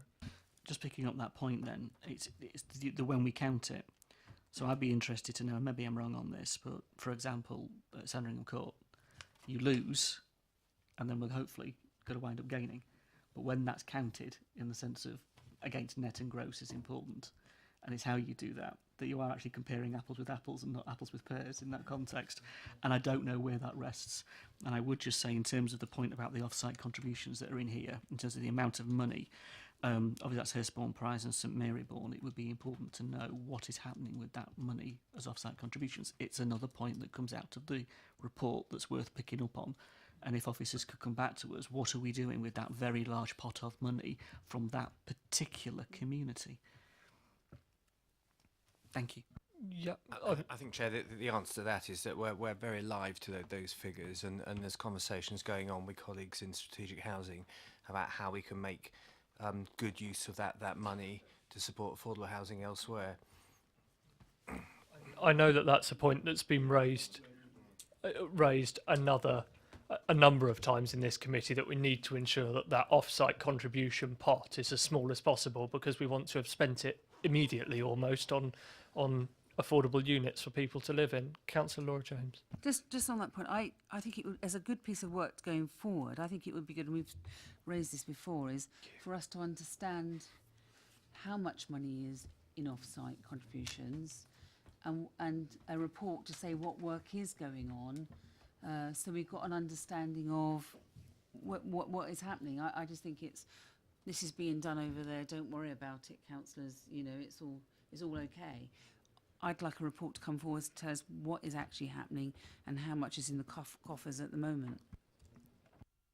I think what would be helpful is if colleagues in planning could take that away and maybe produce a note to all members saying this is how much money is in the pot, this is the work that's ongoing. It would be helpful because I remember when we've had this conversation probably a year or so ago, I remember a conversation that said that there wasn't very much in the pot at all because you'd had a great record. So it'd be good to see, looking back, sort of the track record of the team in delivering those, so that it can inform members. Because if we can see that the track record over 5 years says that actually all the money's being spent delivering affordable units, then we know that the officers are doing a great job, and that's great. And if not, then it's a piece of work to look at. Councillor Harvey? 2 quick points. In terms of that money, if it's coming from X area of the borough but being spent on the other side of the borough, that raises the point. And finally, that's important. If it's being raised on one side of the borough and being spent on the other, then those communities, you know, in terms of the balance here, we just need to understand that. The other point that was raised at audit and accounts, and this one is important, the budgets that we're using and we're seeing from various other pots, all these reserves that we see in the budget being created, we're seeing money being moved around and being overlapped. And even officers there from audit were suggesting the point that how you account for that appropriately and justify spending X here and X, Y under this growth budget or that invest to grow budget and then this housing budget. So I think Councillor James's point is relevant with a report, not just on that, but all of it, because we're seeing the money moved around, and I'd quite like to get a grip of that and understand it. I think, Chairman, we can certainly provide more information on what money is sitting there in the account in relation to affordable housing. And I suppose there's a couple of points on that. You can't move money around from an affordable housing pot to other contributions. It has to be specifically for affordable housing. And I'm fairly sure that within the Section 106 there are some constraints in terms of where the money can be spent, because it has to have a relationship to the development which provided that money in the first place. But we can put all that in a note and share it with members if that's helpful. I think we'll put it in a note, we'll share it to members, and then we can all, as a committee, see that and see where we go from there. Councillor James, sorry, I took Councillor Harvey because it was on that point. Okay. Councillor James. I was about 4 points ago. But anyway, it's just going back, a couple of comments made about flats, and I just want to defend flat dwellers. Obviously, I have a vested interest. 40% of my ward lives in flats, so I care very much. In the last 10 years, we've had 800 new residents move in, all in flats. Not a single garden has been provided. I just mentioned that for fun. Anyway, so flats aren't necessarily a bad thing. I think what's really important is when we do that piece of work and looking at actually what's the breakdown, also let's look at the housing register, what's the need, because a lot of people on the housing register are single people, and therefore one-bedroom flats are actually really important and quite critical and come into play. Two-bedroom flats, perhaps to a lesser extent, because I take on the view that if it's affordable, two-bedroom flats aren't much use because you don't want a family in there, really. It should be in houses. But certainly one-bed flats have a role to play, decently built one-bedroom flats. But also the other thing, and I know we're going to go on to it next, the housing for older people, people with support needs. If you look at some of the modern flats that we've got in Eastrop with fantastic lifts and all this kind of stuff that all work all the time, actually those kind of dwellings are really, really good, particularly for old people. If you look at Crown Heights, you look at Skyline Plaza, you're right by the doctor's surgery, you're right by the town centre, you don't have to drive, you don't have to use buses, everything's on suite for you. So actually flats aren't necessarily a bad thing all the time, so I just want to take a negative view of flats. They have a role to play. Thank you, very well made. Could I just add to that? Because I lived in Switzerland, where I lived in a flat for a long time, and also in Paris, actually. I quite agree with you. No, probably not, but I support exactly what you're saying. Thank you very much. Councillor Laura James. Are we on to older people? Yeah. Yes, we're on everything under the types of housing delivered heading. I suppose what I want to raise here, in relation to the papers that we've had before us tonight, the two other papers, the focus on older people, we've got this ageing population, that we had one site come forward. Obviously, the other site here on this section in relation to Churchill Plaza, again, didn't meet against the policy because it's not required to. But I think when we do a review of the local plan, I really think that we need to look at older persons' housing And again, I think it would be a really good piece of work in the future to come to this committee for us to scrutinise with housing and every other, not just housing, but for us to consider where are we going to go with the older person's accommodation, because there's this bulge of older people growing. We've got a significant number of people on the housing register, older people, and a significant number that are on the transfer list, which we're not meeting their need. And then we've got this massive number of older people who also have support needs. So I just think this is a piece of work that we should be doing as a committee that will in the future inform the review of our local plan. And I don't think we've got it right, and it really worries me. I think that point's noted. Councillor James, Gavin James.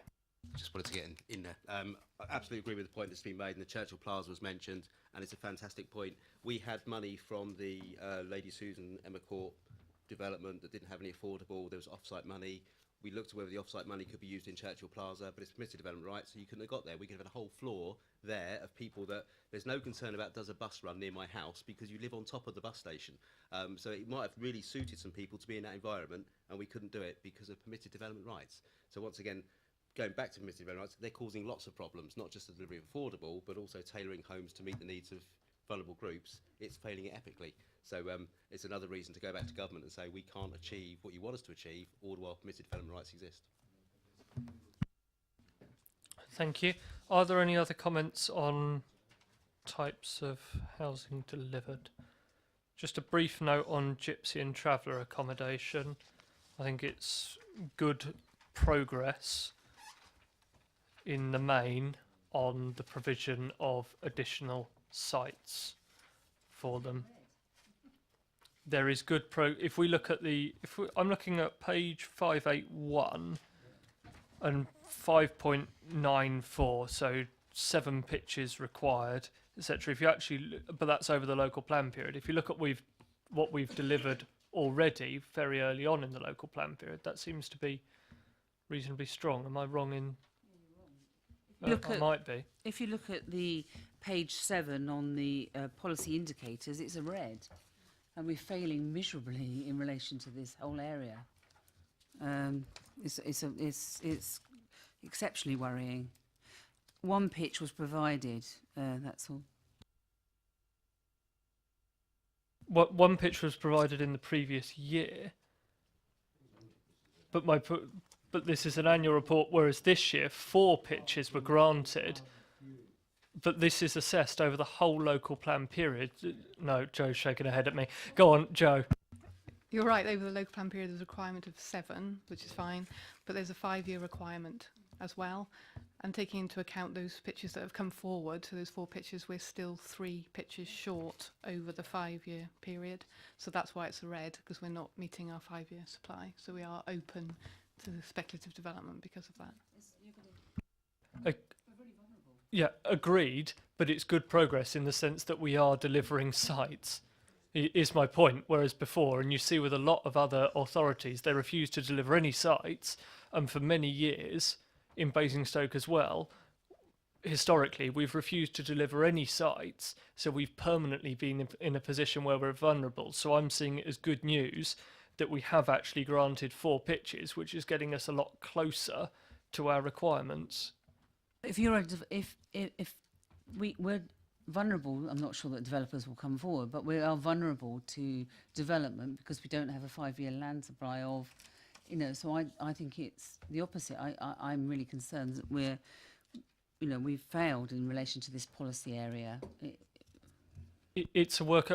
The key is it's a work in progress. We've got an aspiration to have X, and for years we've been miles away somewhere down there, and we're actually moving towards it. And I think that's good news. No, we're not all of the way there yet, but it's a work in progress. Councillor Miller.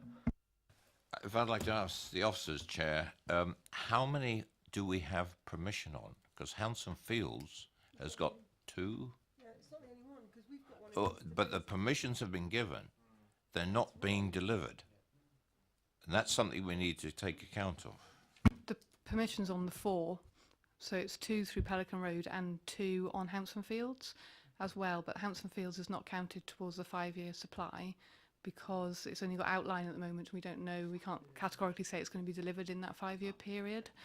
But it counts the overall supply. So it's good news in the fact it shows our strategy is working. Many Down as well has got 5 pictures on that as part of its outline. So as time goes on, that will be...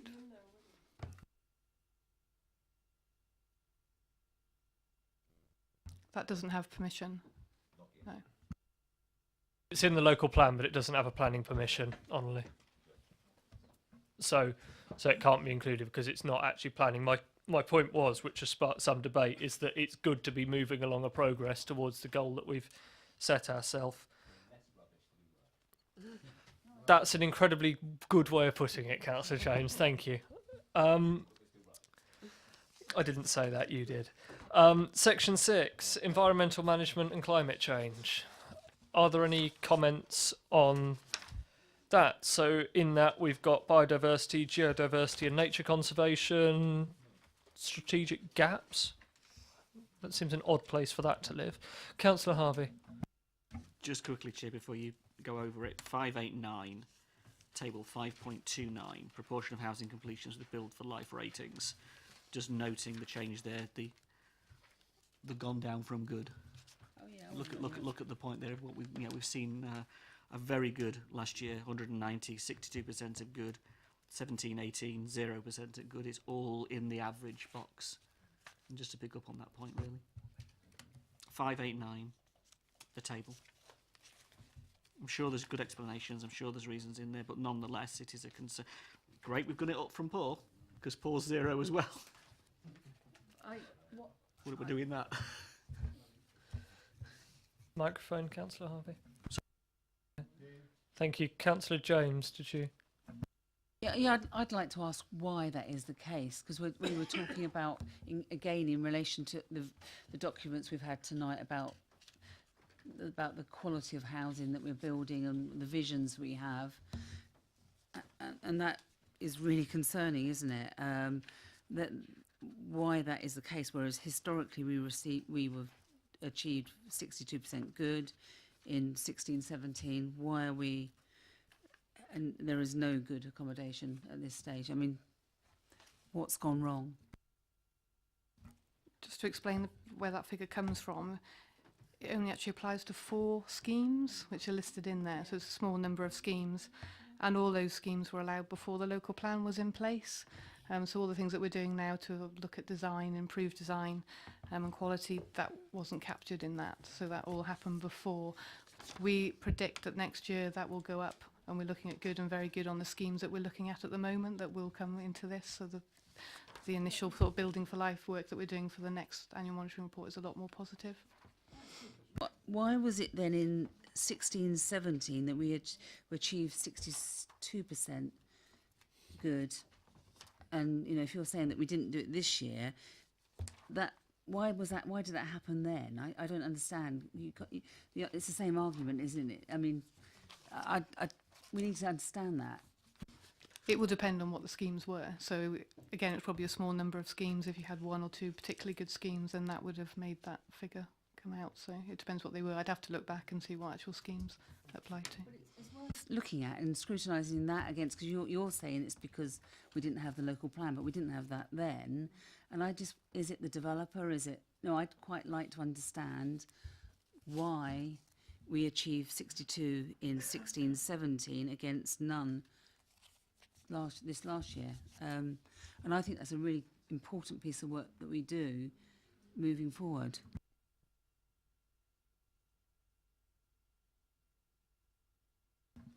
Yeah, I think that's an interesting point that I think would be helpful if officers looked into. Yeah, it is a relatively small number of homes, so I appreciate that changes to one site will have a big impact on that, but that's definitely important to look at. Certainly the 100% being average seems fairly arbitrary somehow. I don't know whether it's just the mind in me, it just looks at, oh yeah, they're all average. I don't know. Right, section 6 we're on. I'm just going to say a couple of words from personal perspective on new development in strategic gaps, which is on page 63, which is page 591 of the main report. It would be remiss of me, because three planning applications in the monitoring year were approved in the borough's strategic gaps. 2 of those were in my ward, both of which I fought and both of which I lost. So those are, well, indeed, for all the good it did me, Councillor Jones. Some residents, no. They weren't terrible schemes in the context of the strategic gap, but we do need to be mindful, I think, when we are looking at these strategic gaps, that we do ensure that they have the weight that they do. I suppose it's good that there was only 3 in a year, and they were very small schemes. I mean, one of them was an erection of a 1-bed house, and one of them was a PDL site for 4 dwellings, so they weren't terrible in that context. So I think broadly the policy is working, but a note of grumpiness that the 2 out of the 3 that got through were in my ward. Any other comments from anybody?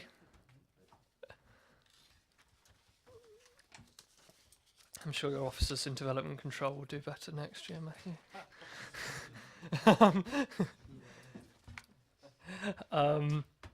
Right, none on that, in which case we move on to section 7, economic development. Any comments on economic development? Councillor Harvey?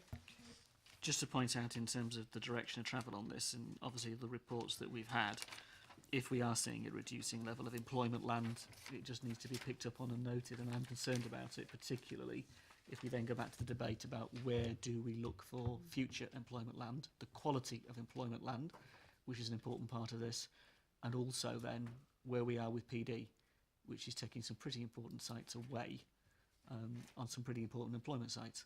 So again, it's just this notion, I think, we say, don't worry, everything's all right, we can intensify the uses, but I think we're building up a problem here that needs to be reviewed at the relevant point. Yeah, I think that would be helpful to understand, and certainly in the context of the Article 4 declarations for Basingstoke, Chinham Business Park and Daneshill? Hampshire International Business Park, thank you. When those are made, because they're not made, or are they made now? When those are made and in force, it'll be helpful to have some understanding of the success, if you like, or otherwise, of those Article 4 declarations, because they're due to sort of be in force over the next monitoring year, I assume.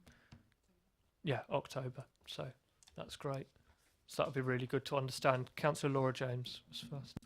And in relation to office development, if you look at 13.7, page 605, it talks about the economic needs assessment, and there is going to be longer term view of office needs, indicates there's going to be a shortage of supply of office accommodation. I think, again, from a scrutiny point of view of this committee, we need this to come back for us to understand, in relation to the economic strategy and the vision that we heard tonight, what the implications of that might be on us in the borough. Is that going to be a problem measured against the number of permitted developments we see in the pipeline already this year? I just think it's a piece of work on year that we should have come back to this committee for us to review permitted development, just to keep an eye on it and where it's going, really. There was another issue I wanted to raise on page 602 in loss of employment land, and we could talk about Chapel Hill being a real success in relation to the number of houses that were developed. But if you look at that, we lost that site for employment land because there wasn't a 5-year land supply, and that was one of the largest areas in the southeast, freehold in the borough. And I just think, the implications for us in employment terms was really significant. And again, it's lessons that we can learn. And you know, you could say it's a positive because we've got that housing, but we lost a really key site in the borough moving forward. And I think, again, it's how does that link to the economic strategy and the vision going forward? I'll bring Matthew in on that for a thought. Thank you, Chairman. I think those are really valid points, and I think the whole issue of getting a up-to-date understanding of what our employment and economic needs are is something which would form part of the sensibly form part of the next local plan review, and that will pick up clearly on some of the strands which have come out of the economic growth strategy which was discussed earlier. So certainly it's a bit of work we'll need to do as part of our work on any future review of the plan. I think that's helpful, and particularly in the context that a local plan review is due imminently, dare I suggest. So we need a new local plan in place. We need to have reviewed it in 5 years, which is 2021, which isn't actually that far away. Too soon, agreed. Councillor Gavin James. It's just to ask that when we look at the employment land, you know, if you look at Basing View, there's something like Grosvenor House, which is a pit. I mean, it's disgusting. If you wanted to shoot a horror movie, I'd strongly suggest going to Grosvenor House, go underground. Unfortunately, a lot of the rats have now died because of all of the needles that are behind there. So it's a bit of a terrible situation. If that's included as vacant space, we're deluding ourselves, because clearly it's completely unusable space. There's nothing we can do about it. We've got a very silly lease on it. But we need to look at our office space as actually not how much is vacant, but actually how much is useful. Because I think it's quite a critical point, is how much is available to expand the economy into. That's a very fair point. We need to assess, you know, is it vacant space in the context that somebody could do something with it, but realistically that building needs bulldozing. Yeah, indeed. Next we have economic development, which we're on economic development. Next we have infrastructure. Facilities and services, delivery of new infrastructure. Any points on that, or shall we take that as read? Can I just ask a question of the officers more generally on the AMR? Have I to assume, because I haven't seen it in there, although I might be wrong, that enforcement's not covered in there at all? No. Okay. Fine. We'll cover that off at a separate point. Councillor Harvey. Just quickly, I'd be remiss not to point out on 607 the 77 square metres of new floor space permitted in town and local centres in comparison to the 15,000 square metres permitted in out of centre locations against the local plan policy. And again, it just comes back to the integrity of our local plan policies in granting permissions and allowing development to take place. While it can, and while there's always a justification from somebody, that is a hell of a difference in terms of what we're allowing to happen outside of our local district centres. And having sat through those meetings when councillors from all sides wanted to defend our local district centres and wanted to defend our town centre, to see that figure is quite shocking, actually. It does tell a story. So we need to highlight that, and we should not. That should be in the red, quite as clearly in the red. Thank you. That is noted. Thank you very much, members, for your... Councillor Phillimore, if it's a brief point. It's a brief point, Chair, but it's a relevant point. It's a good point you make about enforcement. There's nothing so frustrating as a ward councillor as being walked all over by developers in terms of whether they're putting up signs that they haven't got planning permission for and trying to get them to take them down or reinstate accesses and stuff like that. We need to be kept updated what's going on. I agree, and I think there are a number of councillors who are concerned about enforcement at the moment, which is something that will perhaps be picked up at a separate time. Matthew? Just very briefly on that, I'm conscious that we did a session for members back in the summer of last year on planning enforcement, which I thought was very helpful actually in terms of getting a sort of a better understanding on both sides of what sort of the issues and constraints are. But if there are still concerns in particular in relation to particular cases, then you know, by all means contact me and we'll have a look at them. And if it's felt by the committee that perhaps after the elections we'll do another session on planning enforcement, more than happy to arrange that again, because I'm conscious it's always an issue which is bubbling around. And as I say, I thought the event we did last summer was a very helpful conversation. That's a kind offer, and I think we'll probably take you up on that. Councillor Laura Jones, briefly. Sorry, I just want to ask something in relation to sites identified in brownfield land. So if you look at that on page 106, no, sorry, page 634, we've got Brinklett's car park, Central car park, and Newman and Caston's car park. If we look at the minutes that we had before us tonight, it said was clarified that there would be no intention to reduce town centre car parking. Does it mean then, because these are our sites, that these sites are going to be developed, but it's going to be that we're going to have housing above, or I think for us to understand, because we had the cabinet member make a commitment that there's not going to be any loss of car parking, it's for us just to understand what is meant by those being in there under brownfield development. If that's one of my first, I've got a couple. They're in there because they're in the Sheila document. That's why they're pushed towards the back end of the local plan period, because they're basically sites that could come forward at some point, but we're at the moment saying that they're not going to come forward. So that's kind of why they're in there, and that's why they're phased back. They're sites with potential, basically longer term. So I suppose, why can't we take them out? I just wonder why they're still in there. That's why. It's because of the Sheila. The fact that this will always reflect the Sheila. So when we reviewed the Sheila at the end of the last year, when it was sent round to all members, that kind of went through at that process. That's a published document now. the other one is, can you explain to me about the golf course? Why is there a delay? And why isn't that going to be part of this 5-year land supply? And there's another one in relation to Manydown. I was wondering if you could...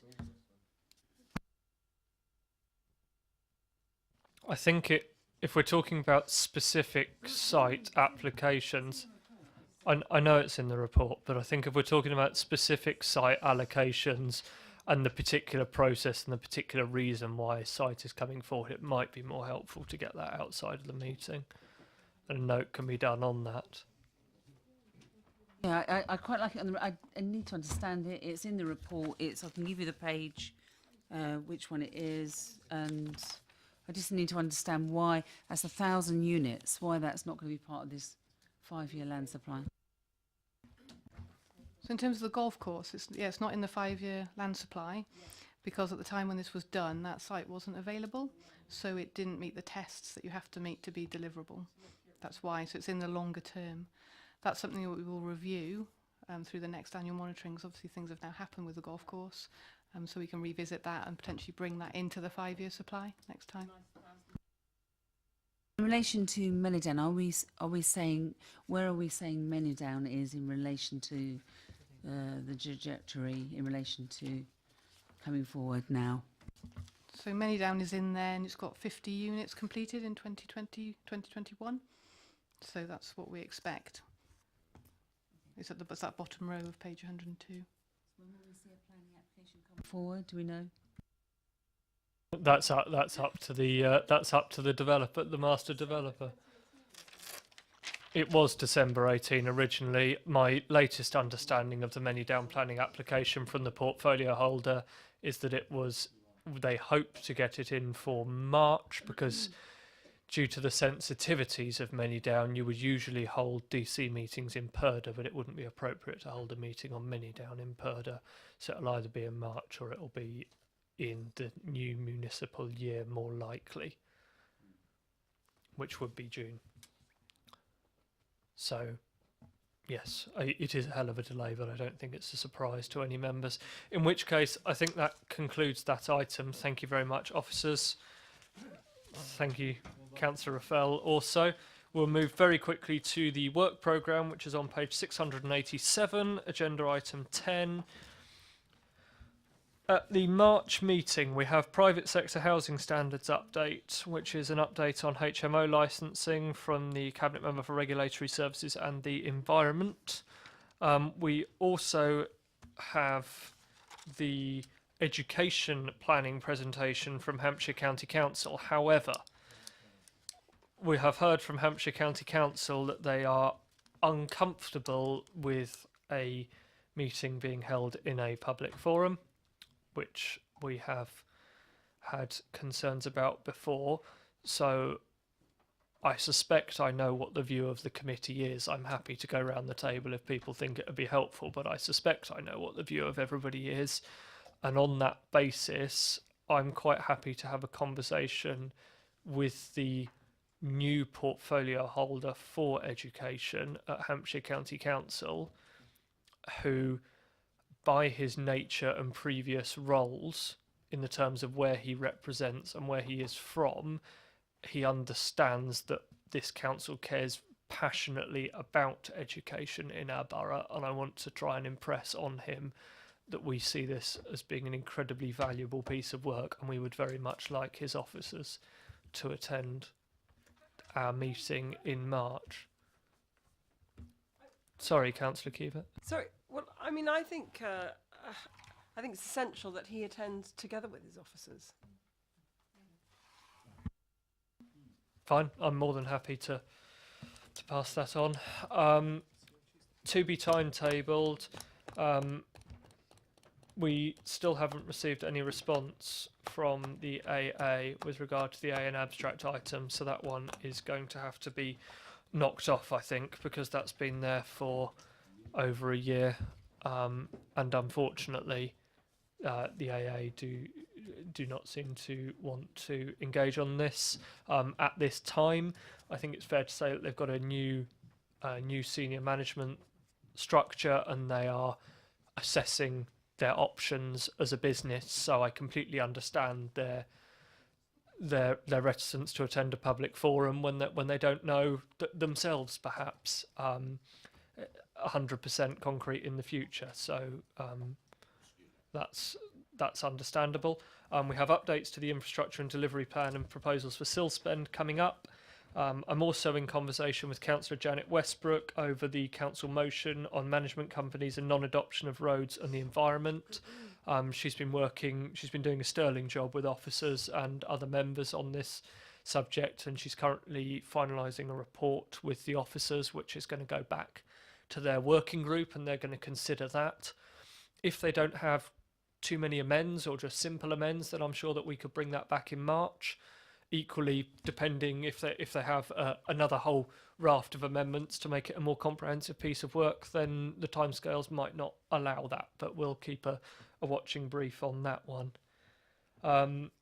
The last point on there is the SS9 Planning Policy Group, which I know there was a meeting about a month ago, give or take, which Councillor Harvey very kindly attended. I personally didn't get out of work on time for that one, and I know other members didn't manage to make that meeting either, so I don't know what the committee's view on that one is. Do we want to submit a new date, or Councillor Yeah, I Harvey? think that's relevant, considering what the officers raised and the questions that were being raised in that conversation, in those meetings. I think it's important that we do carry on with that. Very important. Sure. So I think that's an action for a new date to be found for us to attend. And I say my apologies, I simply just didn't get out of work on time that particular day.